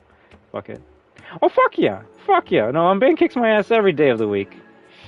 Every day of the week. I'm never gonna lie about that. When we first started playing the game, we were casual with each other, but then honestly, I had to, and this is a choice I made. I had to focus on my community. I'm like, I could either get good at Street Fighter 6 by focusing all my time and attention on Street Fighter 6, or I could start playing Resident Evil for my community. I could start playing Five Nights at Freddy's for my community. I can start playing a new game like my brain is dying right now. I can play Last of Us 2 for the first time, and that's like a 50+ hour game if you're going for platinum. And you know what?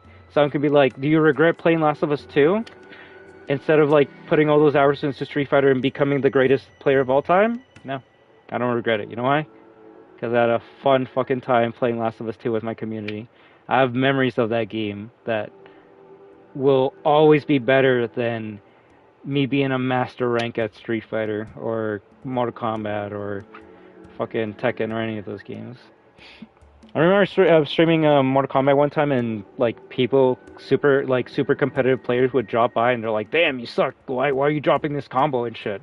This is an easy game." I'm like, "Yo, bro. First of all, I smoked weed beforehand. Second of all, I'm just playing for fun. Like, if this character is grab fucking like Baracho, if this person like grabs you and like farts on you, and that's all I need to make me laugh and like have a good time with Mortal Kombat, why do I need to do like a combo that will like destroy you for like 90% health or will kill you instantly?"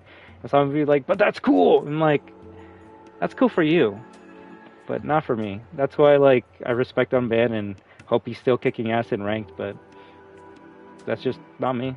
Could I become that? Sure, but that would come at the cost of doing what I actually want to do, and that's have a great time with my community. Your technique is lacking. You know, Boracho should come back, bro. Boracho should fucking come back. He was a funny fucking character. That's why I love Johnny Cage. Is he like meta? I mean, I guess he was in MK1, but even then I didn't know how to do like the best combos with those characters. I just used him because he's a funny man. He makes me laugh. And at the end of the day, if you're not having a great time with the game you're playing, why are you playing that game? What are you doing, dude? Let me catch up with the chat. You know, I can admit when people can kick my ass, man. Fucking Robbie could kick my ass in a Hitman game. He could probably kick my ass in Call of Duty. Does that make me like hate him or be like, "Damn you, Robbie, why are you better than me?" No, it actually makes me proud. Makes me go, damn, I actually know someone that can kick my ass in like Street Fighter like I'm in. That's fucking sick. That's fucking amazing. Kick my ass more. I want to see your true potential. Show me how amazing you are so that I can be proud that you're a part of my community, that we're friends, that we can keep on having this relationship till the day we die. I'll always take that over being like, I'm the greatest fighter and can play you. Now, can I admit, do I wish I was a bit better so I can like give him more of a challenge? Of course, but if I can't do that, I'm not gonna disrespect him or waste his time by by trying to be something that I'm not. That's something that I learned, and that's something that he even taught me. He's like, hey, stop being speak of the devil, stop being something that you're not. Be yourself. And honestly, when I'm more myself, I'm more happier. I remember trying to like speedrun certain games because I wanted to be more like the RE community. I'm like, this ain't me. Like, I'll get the S rank for Resident Evil for the trophy, but after that, I'm gonna play the game slowly and as derpy as I want to, because that's how I enjoy Resident Evil. I don't even know how long it took us to beat this game. There's a trophy to beat Resident Evil 5 in under 5 hours. Fuck yeah, I don't want to do that. If it takes me 10 hours to beat the game, that's even better. That means, you know what? Instead of being like, oh, you need to play Resident Evil 5 competitively and beat the game under 5 hours, so you can be part of the RE fandom. How do I save you guys? What? I'll be like, no, because if I did play the game optimal, which was like upgrading the guns, killing everyone by just shooting their leg and knifing them, which I try not to do too much. If you don't know, Clementine, when you shoot an enemy in the leg in Resident Evil 5, if you go behind them and like Sheva does the throat slit, it makes it so you see now Devin's gonna start some shit. It makes it so the plaga doesn't come out of their body. So if you're like, oh, so you can make like none of the parasites come out of their head if you just keep on shooting them in the leg and like slicing their neck. Why don't you do that all the time then? Because that's boring. Like that's not me. I don't want to always just yeah, shut up. You see, now he's gonna say that because he actually wants to play. Although you should know, man, if you ever want to play that game, I'm always down to. But like I was telling the chat earlier, I don't ever want to disrespect someone that takes the game competitively or is much better than me, because that's not me, at least right now. Maybe if I like set time aside, I could get to your level and maybe give you a challenge that would make you happy and smile. But I know I'm trash. I know I'm fucking just a LARPer when it comes to the competitiveness of not just Street Fighter but any fighting game, and honestly I'm okay with that. I'm okay with that, because at the end of the day we should be playing the games however it makes us have fun with it. And if playing like a retard, because that's the way I grew up playing Street Fighter, especially with my father when we would smoke weed and have a drink and just fight each other, if that's how I enjoy playing Street Fighter, I'm never gonna make you have to play the way I enjoy playing Street Fighter. And vice versa, I don't think you want me to get competitive as you are, so you can have a good time with the game. But hey, one day if I actually do get as good as you and you want to play each other, I'm always down for that. But I never want to waste someone's time that actually takes something serious. I will waste the time of fucking LARPers, though. Goddamn stupid-ass RE fans. Give me a second, though. I need to catch up to a lot of chat. We've been yapping a lot, and I've been, you know, trying to just talk about the community, about how you have fun with life and games. And at the end of the day, you should just do you. So remember, Clementine, you're not wrong for enjoying RE3 Remake, Jill. Honestly, she's a badass character. And if someone says that you're not a real Jill Valentine fan because you like RE3 Jill, tell them that they're not a fan because they want to gatekeep you from enjoying the Resident Evil franchise. You're a RE fan at the end of the day, no matter what anyone says. If a fucking loser like me that's lived, breathed, fucking, I don't know, shit, Resident Evil for basically his whole entire life says you're a Resident Evil fan, it doesn't matter what anyone else says, alright? It doesn't matter what anyone else says. All of you are fucking RE fans, in my opinion. Even Devin, even if he sucks at the game. No. Let me catch up. I think Tokon's gonna get an update soon, and when it does, I'll get that game, and then we can start playing it together. Always. The same way all of us I would consider us FNAF fans. The same way you can say now I'm a Digital Circus fan because I watch the series and I enjoy it. I think at the end of the day, you're not trying to make me a super duper Gooseworks Digital Circus fan. You just want me to experience something that you like. The same way I'm trying to get you guys to experience something that I like. And if at the end of the day I play OG RE4 and you're like, I don't like this game that much, I like other games, hey, at least you're being yourself. And I will respect that a billion fucking times more than someone being like, I like this game because Destruction likes it. Never be a sheep. Never be a follower. Be yourself, okay? Be yourself. But yeah, let me catch up to fucking chat. I've been yapping too much. Hell yeah, Retro Geek. Hell yeah. Helliverse is basically has been and Hell of a Boss universe, since they are set in the same universe. Alright, I'm not gonna lie. I always thought they were two different fucking, like, things. I'm like, okay, like, is Has-Been Hotel a sequel to Hell of a Boss, or is Hell of a Boss a prequel to Has-Been Hotel? I don't know. And the funny thing is that someone's like, alright, LARPer, which show does Luna appear in? I'll be like, I don't know. I just know people like her. I definitely don't like her. But yeah, I actually would not be able to tell you where she's from. She's from the one where they swear a lot, right? Maybe I should watch that show one time. Not just for her, but you know, for you guys. Okay, looking forward to that. To which one? Yeah, I won't lie to you. I don't know where she's from.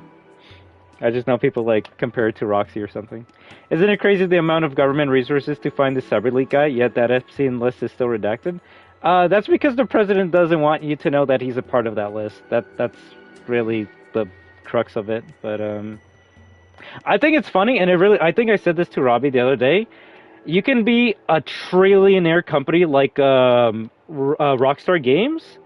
Money will still not be able to like prevent leaks or stop people from like shitting on you. So I guess money doesn't matter at the end of the day. A stupid leak can a stupid leak man can ruin your whole entire shit. What are you doing, Bull Bombs? Real question, oh yeah, I already read that. Fuck yeah. Like I said, in the beginning, not so much, but that's because we were both learning the game, and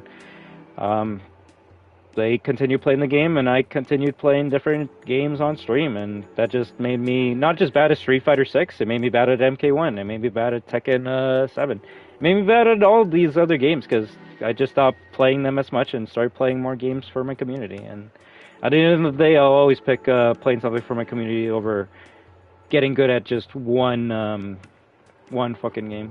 If anything, I used to be way better at RE5. Replaying this playthrough for you guys made me go, damn, I kind of sucked at this game. I was getting my ass kicked a lot.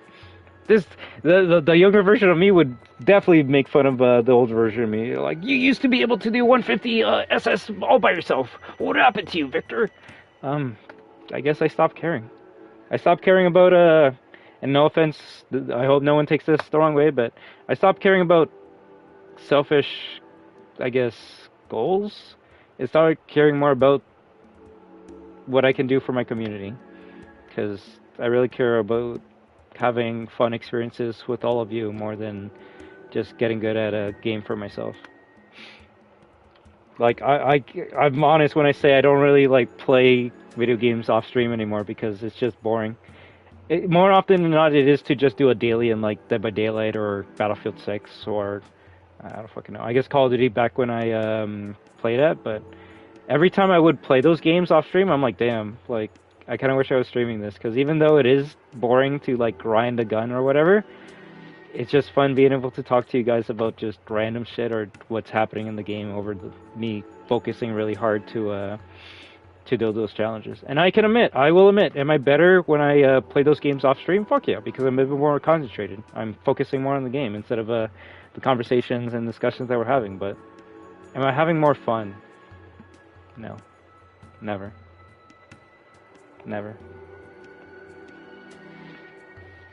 Last of Us Part 2 is too long, Last of Us fans. You know what? If you watch all the cutscenes, yeah. But as soon as you skip them all, it's actually a pretty short game. I got the PS4 Platinum for Last of Us 2 earlier this year. Not that long. It only took me like 15-ish hours, maybe less than that. Now, when I first played it on stream, that was a long fucking game, but that's because it was my first time playing it on stream. I was reacting to those cutscenes with you guys. We were taking breaks. We were working, making fun of the game and having interesting discussions. But as soon as I didn't stream it like I did earlier this year and just focus on the trophy, oh fuck, that shit went quick. That shit went very fucking quick. But was it funner than that first experience? No, not at all.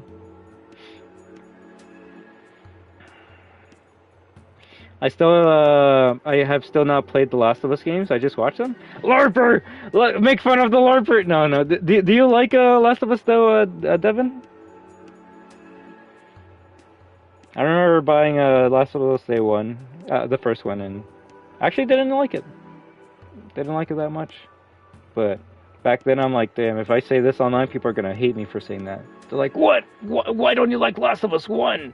Like, you should love this game. This is the greatest shit of all time. I'm like, it's kind of boring. There's not that much survival horror elements. All the enemies are kind of the same. You can just go up behind every enemy and just kill them instantly with a shiv. Like, it's just not my thing. But it's the game of the year of every year, and it made me cry. I'm like, cool. I think the main character is an asshole, and he kind of just screwed over the human race. But you know, whatever. No, Joel's my daddy, therefore you should like him too. I'm like, he's your daddy, he's not my daddy. What the fuck? Whatever. I'll go play Uncharted 3 again.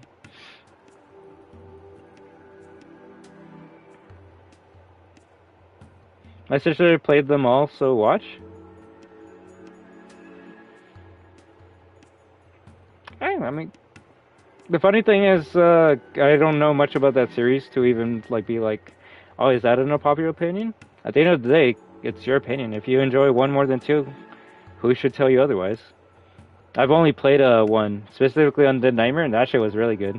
That shit was a lot of fun.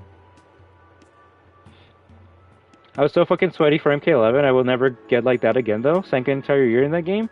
Do you regret that, do you regret that time that you put into MK11 bull bombs, or did you enjoy it? Because like I was saying, I don't regret falling off in fighting games if it meant I was able to play so many other games with my community. I hate how people praise Red Dead 2 so much. Well, you see, you gotta expand on that, Clementine. You gotta expand, because then I'm gonna be like, damn, do you hate do you hate people that like our Red Dead Redemption 2, Clementine? That's kind of weird. But if you say, oh, I just don't like that people say Red Dead Redemption 2 is better than every other game of all time, then I'll be like, yeah, you know what? That does get annoying. It's like hearing that GTA 6 will be the greatest game of all time for the past, 6 fucking years. I'm like, I'm kind of just tired of hearing this shit, and so I'm gonna be like, but it is gonna be the greatest game of all time, because, it's gonna be the greatest game of all time. I'm like, it's gonna be the greatest game of all time for you. For me, I kind of just don't give a shit about GTA. No offense. I think today actually is when they're gonna show off gameplay for that game, and I know Robbie will come by later in the stream, and he's gonna be, and no offense to you, Robbie, he's gonna be like, yo, Destruction! They just showed off gameplay for GTA 6. Did you see it? Did you like it? Are you gonna pre-order it? It's gonna be game of the year, right? I'll be like, Robbie, I kind of don't give a fuck to the point where I'm not gonna watch the trailer. If I'm playing Fortnite with you guys or something, I'm gonna be focused on playing that. But you gotta watch the trailer. Okay, I'll watch the trailer. Oh wow, graphics look nice, and Lucia's ass is pretty cool. All right, moving on. What? Are you gonna pre-order it? Why would I pre-order it? Because it's gonna be game of the year. I'm like, it's gonna be game of the year for you. I already have my game of the year, and that's Spooky's HD renovation mansion. That shit was a good fucking game. And then someone would be like, well, that's a dumb game. GTA 6 is better. I'm like, cool. That's your playstyle, that's your opinion, and I'm never gonna disrespect you or make fun of you for that or dunk on you. But if you're gonna do that to me, you are gonna get that nice timeout smack on your account, because you're not giving me the respect that I'm giving you. No, the demons are in full effect, man. This is what happens when I stay up too long without any food. I need to get some coffee. The demons, the raging demons. The demons were much worse when I was smoking, I'll tell you that, though. You should play their good games, especially 2? Yeah, no, if someone were to ask me which Last of Us is better, Last of Us 2 is way better than 1. I don't give a fuck if The Last of Us 1 gave you a nice happy feeling inside. I enjoyed the story of 2 more because it was more relatable. How is it relatable? You were in a post-apocalypse? No, but you know what? I have had arguments with friends, family, and we've never... And sometimes you don't make up with those people, and then they pass away, or they move on, and it sucks not having that closure. I can relate more to that than some father figure killing a whole entire building of people to save my ass.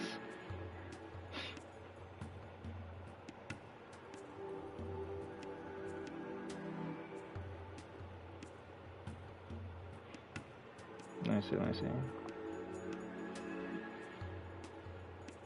Well, fuck Drunken Master. Yeah, Bo right show. Your technique is lacking. Just play MK. I just play MK 10 Sunday. Ooh, did you have some fun? MK10.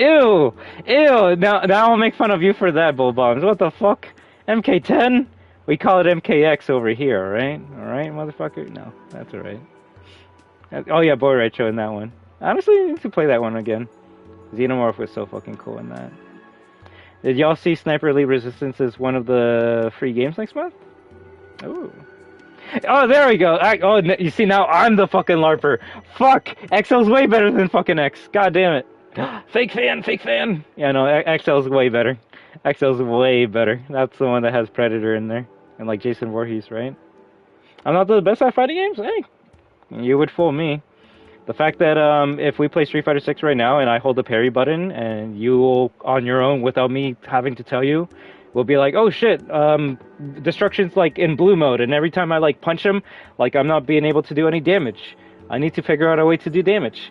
I grab you and I throw you on the ground. Damn, I did damage. No, the fact that you figured that out on your own, Clementine, shows that you are good at fighting games. Now, does that mean you should go on ranked and fight people online? Fuck no. But you're not bad at fighting games. Someone bad at fighting games would just keep on attacking while I'm parrying, or just be like, I can't do anything. I'm gonna put the controller down and quit. But you're not a quitter. You're a destroyer. And you fucking destroyed my ass when you grabbed me while I was parrying, so... You gotta have a bit more confidence in yourself. That's all. That's something I will admit to you, Clementine. You're gonna go eat? What are you gonna go eat, motherfucker? Oh, hello, boss. You know, LARPer, let me just make sure I read everything, Magic Guy. I couldn't get past the title screen. Kept giving errors. Yeah, I hope they fix that PC version, man. But you take it easy, and I hope to be able to play some Fortnite with you later, right? I'm only good at MK Clem, no joke. I was like, okay in Soul Calibur? Bro, we should play some Soul Calibur together. Facebook and, oh, fuck no. Fuck no. Oh. Have a good one, Magic Guy. One of my first memories of Vic was when he was telling me he got a 64 hit combo with Cyrix and MK9. And how did he? To this day, I don't know how. How do you know that I was just not bullshitting you, man? I'm like, yeah, I got a million hit combo with Kratos. Actually, I don't even know. It probably had something to do with the X-ray. The X-ray adds a lot of fucking hits to a character. But you're definitely exaggerating with that shit. When I come over next time, we gotta play some MK9, alright? Yeah, everyone is good at some things, while worse at others. I, for one, suck at fighting games. Okay. But... to me, as long as you keep on like trying to play fighting games or enjoy playing fighting games, you're always going to be a fighting game fan. I would like to try a fighting game again. I was going to try Tokon, but well, you know how that went, yeah. MK9 was the first MK that I really like tried getting good at. Granted, I think it came out the same year that Street Fighter 4 did. But before then, I think my first MK was MK2 on the arcade. And then I think it was Deception that my dad bought on the PS2. Whichever one had the go-kart one and the Tetris one. Yo, the fucking MK Chess was... whichever that game was, that had a lot of fun mini-games. That's something that fighting games need to bring back. Fun mini-games. Street Fighter... actually, no, Street Fighter 6 added a lot of fun mini-games to World Tour. I was gonna make fun that it always keeps on bringing the fucking break the car bullshit, but... if you play World Tour, there's actually a lot of fun minigames in there. I just wish those minigames would carry over to the arcade.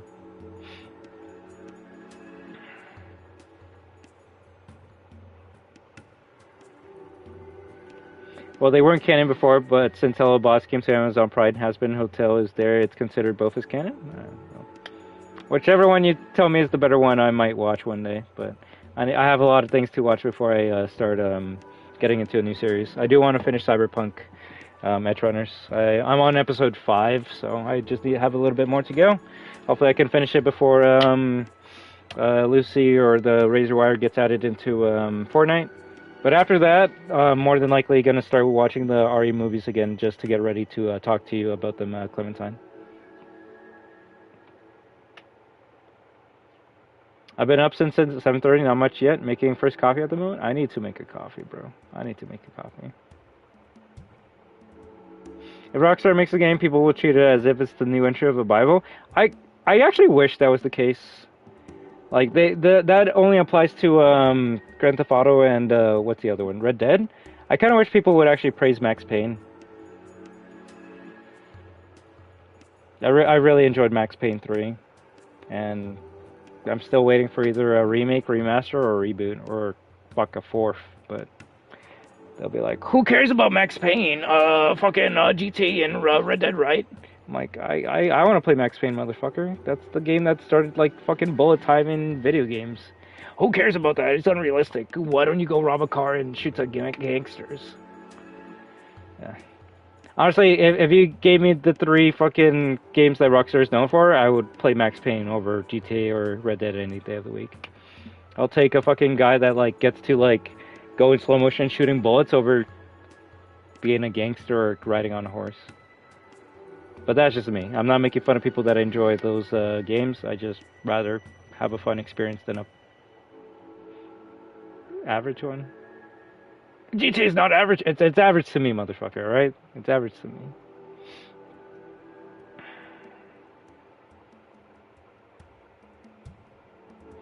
I hate it because it's being compared to other games in game details.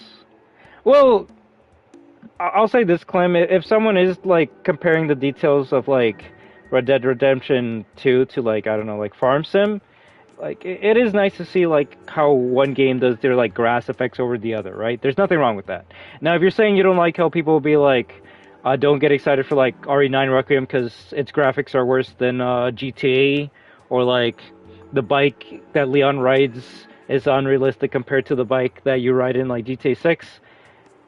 That's them, all right. That's them just comparing graphics. Because I mean, I do that. I watch videos where people will take like a machine gun from like Battlefield and a machine gun from Call of Duty and show like the differences in graphics and realism and mechanics. Or even better, this is my favorite one, where they take like a gun from like Black Ops 7 1911 and they'll be like, damn, the Black Ops 7 1911 looks shit and doesn't have a cool sound effect compared to the Black Ops 1 1911. And that's something I do enjoy, but I'm not going to be like, wow, the new game has way better graphics and attention to detail than this game, therefore this game sucks. I was like, no, that's just what happens over the course of, over time. People make more realistic games, and those games get more attention to detail. That's like me being like, yeah, Leon checking his fucking pistol every time he reloads is more realistic and accurate than in Resident Evil 2 when he just reloads it. Is that gonna make me enjoy RE9 more than RE2? No, I'll just be like, yo, that's a cool attention to detail. Just like me being like, yo, I don't even think I could show it off right now. Are they even? No, they need to make you see, that's something I can actually praise RE9 and modern RE for.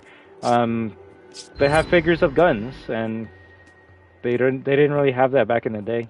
If I want to see a gun, I would have to go into the shop, and even then, it just keeps on spinning around. I can't really like zoom in on it.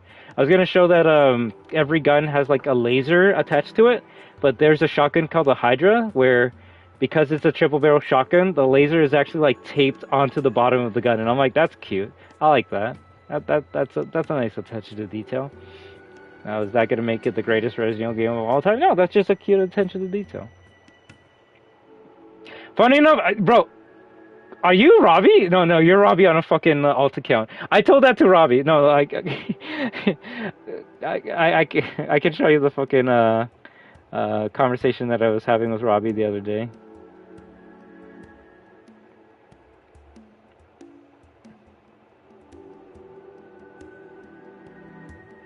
I don't even care how like if people make fun of me for this, and make sure to remind Robbie when he stops by. What day is it today? 27. So 2 days ago, Robbie like sent me a video on Discord that The Witcher 3 Wild Hunt is getting remastered, and he's like, it's like, yo, Witcher 3 is getting remastered. There's no excuse to not discover this masterpiece. Do you know what I reply with? He's like, there's no excuse to discover this masterpiece. I'm like, yes, there is. RE5 is better. And then he replies with this fucking like dog emoji, being like, yo, what the fuck? I mean, at the end of the day, if someone's like, but Witcher 3 is better than RE5, you know what? It probably is, but I enjoy RE5. I'm gonna keep on playing RE5, and if that makes people call me a retard, I don't give a fuck. I love RE5. Now, can someone be like, well, you haven't played Witcher? I've seen gameplay. It's not really my thing. I'd rather just play something I enjoy. But also, yeah, Robbie was like, what the fuck? I'm like, I'll play when they add multiplayer co-op. No, I was just really into playing RE5 for the past couple days, so I kind of just don't really care about anything else right now other than playing something I enjoy and giving that experience to my community. Give me a second. I've been talking too much.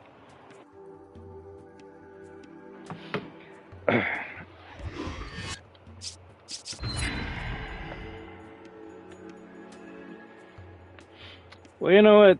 Like I said, like I was telling you earlier, Dying Light fans will just be happy that people are playing Dying Light or getting into the community. If they're trying to kick you out of the community, then they're not real fans. They're assholes.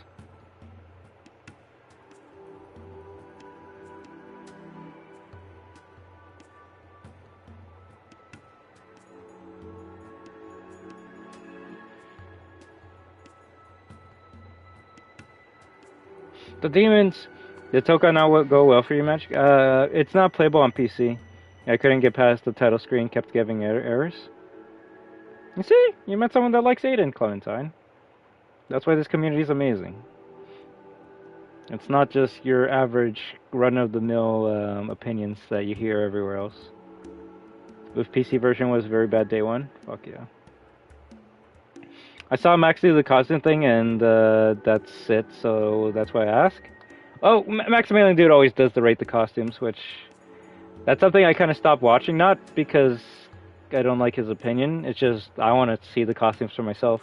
But at the end of the day, if he's like, the Wolverine costume is number 1 and the Spider-Man costume is number 10, or the last, well, that's what he's gonna like, right? I can be like, Doctor Doom costume number 1 for me, and Miss Marvel costume number 10. Is my opinion right? I mean, to me it is, but doesn't mean everyone should like it. Bro, there's people that shit on like the basement theme of RE Director's Cut because they're like, it's a bad song. I'm like, it is, but it's kind of funny. I like it, and I unironically like that basement theme from Director's Cut in OG RE1. If anything, I wonder if you know this cool fun fact, Unban, about Director's Cut with the bad music. It's so good. It's so fucking good. But no, I was a couple months ago, you know, during the we'll call it the resting period. I was listening to some music, and I'm like, you know what? It's been a while since I heard the basement theme, but also I remembered loving Rebecca's theme in Director's Cut, because the first version of RE1 that I played was Director's Cut on the PS3, which with the basement theme. But I remember in my memory, I'm like, I remember really loving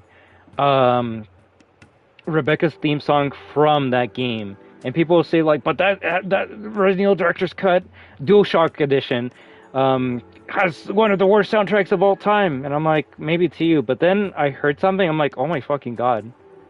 Is this what I think it is?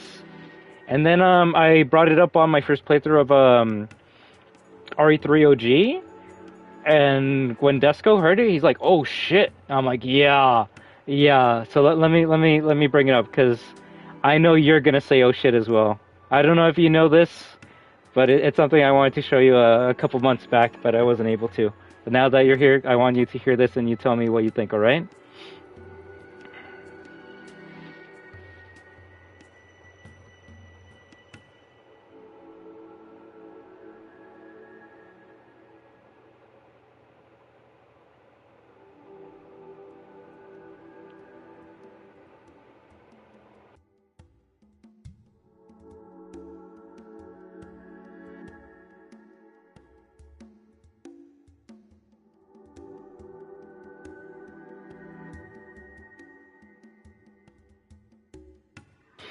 Okay, so remember, there's like well, if you include the RE1 remake, there's 3 different versions of the Resident Evil 1 soundtrack. You have the original one on the PS1. You have the DualShock version that was made by the deaf, the guy that said he was deaf, but he actually wasn't deaf. He just had like some ghostwriter doing all the songs. But RE fans will say this is the worst soundtrack of all time because of the basement theme, but also because everything else is worse than the original game. I want you to hear this song, alright? This is Rebecca Chambers' theme song from Resident Evil 1, Director's Cut, DualShock version, and I want to know what your reaction is, alright?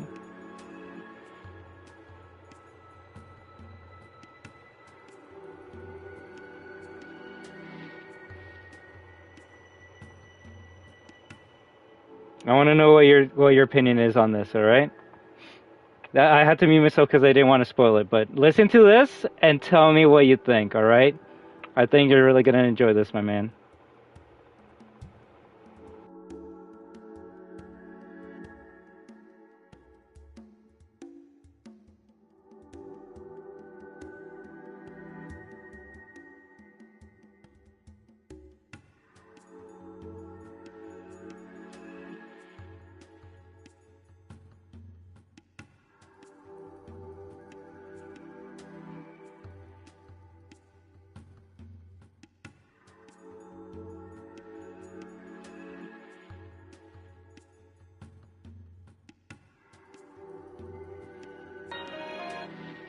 I know he's gonna freak out when he comes back. It's one of my favorite songs, and I actually can't wait to hear what he has to say about it. But let me catch up with Chad until he comes back with that.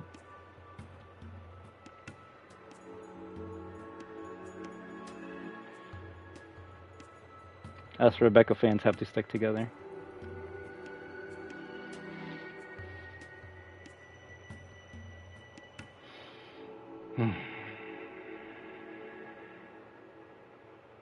I want to play it too, but damn, that shit puts me to sleep. Yeah. See a magic guy? I never do. That magic guy. I never have any confidence in myself, especially games that I love playing so much. I'm trash at my favorite game, Dying Light 2, but you know what? You keep on playing it. So RE0 just remixed it and turned it into a save room theme. Exactly, bro. When I heard that, like, I had like goosebumps. My hair, like the hair on the back of my neck went up. I'm like, oh my fucking god. Oh my fucking god. They took Rebecca's theme from the worst version of Resident Evil and they made it into the RE0 theme. It was so fucking good. It was so fucking good. I actually wanted, like, when I heard that, I'm like, I need to know what you think about that, but I wasn't able to, like, get in contact with you. But even Desco's like, oh shit, this is the RE0 theme. So RE0 just remixed it and turned it into the save room theme, I see. So they can make good songs, but decide, fuck it, let's troll 90% of the themes. Honestly, there's some other good songs in that track as well, but yeah, like, RE0's save room theme is the DualShock version of Rebecca. Which I guess made me, like, always confused when I played RE0, because I'm like, I feel like I've heard this before, but I can't, like, hit the head on the nail with what I'm trying to remember. And then one day I just wanted to hear the DualShock theme, and I'm like, oh my fucking god, this is good. Hey, well, at least now you know where the origins of that song came from.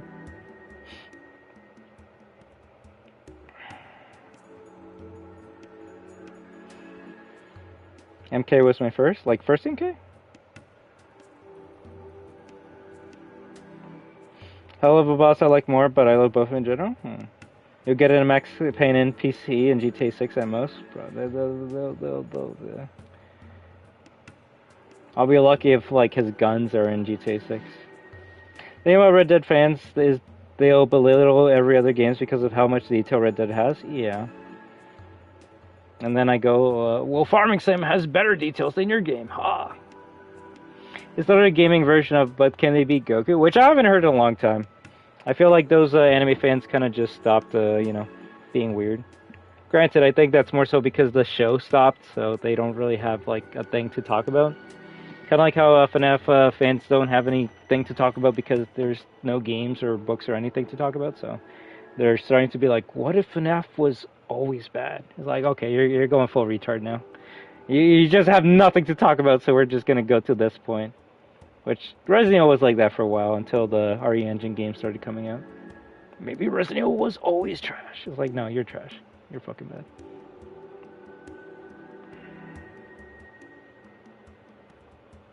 Clem, do you like Aiden or Kyle more as a protagonist? I like both. Kyle has more grit, though. Aiden now, though, very much a beast. Uh-oh. I like Aiden more. Being Aiden fan sucks. Well, at least you can be safe in this area.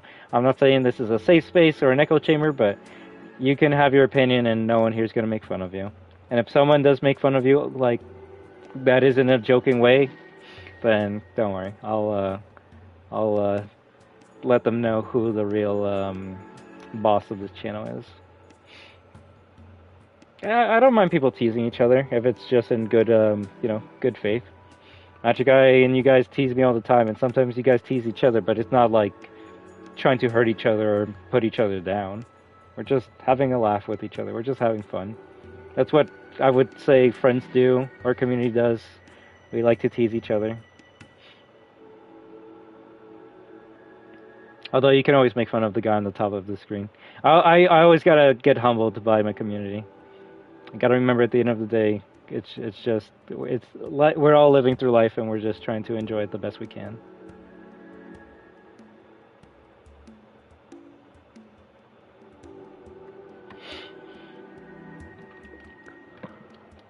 The problem is Dying Light fans want to force you to choose the protagonist better. Well, that's kind of like RE fans being like, Leon better than Chris. No, Chris better than Leon. Jill better than Ada. No, Ada better than Jill. It's like, shut the fuck up. I like all of them.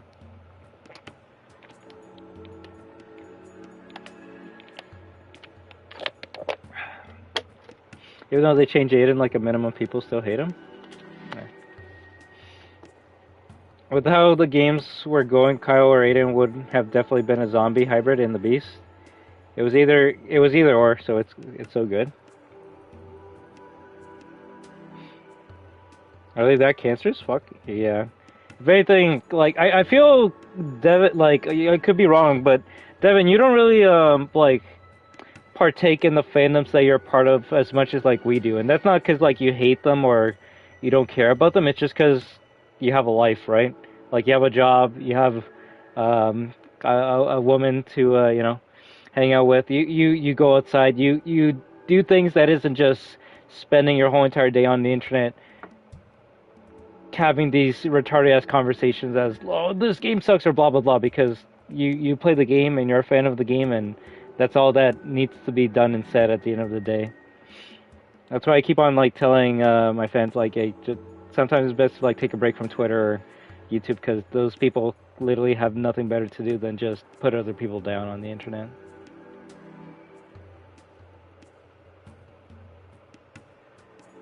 So born people used to be like that, just build elitist shit on everything. Do they still do that? Where like, oh, this game isn't as tough as Dark Souls, it sucks.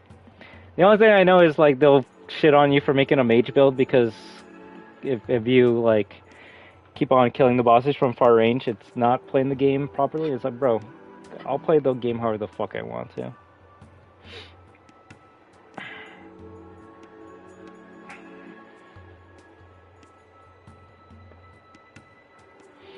If you say that you enjoy that, like, two people make fun of you for it because they hate it, well, like I said, Clementine, if they're saying that on your channel, you can always, ban them or time them out. You shouldn't have to deal with that shit in your house or in your home. Which, like I said, like, my channel is kind of like my home, so if someone wants to show up to my stream and be like, Klaw-Naw sucks, I'll be like, cool, nice opinion, bud. And if they keep on saying Klaw-Naw sucks and they go, you're a dumbass for liking Klaw-Naw, Mario and Sonic better, blah blah blah, you suck, Klaw-Naw sucks, I'll be like, hey, banned? I don't gotta deal with that shit. And you shouldn't either in your stream.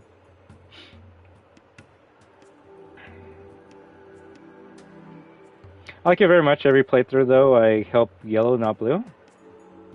See, I know nothing about the game, so you guys are having a good combo with that. I like how hopeful it sounds. It fits Rebecca. Hell yeah, especially since it plays as soon as Chris meets Rebecca for the first time, and she kind of like sprays him with the tear gas. Motherfucker, if I could buy a goddamn Klaw-Naw like amiibo or some shit, that'd be amazing. But fucking, that's just like $3,000 at this point. Damn, did me yapping about Resident Evil like get everyone like to leave? Chat. Why is the beer can going down? You like has been Hotel and Hell boss? Yeah, people throw insults at you on Twitter. It's worse for that. Well, you see, that's why I don't talk to people on Twitter. Yeah, why can't we enjoy all of them? Oh yeah.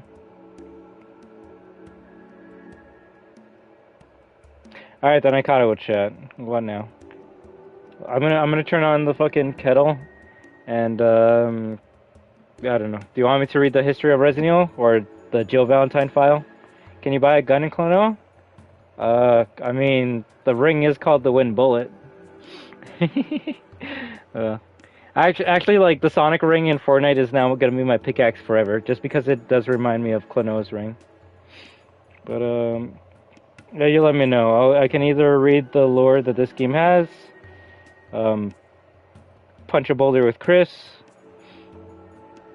or switch to another game that you guys want, or maybe I just sleep. When does your movie start?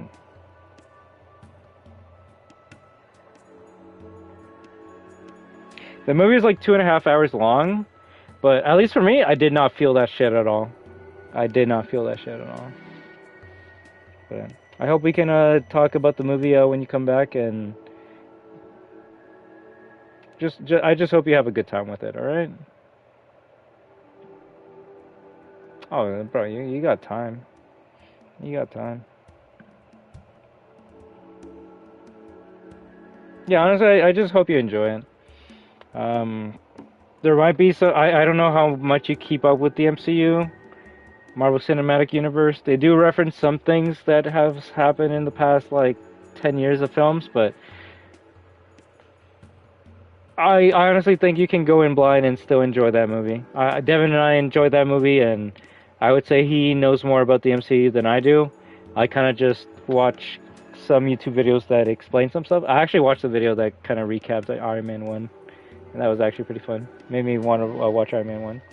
But yeah, definitely make sure you leave ahead of time so you can make it on time. But yeah.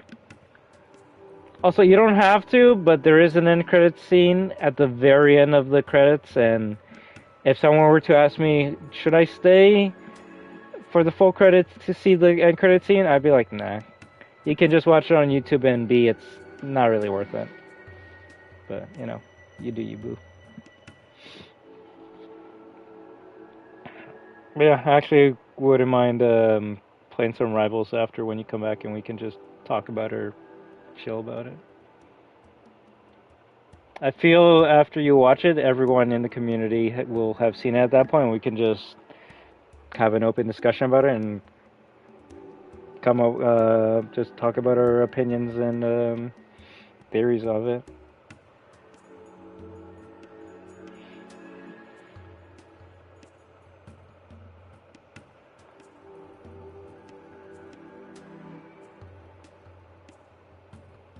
Are you leaving right now for the movie? Make sure you get some popcorn. Enjoy Pooter Moon. Enjoy it. Take a picture of the fucking poster.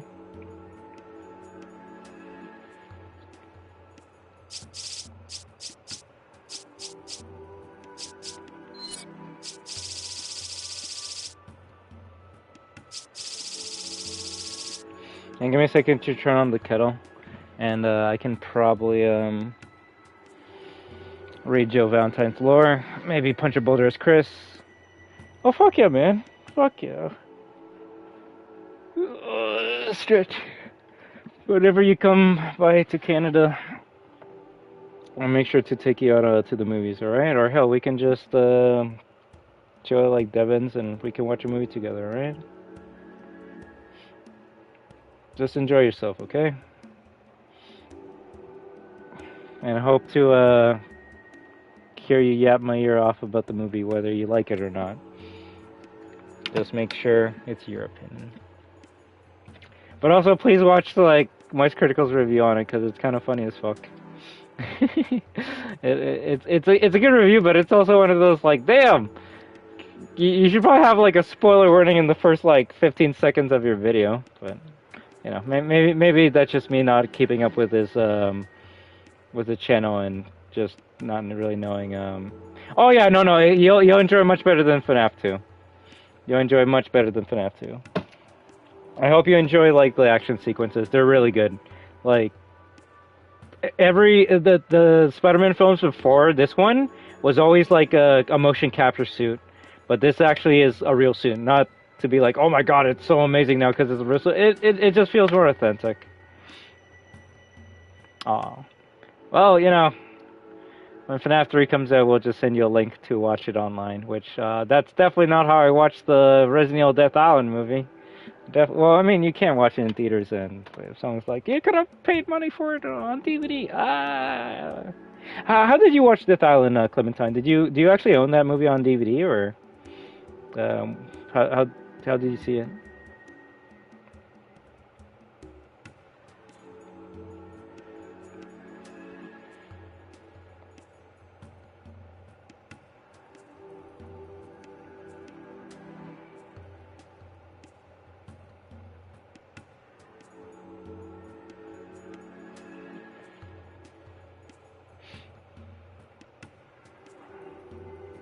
No, I'm gonna be back in a second. I'm definitely passing. I'm falling asleep on stream. Let me turn on the kettle. I'll be back.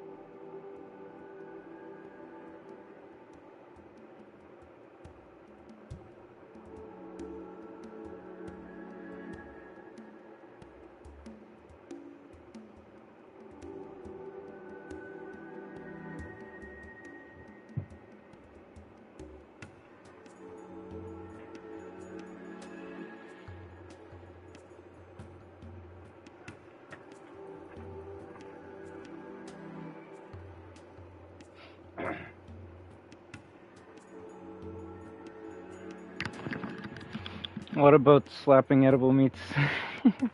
Freaking bull bombs.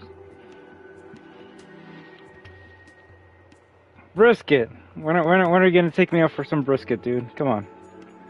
If anything, we gotta watch Tony. We gotta eat some pizza, and then we gotta chill. All right, let's actually do something on stream though. All right, I feel like we've just kind of been shooting the shit, which I don't mind, but also you know, will you slap it? You gotta show me a picture of the brisket. You gotta show me a picture of the brisket. All right, I'm gonna read the Jill Valentine lore because honestly, it's been probably 10 plus years since I read this. So, will you slap the brisket to appease you all day long? Oh my gosh. But also, congratulations on actually getting a physical disc for that, Clementine. The only physical RE movie I have is the first one, Degeneration. The other ones I've only seen online. All right then, let's do it. Number 10, Jill Valentine. Listed within this file is a general background information overview of former STARS agent Jill Valentine, as pieced together from various sources. The information listed here is neither complete, nor should it be used as a psychological analysis of the subject. Huh. So who wrote this, Wesker? When a crisis situation arises, few soldiers excel to the level of Jill Valentine. She is proficient in the use of various firearms, is a master at lockpicking, the master of unlocking, and is skilled in the disposal of explosives, which I feel we haven't really seen much in the series. Like, it means that if there's a bomb, she's able to, like, you know, defuse it, but yeah, no, I haven't seen, like, a movie or a game that really touches upon that. Watch, RE10's gonna be about, like, a nuke gonna explode the city, and then she's actually gonna defuse it. Jill's talents makes her an integral component of any fighting force. Like Chris Redfield, Jill was a member of the STARS Alpha team. She was also involved in the tragedy at the Arkley Research Facility, also known as the Mansion Incident. During the incident, Jill and Chris operated independently, but together discovered the truth behind the facility. You see, that's funny because, like, if you play RE1, then you know, like, if you play as Chris, then Jill is in the jail, and if you play as Jill, then Chris is in the jail. So they're like, you know, they were both doing the stuff at the same time. So it's like, who was in the jail? Nobody. I know, my headcanon was Barry and Rebecca were in the jail, and then they both got freed by both Chris and Joe. They learned that Barry Burden was not really a traitor, but was being controlled by Albert Wesker, captain of Alpha Team. In addition to Wesker's machinations, they also learned the source of the zombie outbreak was due to the release of the T virus, and that the umbrella was more than just an ordinary pharmaceutical company. What Jill learned at the Arkley Research Facility would have profound repercussions on the rest of her life. Following their return from the mansion, Chris and Jill attempted to inform the authorities of Umbrella's activities. For all their good intentions, they were met with no movement towards any official investigation into the company. Also, it's kind of cute that you see her, like, police badge in the background. Fed up with the lack of response, the two took it upon themselves to investigate Umbrella.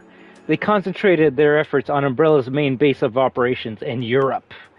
As a STARS member entrusted with protecting Raccoon City, Jill chose to remain in the city for the time being and investigated the Umbrella research facility there before rendezvousing with Chris in Europe. This decision led to her involvement in the Raccoon City incident.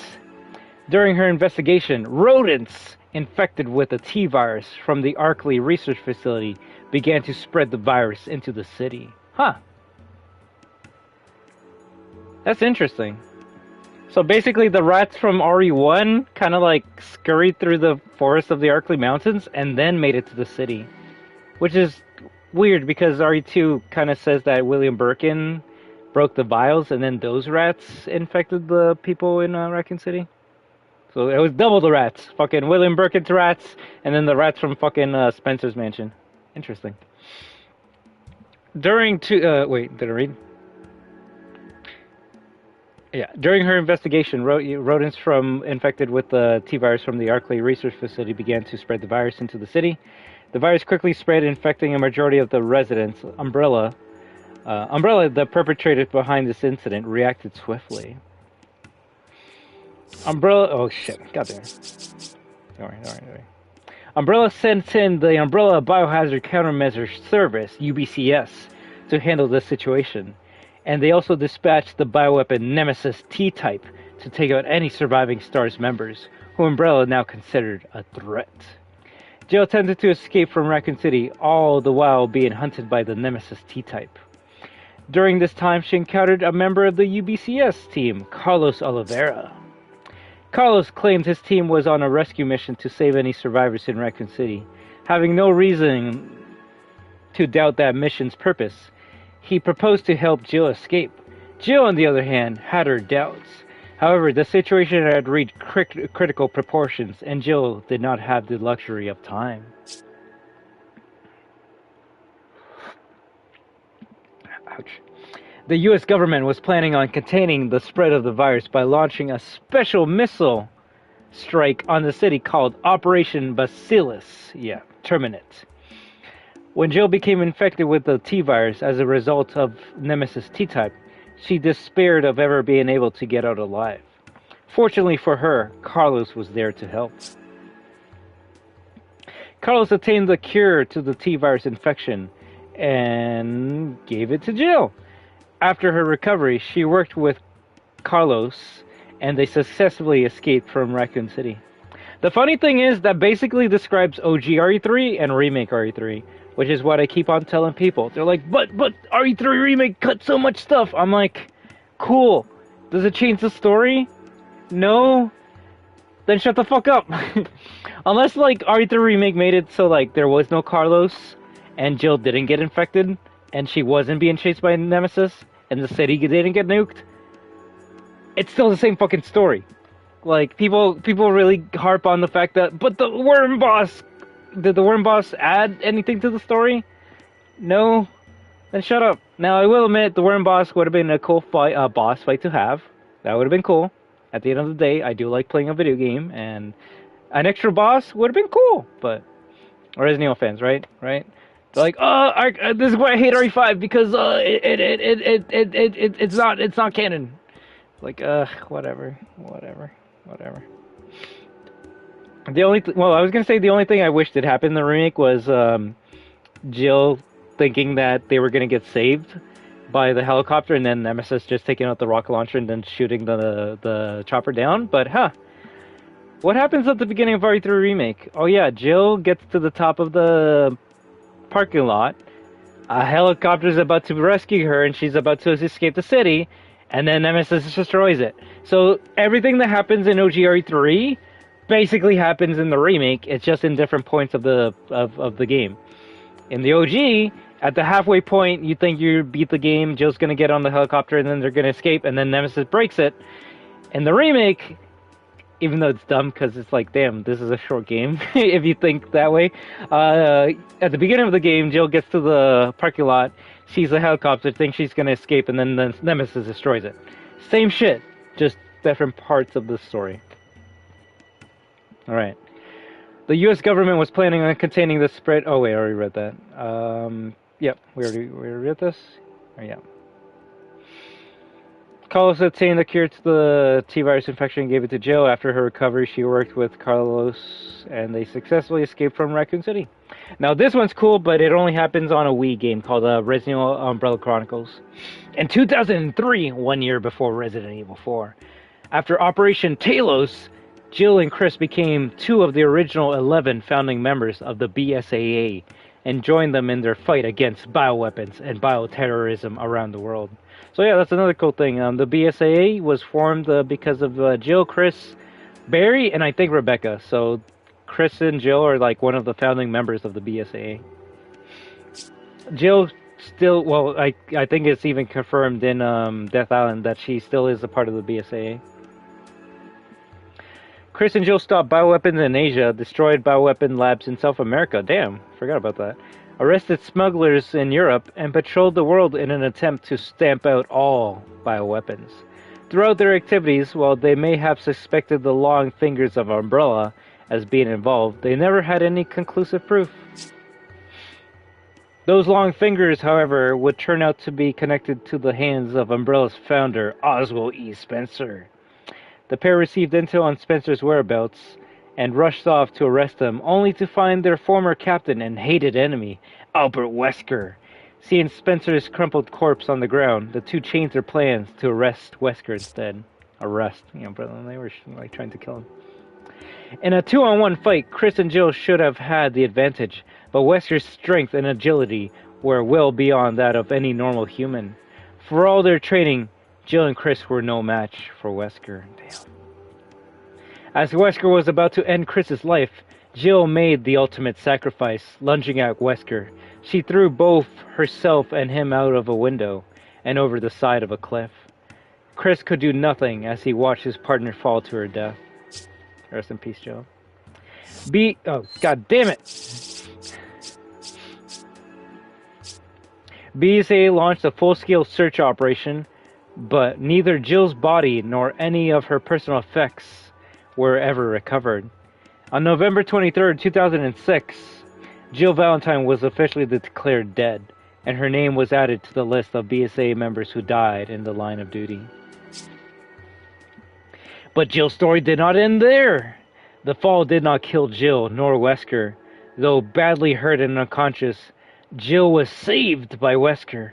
After giving her the medical treatment she required, he placed her in a cryogenic sleep. Once the Ouroboros plan was finalized, Wesker intended to use her as the first test subject. Oh fuck. Wesker's like, you tried and killed me? Guess what? You're gonna be candidate number 1 for my new virus.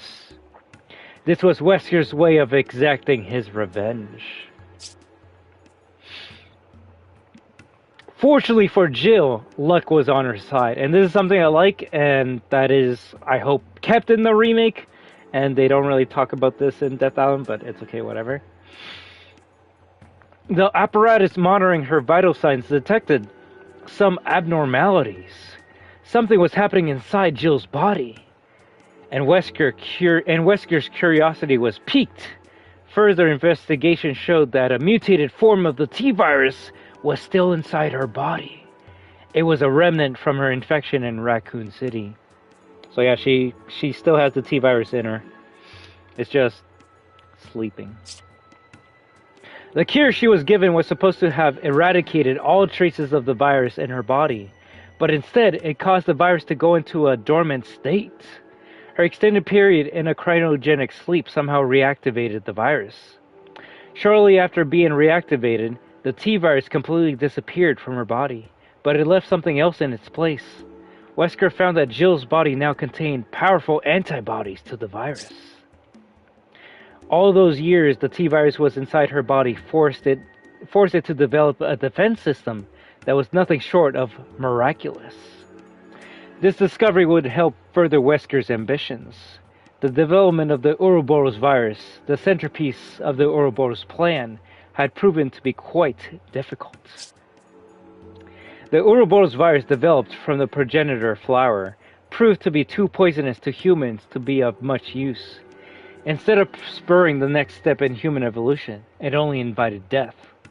Wesker theorized that using Jill's antibodies could make the virus less poisonous.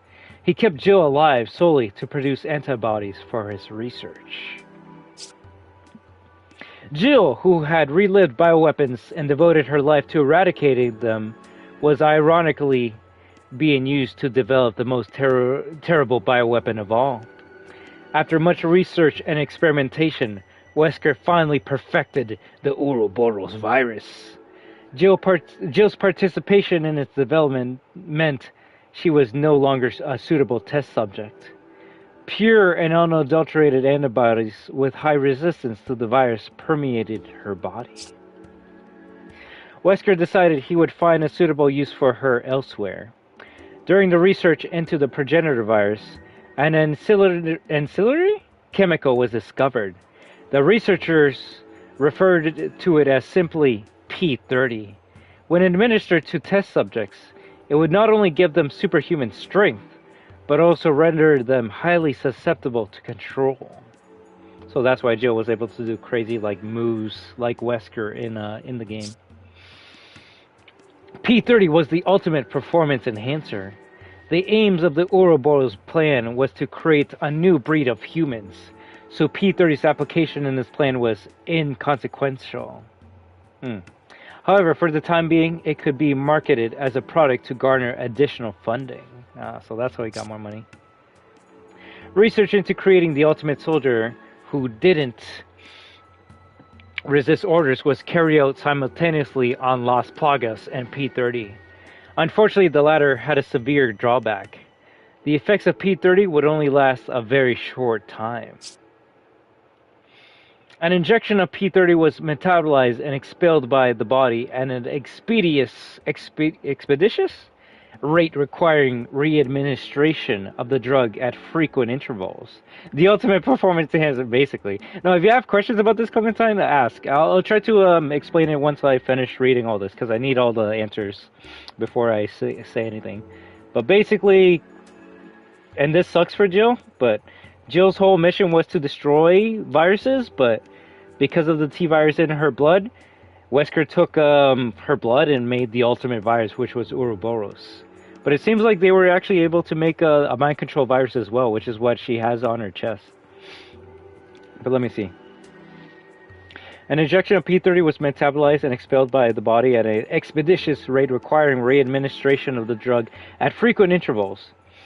This greatly lessened the viability of such a product as long-term performance enhancer. The only counter to such a drawback was to attach a device to the subject that would continuously administer the drug. While P-30's effects were brief, it was still a powerful and effective drug. That's actually kind of cute. Both Wesker's powers would need him to always keep on injecting himself with the virus so he could continue having the power. And Jill's mind control virus would only work if she kept on getting the mind control virus every like hour or whatever, which is what the device on her chest was. It was a mind control device, but also it was always injecting her with the mind control virus every other hour, which is why they had to remove that. Because, well, if it stayed on her, that she would always keep on being under Wesker's mind control. But as soon as they removed that shit, she was able to break free from that, and she was A-okay. So I guess Wesker like injected that virus into people and they would be under his control for a little bit, but then eventually the effects would wear off. So he's like, how do I keep on controlling them with this control virus if they stop being under my control? And he's like, what if I build like this thing that always keeps on pumping them full of this virus, so then they'll always be under my control? But it seems like the only person that they ever put that onto was Jill. Funny enough, that mind control virus is in one of the movies, and we'll talk about it when you get to that movie. Also, Death Island is actually the first Resident Evil movie that I ever have on DVD. Honestly, you don't need any other DVDs. If that's your favorite one, then that's all you need. The only one I have, and I can probably get the DVD next time we talk about it, is Degeneration. And that's because, well, it was the first CGI Resident Evil movie they made, and it has Leon and Claire, and I'm like, yo, those are my two favorite characters. I need to see what they do. And honestly, I don't know if you've seen Degeneration. It's okay. It's not bad. It's eh. Yeah, I'll admit the other movies are better. Now, I'll say it's, even though I haven't seen it, so maybe I shouldn't say this because it would make me a LARPer. It's better than the fucking Netflix Infinite Darkness, but then again, maybe I should watch that movie. It's just... It's just a lot of talking, not that much action, but you know what? Nothing wrong with that. Nothing wrong with that. So, I hope you see it one day, and when you do, we'll talk about it, and I'll rewatch the movie. If Ben was here, he could probably talk a little bit about it. It's the first movie I made him watch. We've watched the first two CGI movies together, and I'm still trying to make that fucker watch Vendetta with me, but he's always busy. Nah, I love you, B4. Hopefully we get to watch Vendetta and maybe even Death Island together. Actually, watch Infinite Darkness. It's okay, but pretty boring. Honestly, that's basically Degeneration.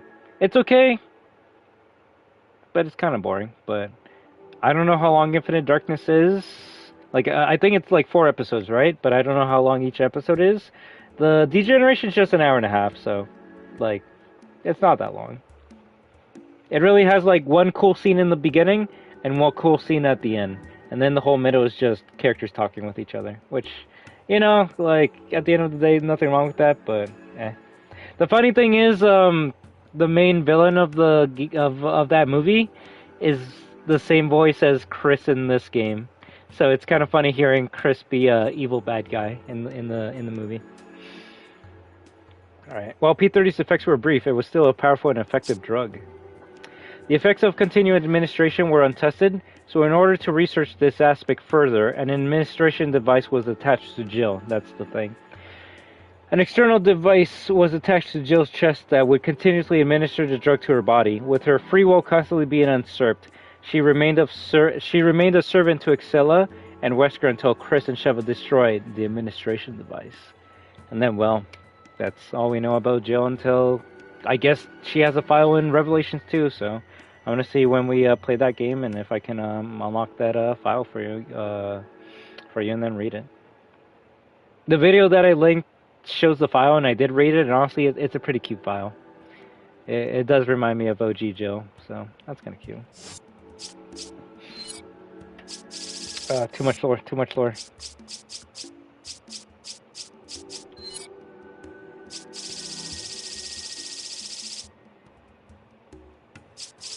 The animation's really good. Have you seen Vendetta?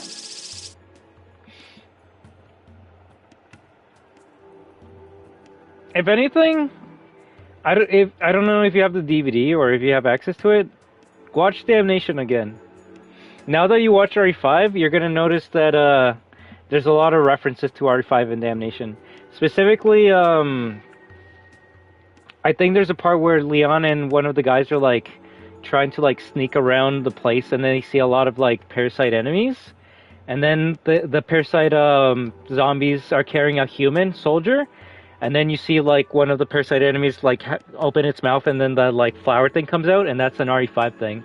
And then, like, it grabs, like, an egg from its mouth and then puts it into the soldier. And it's basically a reference to the beginning of this game where, like, the first guy that gets infected, he's, like, struggling, and then he, like, starts bleeding from his eyes. It's a very good reference. It's a very good reference, but, yeah, I really enjoyed Damnation.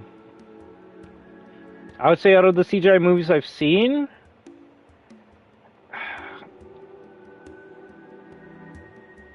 without like being like, oh, it's a good movie because it's dumb. No, Damnation is probably my favorite, number one. Then it's Vendetta, Death Island, and then Degeneration. And I enjoy that Degeneration has the OG voice of Claire and the OG voice of Leon, but like I said, it can be kind of boring. I remember watching that with Unban, and it was kind of just eh. But Damnation is really fucking good. That movie just goes so fucking stupid, but it's stupid in a good way. I like when Leon's in the tank trying to like get the turret to like aim right in front of the tyrant's head. He's like, come on, let me hit you. And then just shoots his fucking head off.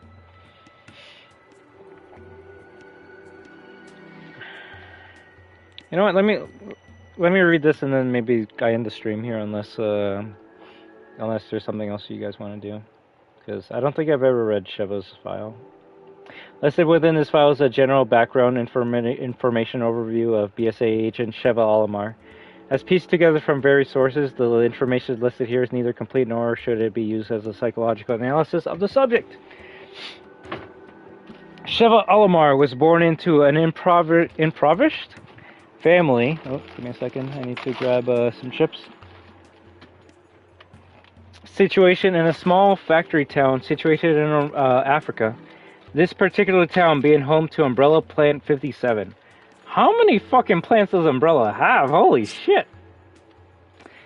As with most factory towns, the plant was the lifeblood of the town, bringing in much needed revenue and a steady employment for its populace.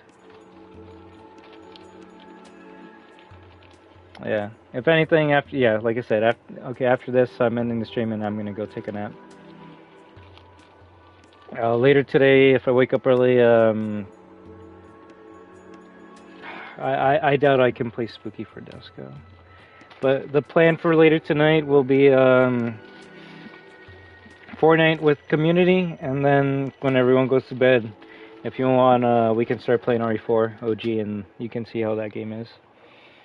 Probably one of my favorite video games of all time.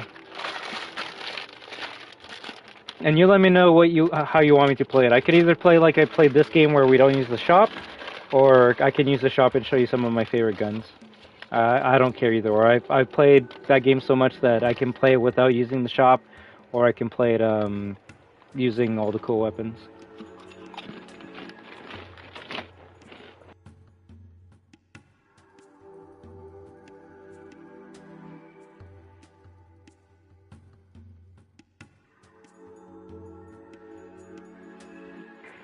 Alright. Almost 80% of the town's adult population was employed at the factory in some facility, including Cheva's parents. While the pay was low by most nation standards, it provided a steady income for the townspeople and a happy childhood for Sheva. Okay, at least she didn't have a bad childhood.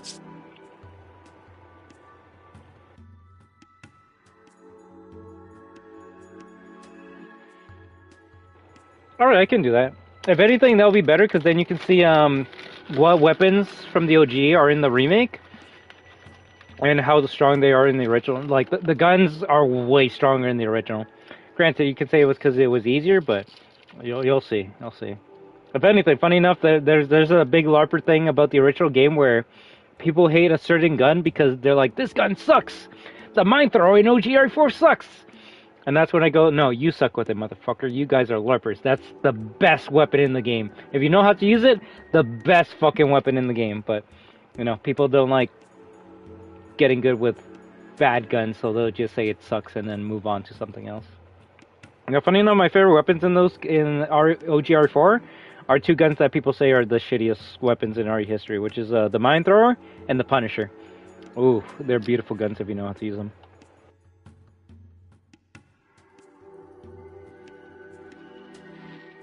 Sorry, I don't like filming off stream unless you guys don't mind.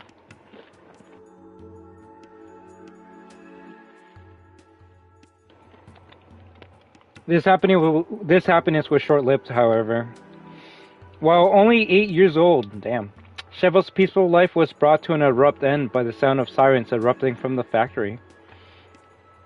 As the sirens pierced the air, an ominous plume of black smoke poured out of the factory.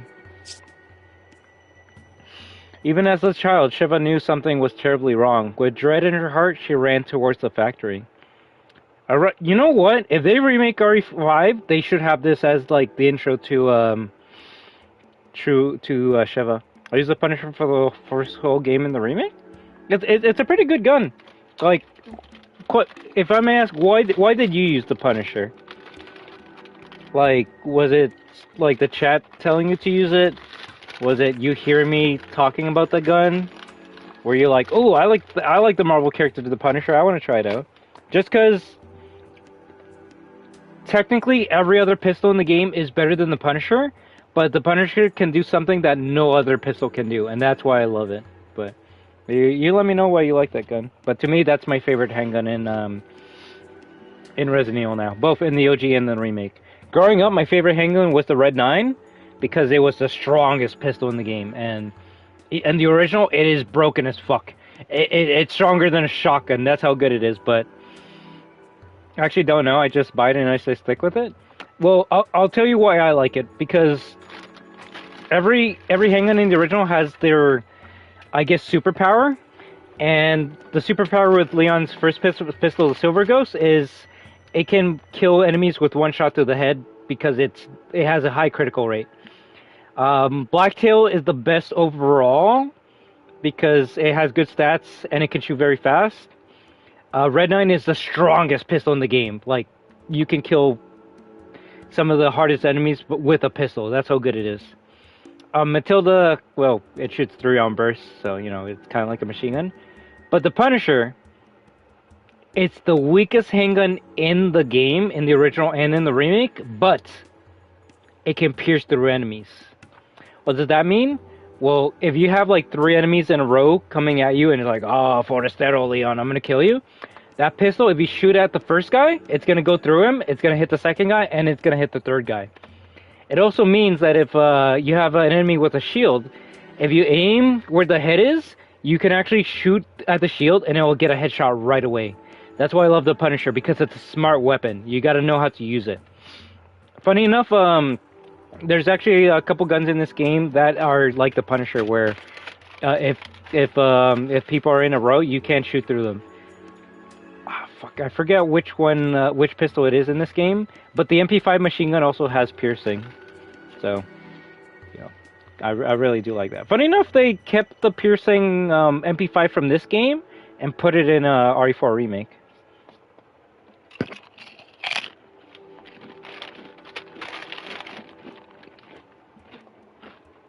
Sorry. But all you gotta know is it takes skill to use the Punisher. Anyone can have the strongest pistol and kill anything in 2 shots.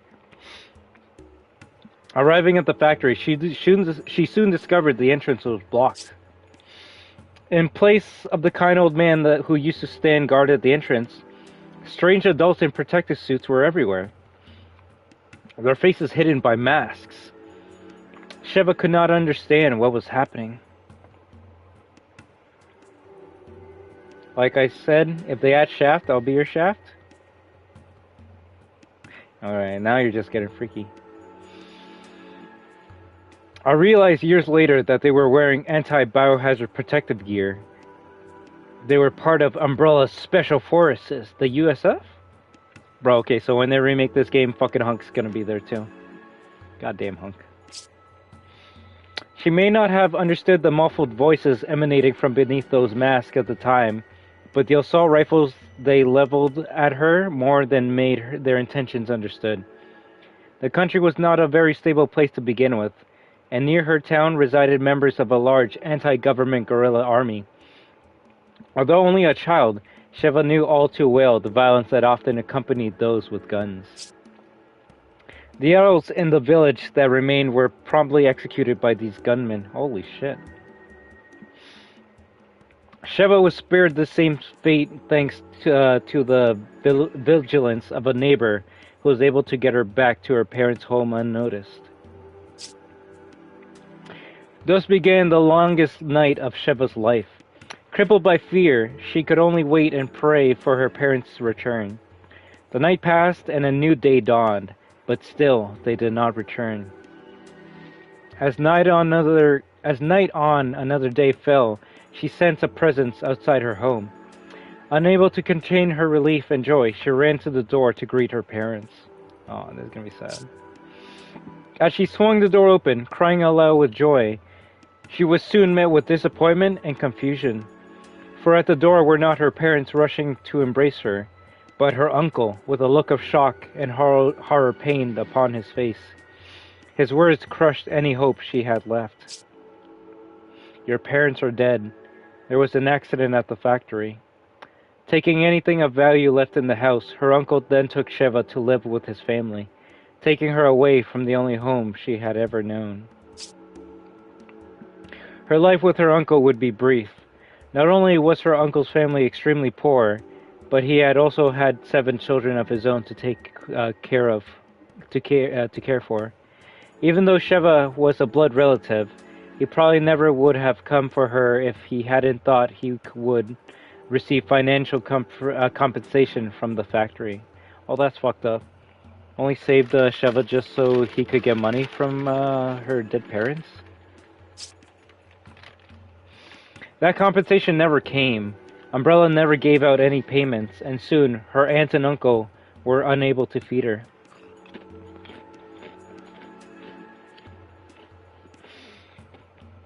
Life was hell for Sheva. Not only was she on the verge of starvation, she yearned to be with her parents again. In her grief, she became fixated on the notion that they were still alive. Bro, this lore's fucking good. What the shit? Like, it's good as it's like very sad. This is the type of lore that Capcom used to make. As the days passed, this belief grew so strong to the point where she could think of nothing else. She knew she had to find them. So one night, as the moon bathed the savannah in silver, Sheva ran away from her uncle's house and headed back to her hometown and the life that was stolen from her. The thought of her parents drove her on, but the expansive savannah is a harsh environment for one so young and small. During her second night, she began to feel the effects of malnutrition. Unable to find food, Sheva soon collapsed. A night in the savannah is not a quiet affair. The sounds of animals plodding along, beasts howling at the moon, insects chirping and buzzing about, and the dry wind sogging through the grass. Sheva considered them all with wonder. She had grown up in a town and was unaccustomed to her new surroundings. Through the cacophony of strange noises, Sheva picked up a sound that was quite familiar to her. She heard the low rumbling of an engine and the sound of tires crackling over the dirt. A truck pulled up next to Sheva, and a stranger got out of the passenger side and spoke to her. If she replied to him or not, she couldn't recall, but the man picked her up and placed her in the bed of the truck. I wonder if that's Josh. The man that found Sheva was an anti-government guerrilla fighter. He provided her with food, shelter, and a place to call home. Unfortunately for Sheva, this good turn was accompanied by some bad news. She was told that the incident at the umbrella factory was not an accident, that the factory manufactured bioweapons, and Umbrella was carrying out the final test on one of its newest weapons at the dilapidated factory. Huh. Tell me Umbrella like tested out a new tyrant in that plant and that tyrant killed everyone. The regular employees who worked there were unaware of what Umbrella was actually creating, and they paid for it with their lives, including Sheva's mother and father. After concluding the test, Umbrella took measures to conceal the entire affair. With the assistance of the government's army, they destroyed the factory along with the entire town, effectively wiping the town Sheva had called home off the map. At this news, Sheva was filled with rage. She hated Umbrella and blamed them for her parents' death. And she hated the government for just rolling over at Umbrella's behest. It was at this moment she decided to join the guerrillas in their fight against the government. Oh shit, she was a guerrilla fighter? Sheva started out by doing laundry, cooking meals, and taking care of the other chores. After only a few years with the guerrillas, she was given her first gun. She doesn't like to talk about her time with the guerrillas. Perhaps the memories are too painful, or maybe she's too ashamed of what she did there. She kind of has a similar backstory to Ada. One of her main duties with the guerrillas was to go into town and purchase supplies for the group. For 7 long years, Sheva stayed with the guerrillas. By this time, she was a teenager and had spent most of her known life with the guerrillas. Perhaps due to her age, when she went into town, the townspeople never suspected her of being a guerrilla fighter. It could be for this very reason that she was the one they sent. It was one of these occasions while she was in town that a man approached her. He looked like a local, but spoke with a strange foreign accent. Handing her a piece of paper and speaking in a hurried voice, he stated, "Read this. If you believe what it says, come to the church in the back alley in 2 hours." After speaking these words, he disappeared into the crowd as quickly as he appeared. Sheva turned the paper over in her hand, and her eyes were drawn to one word: Umbrella. It was the same pharmaceutical company whose selfish aims took her parents from her. If that incident had never happened, perhaps her life would have been different. The message on the paper said that the guerrillas were planning on using bioweapons to conduct a large-scale terrorist attack that would overthrow the government. Oh fuck. Umbrella was going to make a deal with the guerrillas to provide them with the bioweapons. The man wanted Sheva's help in stopping the deal from going through. At first, Sheva thought it was a government trap, but deep down she knew the note spoke the truth. When asked how she knew, she had this to say. My country was strongly influenced by France, and many government officials spoke in a French patois. But this man was different. I couldn't place his accent at the time, but somehow I knew I could trust him. Sheva followed her instincts. She went to the church and met two men there. One of them had given her a note earlier. The other wore a suit with no tie and said that he was from the U.S. government. What the man in the suit wanted seemed straightforward enough. The apprehension of the representative from Umbrella. From what he said, this particular person held the key to causing an irreparable blow to Umbrella. But in order to arrest them, they needed Sheva's help. As long as they got their man, they wouldn't do anything to her or her fellow guerrillas.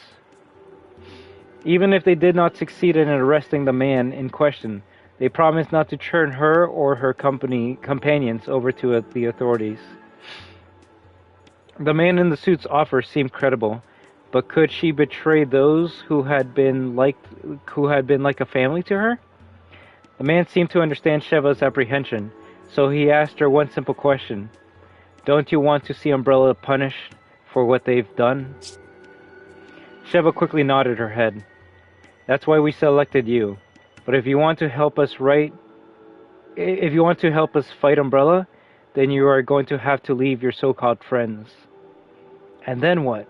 What's in it for me? Look around. You know these guerrillas you are with aren't doing this for some greater good. They'll do anything to topple the government, including things you know are wrong. Help us, and you can finally do some good for the people of your country. And what makes you think a 15-year-old girl can help? Damn, at this point, like, Sheva's been doing, like, more shit than the other characters. Like, Jill didn't start doing, like, work until, like, I guess her in her, like, late teens, like, I guess 17, 18. Claire didn't start doing anything until she was 18, same with Rebecca. Unless we want to count Sherry, who was, like, a fucking kid. Like, damn, Sheva actually had a rough life. They need to keep this in the remake. This would actually be a great opening to the game. Imagine playing as, like, Sheva and then, like, Sheva as a kid, and then hearing, like the Umbrella, like, the place where your parents are working is under fire. You gotta go there quickly. And only people like us right now would know what it would be because we're reading the lore, right? But imagine, like, RE5 remake, you play as, like, Kid Sheva, and then you just hear, like, your parents are in an accident, and then you're playing as Kid Sheva going to where your parents are working, and then that's when you see the Umbrella logo, and you're like, oh fuck. No, like, I'm already starting to think of ways they could make RE5 remake and keep this lore in there. This is really fucking good. Someday you'll learn that age matters very little. A person's life is not defined by age, but by the choices they make. You know, I like that line. You have the chance to fight for something here that goes beyond just you. Something that affects the entire world. Can you really walk away when so much is at stake? Sheva would never forget these words. Honestly, this is a really good fucking motto to go by.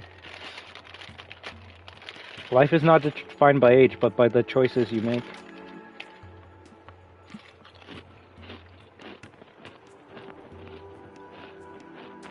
But remember, guys, Sheva's a terrible character because her AI is bad. Stupid. No, honestly, next time we play DVD, I might have to buy Sheva and use her. Shut up. 3 days later, the Special Forces team arrived at the location where the deal was taking place. Sheva had left the door to the building unlocked. and she wore a wire so the team on standby could hear what was taking place. The operation was a success. The target from Umbrella was quickly apprehended and taken away. No, like real shit. People that hate Sheva will play Resident Evil 5 and only play as Chris. Now, I'll say this though.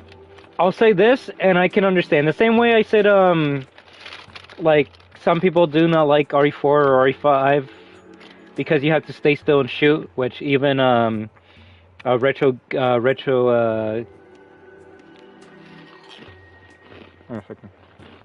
Gamer?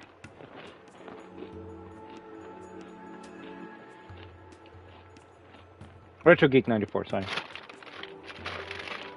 Really? Yeah, let's fucking go. Nothing wrong with that, dude. Nothing wrong with that. Same way as Retro Geek 94 said, like, that's a dumb reason to, like, not play Resident Evil just because you have to stay still and shoot. You gotta get good at the game and get better, and I do agree with that.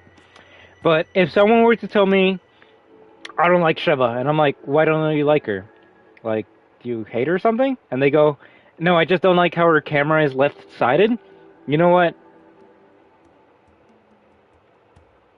As dumb as that can sound, I can understand that. Like, most of the time, especially with third-person games, over the shoulder is you're on the right, you're on the left side of the screen, and you're aiming to the right. The same way if you play as Chris, Wesker, Jill, like, Resident Evil has been mostly known for, like, you aiming to the right side of the screen. Sheva's the only character where she's left-handed and she's aiming at the left side of the screen. So someone might be like, I just don't like that she's left-handed and that the camera's different. I can understand that, but just like Retro Geek said, that's still a dumb fucking reason to not play as a character and not like her. Like, I play as Chris because he's right-handed, and I don't like Sheva because she's left-handed. Bruh, she aims to the fucking left. It's not that big of a fucking difference. But I like Leon and all the other games, and they aim from the right, so I just want it to stay the same. And you know what? Like I said, whatever. But I guess it's better than just saying I just don't like her AI, which is a dumb reason. That will always be the dumbest reason to hate Sheva. Her AI bad. Cool. If you play as Sheva, Chris's AI is bad. You're not going to say that, though, right? I like Chris, though. Okay, so you just don't like Sheva. Alright, let's continue. Sheva and the guerrillas were taken to the American consulate, there to be released 2 days later with no charges pressed, just as promised. Recognizing Sheva's abilities, or perhaps moved... Oh, really? That's pretty good. Like I was saying earlier, I was born left-handed, but I know my family kind of like trained me to not use my left hand anymore and use the right hand, which kind of sucks.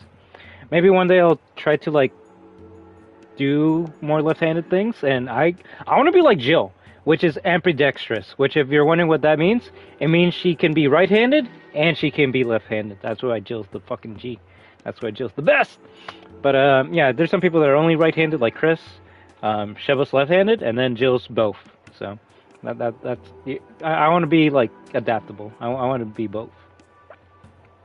All right. Recognizing Sheva's abilities, or perhaps moved by pity, the man in the suit offered Sheva the chance to start a new life anew in America. Really? With nothing left in Africa for her, Sheva decided to take him up on his offer. Tell me that's how she learned English. Oh, she did! Wow! Shortly after arriving in America, Sheva's high intelligence and drive quickly became apparent.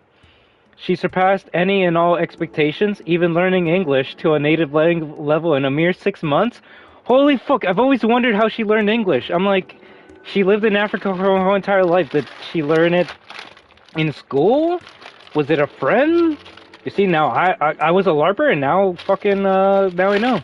I didn't even know she was in America for a while. That's fucking amazing. Also, yes, I'm eating ketchup chips. Fuck you. Fuck you. Fuck you. I'm Canadian. I love ketchup.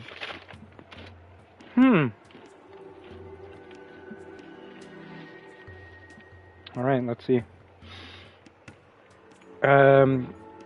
English to an A level in a mere 6 months. Within 2 years of arriving in the US, she had enrolled at a university. What? Okay, okay, Sheva smart. Sheva smart. You're telling me fucking like Claire's only a college student, but Sheva comes from Africa and she's like, oh, actually, I'm smarter than you, Claire. I'm going to university. Damn. Let's go. After graduating with high honors from her university, her legal guardian, the man in the suit, suggested that she join the newly formed BSAA to help others as she had been helped. Umbrella had already been dismantled many years prior, but Sheva had not let go of her hatred towards them and all others like them. After completing basic training, she was assigned to the unit led by Josh Stone. There she trained with his unit for 8 months, learning everything she would need to know to survive in the field. After the completion of her training, she was handpicked to become a BSA agent. She is currently involved in operations throughout the world. And yeah, that's the thing. Let me see if I can show you the. I need to get this manga because it's really fucking just. It has pretty cool artwork, but I guess even though she is part of the North African division, she can technically be sent all around the world. Yo, Resident Evil 10 needs to have Jill and Sheva. They need to bring them back, please, please. Make it a 2-player game and make it be Jill and Sheva just kicking ass together. That would be fucking sick. And you know what? Have Rebecca being like the person on the computer telling them what to do. That's how you do it. That's how you do it. You bring all 3 characters that we've been missing for a long time to Resident Evil, a video game.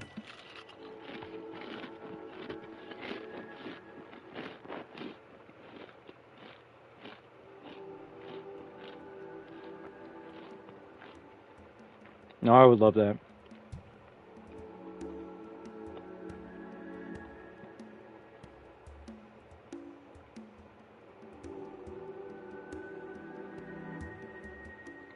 Let me see if I can find the cover of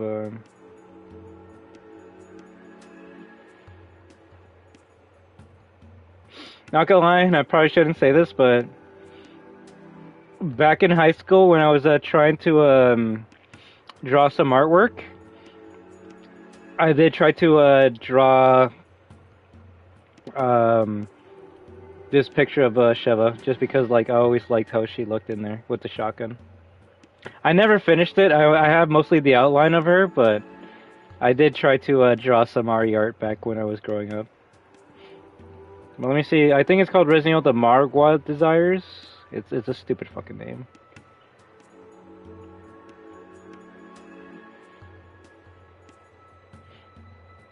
Yeah, I found it. It's a manga that I think takes place after RE5, but before RE1. And it was like the first time like zombies came back. It's like, oh my god, look, cool zombie. If anything, I gotta see if I can find a place to get those books. That's like some new character. This is like volume 2. The first one was volume 1. This is volume 2. Volume 3. Oh my god, Chris Redfield shows up. But I've always enjoyed how volume 5 looked like because, well, you're gonna see that a specific character came back. So if you're wondering, like, is Sheva ever, like, referenced or comes back to the series? At least in the video game, she hasn't been mentioned at all. And that kind of hurts, but the book that is canon to the game does actually have Sheva. Oh my god, fucking goddamn. So this is, I believe, volume 5, and that's how Sheva looks like. And it's like, yo, look at her with her, like, badass fucking jacket, and she still has the fucking knife! She still has the fucking knife, so... Like, I hope she comes back one day. Honestly, it kinda looks like an older Clementine. But also, I guess I kind of forgot to bring this up. You guys know that every Resident Evil character has, like, a favorite color, because, you know, they're kind of like, I don't know, cartoons. So Chris's color is green. That's why every time he's in a movie or in a game, he has a green item on. Jill's favorite color is blue. That's why she always has blue. Barry's is red. That's why he has red. Brad is yellow. That's why he has the yellow jacket. Sheva's favorite color is purple. That's why, like, in the base, in her, like, base costume, she has, like, a purple top. So I guess they kind of kept that with the purple writing of Resident Evil for her. Now, there are some characters that do share the same colors, which is kind of like, Wesker's is black. I think that's kind of obvious. So Jill is blue, but Leon is also blue. It's kind of weird. Claire is red, but Ada is also red. I don't know. I guess they kind of ran out of colors for certain characters. To me, the way I go around it is Jill. Sorry. Jill is light blue, and Leon is dark blue. Claire is light red, and Leon is dark red. Or Ada is dark red. Or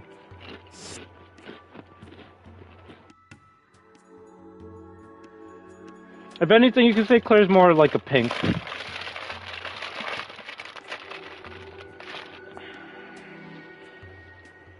Let's go. I'm left-handed. Almost. No, that's actually what happened to me. I didn't want to like go too into detail with my history, but I was basically beaten into becoming right-handed. Something about like, well, I had a Christian. Well, I do have a Christian, grandparents, and they're like, left hand is the sign of the devil. It's like, how? It's like, whatever. So I had my left-handedness beaten out of me, sadly. Oh well. Trying to get better at using my left hand more, but yeah, it really sucks when I guess family won't let you be yourself.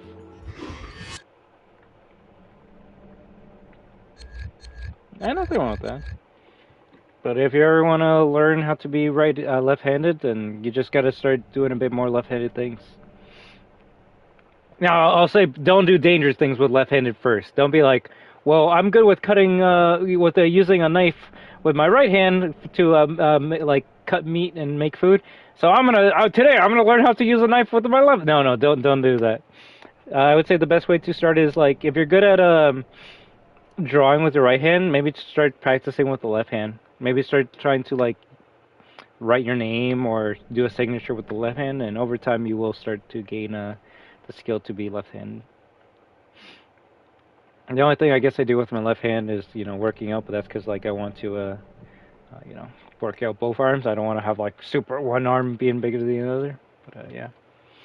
I'm left-handed, almost got to beat it out of me. However, your boy's loud when he gets hit, so guess what never happened?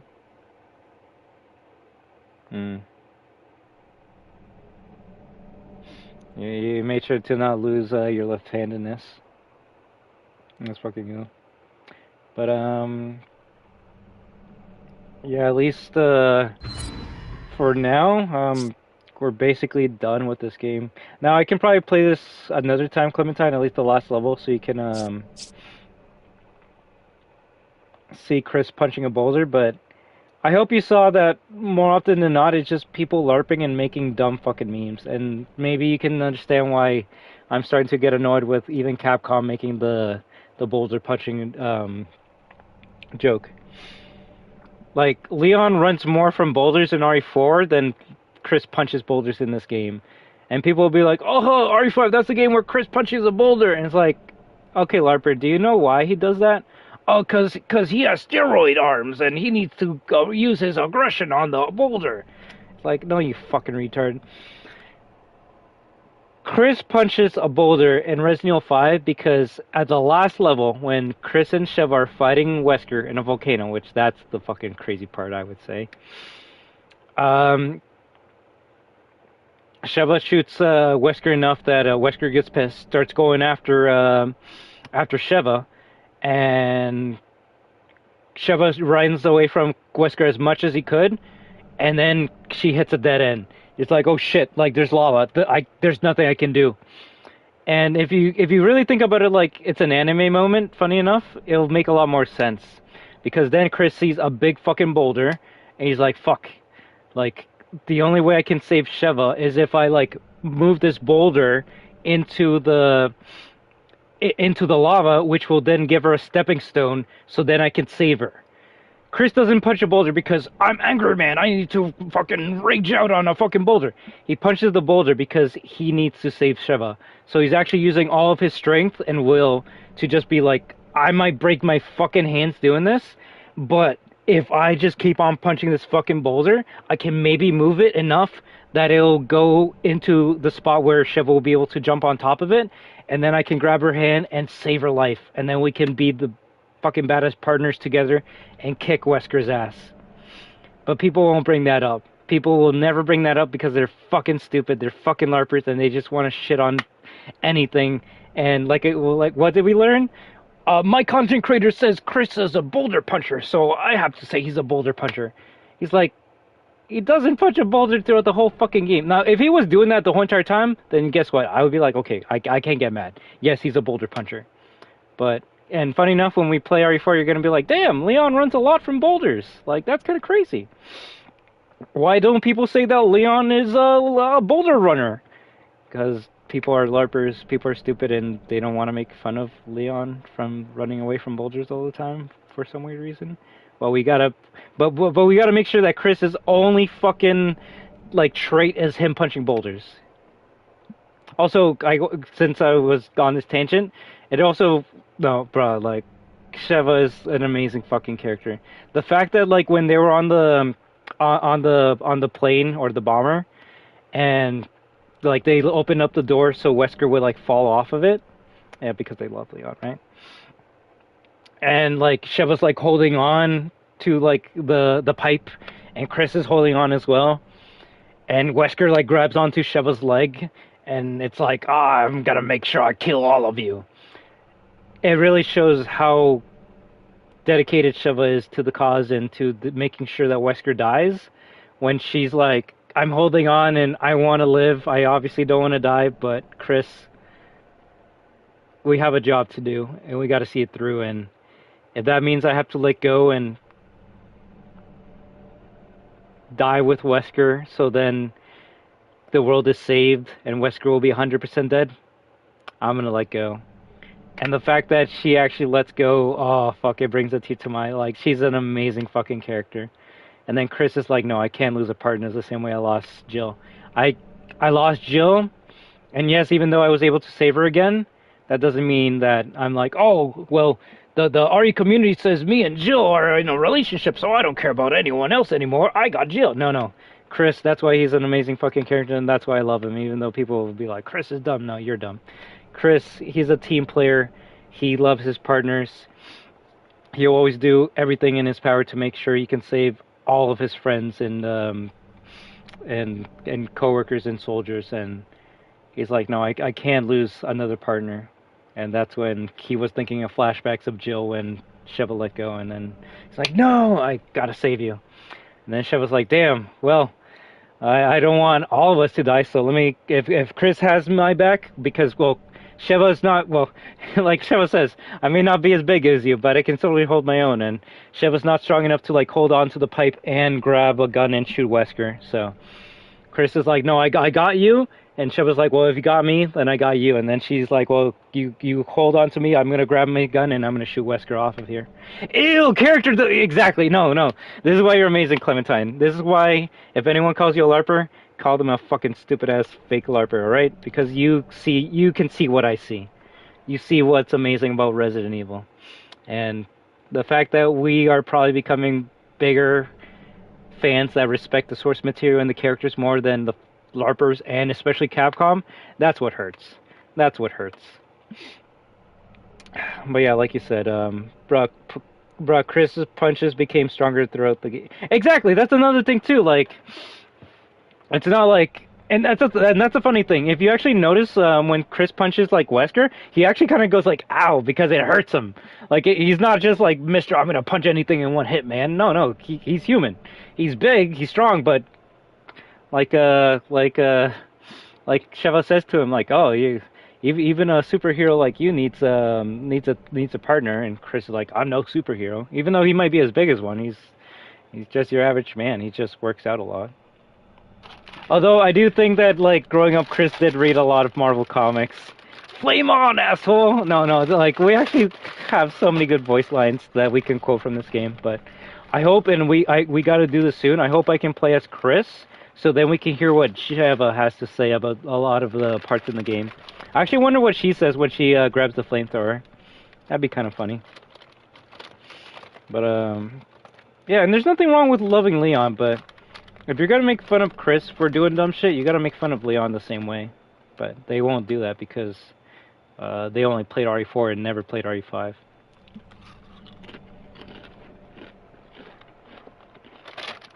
Chris's punch or Leon's parry?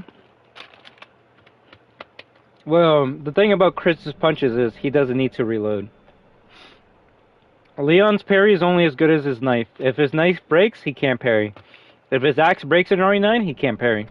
Chris, he's always going to be able to punch, but yeah, Leon parries the car. But that's only if the axe is sharpened, right? If Leon has a broken axe, he's basically kind of fucking useless. Real shit.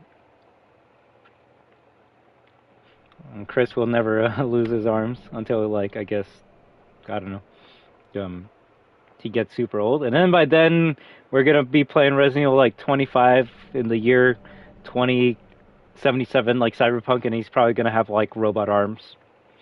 And then he's going to punch a robot boulder.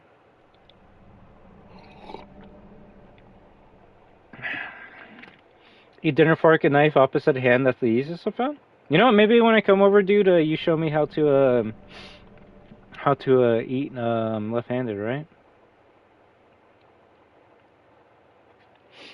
Alright guys, I think that's good enough for me. It's like 10 in the morning for me, which ain't bad, but you know, I've been up a while, so. I'm gonna go take a nap. Hopefully by the time I wake up, Unbanned should be back, and then we can play some Rivals, play some Fortnite, and if I don't play Spooky's Mansion for Desco, then we can hopefully save that for tomorrow. But yeah, well, more than likely, unless we just play Fortnite all night, which honestly, I think we need to do that, Clementine. As much as I do want to play RE4, and we will play RE4 for you, I think we should also catch up on Fortnite. Because I don't know if you heard, and this is crazy, Clem, they actually buffed the fucking Mega Buster again. Like, I'm like, yo, day one, the Mega Buster was not bad. It was not bad. I don't know why people say it's a bad weapon. It was fucking good day one. I remember using day one, I'm like, you know, it kind of sucks that, like, you gotta, like, shoot where they're gonna be, but if you play Battlefield or if you're good with, like, leading your shots, it's not bad. It does, like, fucking, like, 25 just normally. A charge shot does, like, 110 or some shit. This ain't bad. And then they buffed it a day later. I'm like, shit, they made it better? The only thing that I enjoy about the buff was they made it easier to shoot someone, so it shoots faster. And I'm like, damn, this is pretty good. Like, I think this is amazing. And hell, when we all teamed up on 4-player, I would always, like, charge shot someone, and then you guys would, like, destroy them. And I'm like, this is a fucking amazing weapon.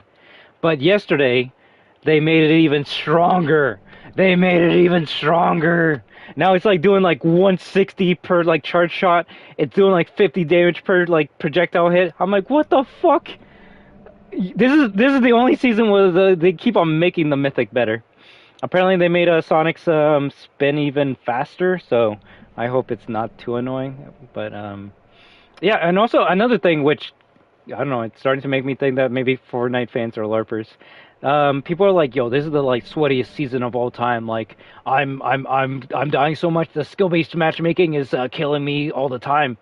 And I'm like, bruh, I've been playing with my community and we, like, win 8.5 out of 10 matches. This is actually, like, one of the funnest seasons ever, but apparently they made it so the matches you go into now are easier to, like, win. So I'm like, okay. So you made the gun that I love better. You made the matches even easier. And apparently they vaulted some of the shit that people were having problems with. So I think we should play some Fortnite today just to check out those updates, alright? So Fortnite, more Rivals with Legendary and Unbanned to talk about the movie. And if we get bored of Fortnite at nighttime, which nighttime for me, daytime for you, then we can start playing some OGR4, alright? But we got some games to play. That's all I gotta say.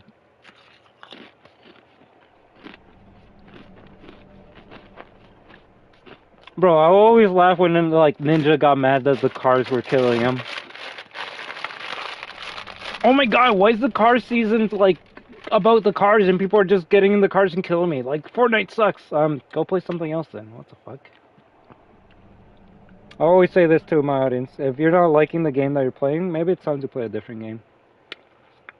But saying that they need to change the game just to make you happy when other people are playing the game and they're happy is fucking stupid.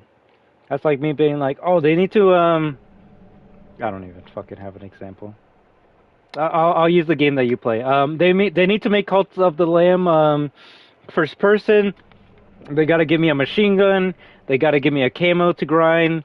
They gotta put a battle royale in Cult of the Lamb, and they need to add Leon and Jill to Cult of the Lamb, which I think you'd be okay with. But like at that point, it's like, okay, you don't want to play Cult of the Lamb. You just want to play Call of Duty. You just want to play fucking Resident Evil. I'm like, yeah. So go play Call of Duty or Resident Evil. Not every game needs to be fucking made for you. But whatever. If anything, Bull Bombs, I'll message you when I'm up, and hopefully we can play some Fortnite, alright? So, I'm gonna go take a small nap, and, yeah, when I wake up, we'll get some grinds going, okay? Alright, guys. I'm gonna end it here, so. I would like, yeah, it's a car season for a reason. No, but like, I'm Ninja, and I'm like the greatest Fortnite player of all time, so if I die to a car, then that makes me a bad player, and I can't let people know I'm a bad player. Alright guys, I would like to thank each and every one of you for stopping by tonight. Future VOD watchers, how y'all doing? You have been watching I Am Destruction with the finale of Resident Evil. Wait, give me a second. This guy can say it better than me. Resident Evil 5. There we go. Damn it, where's my goddamn sunglasses? Where's my goddamn ah, shit. Well, they kind of went on the ground now. Resident Evil 5. There we go. 6.5 hours? Crazy. But you're all destroyers, therefore, pew, you are destruction. And whenever we team up with each other, remember that we are destruction. So I hope all of you have an amazing day, night, week, weekend, month, and a 2026 year. But until next time, everyone, which will be later today, I hope you all have a good one. Stay safe, have fun, and always remember to live your best life. WAHOO! Thank you very much for the amazing stream, everyone. I had a lot of fun, and just take care and hope to be able to play with y'all and yap to you about video games later, alright? So, have a good night, Clementine. Take it easy, Bull Bombs. Hope you enjoyed the movie Unbanned. Hope you have a good feast, Magic Eye. Thank you very much for stopping by, Retro Geek. I really enjoyed our conversations that we had earlier, and like you said, just enjoy playing whatever you want to, right? Never let anyone stop you from having a good time. Luis, if you're still there, have a good one. I hope to play some Street Fighter for you soon. And yeah, until next time, just enjoy playing whatever you want to, alright? And always remember, all of you will be fans of not just, Destruction, but of all the games that I play. Because at the end of the day, oh, where's my camera? God damn it. If you're a fan of something, you're gonna enjoy it no matter what. You don't have to play a game to be a fan of something. You just gotta really enjoy it. And I know you guys really enjoy it. You guys really enjoy the games that you talk about whenever we have these conversations, because it shows. It shows. So take it easy and keep on being the fans that you are. Take it easy and farewell. Go punch a boulder.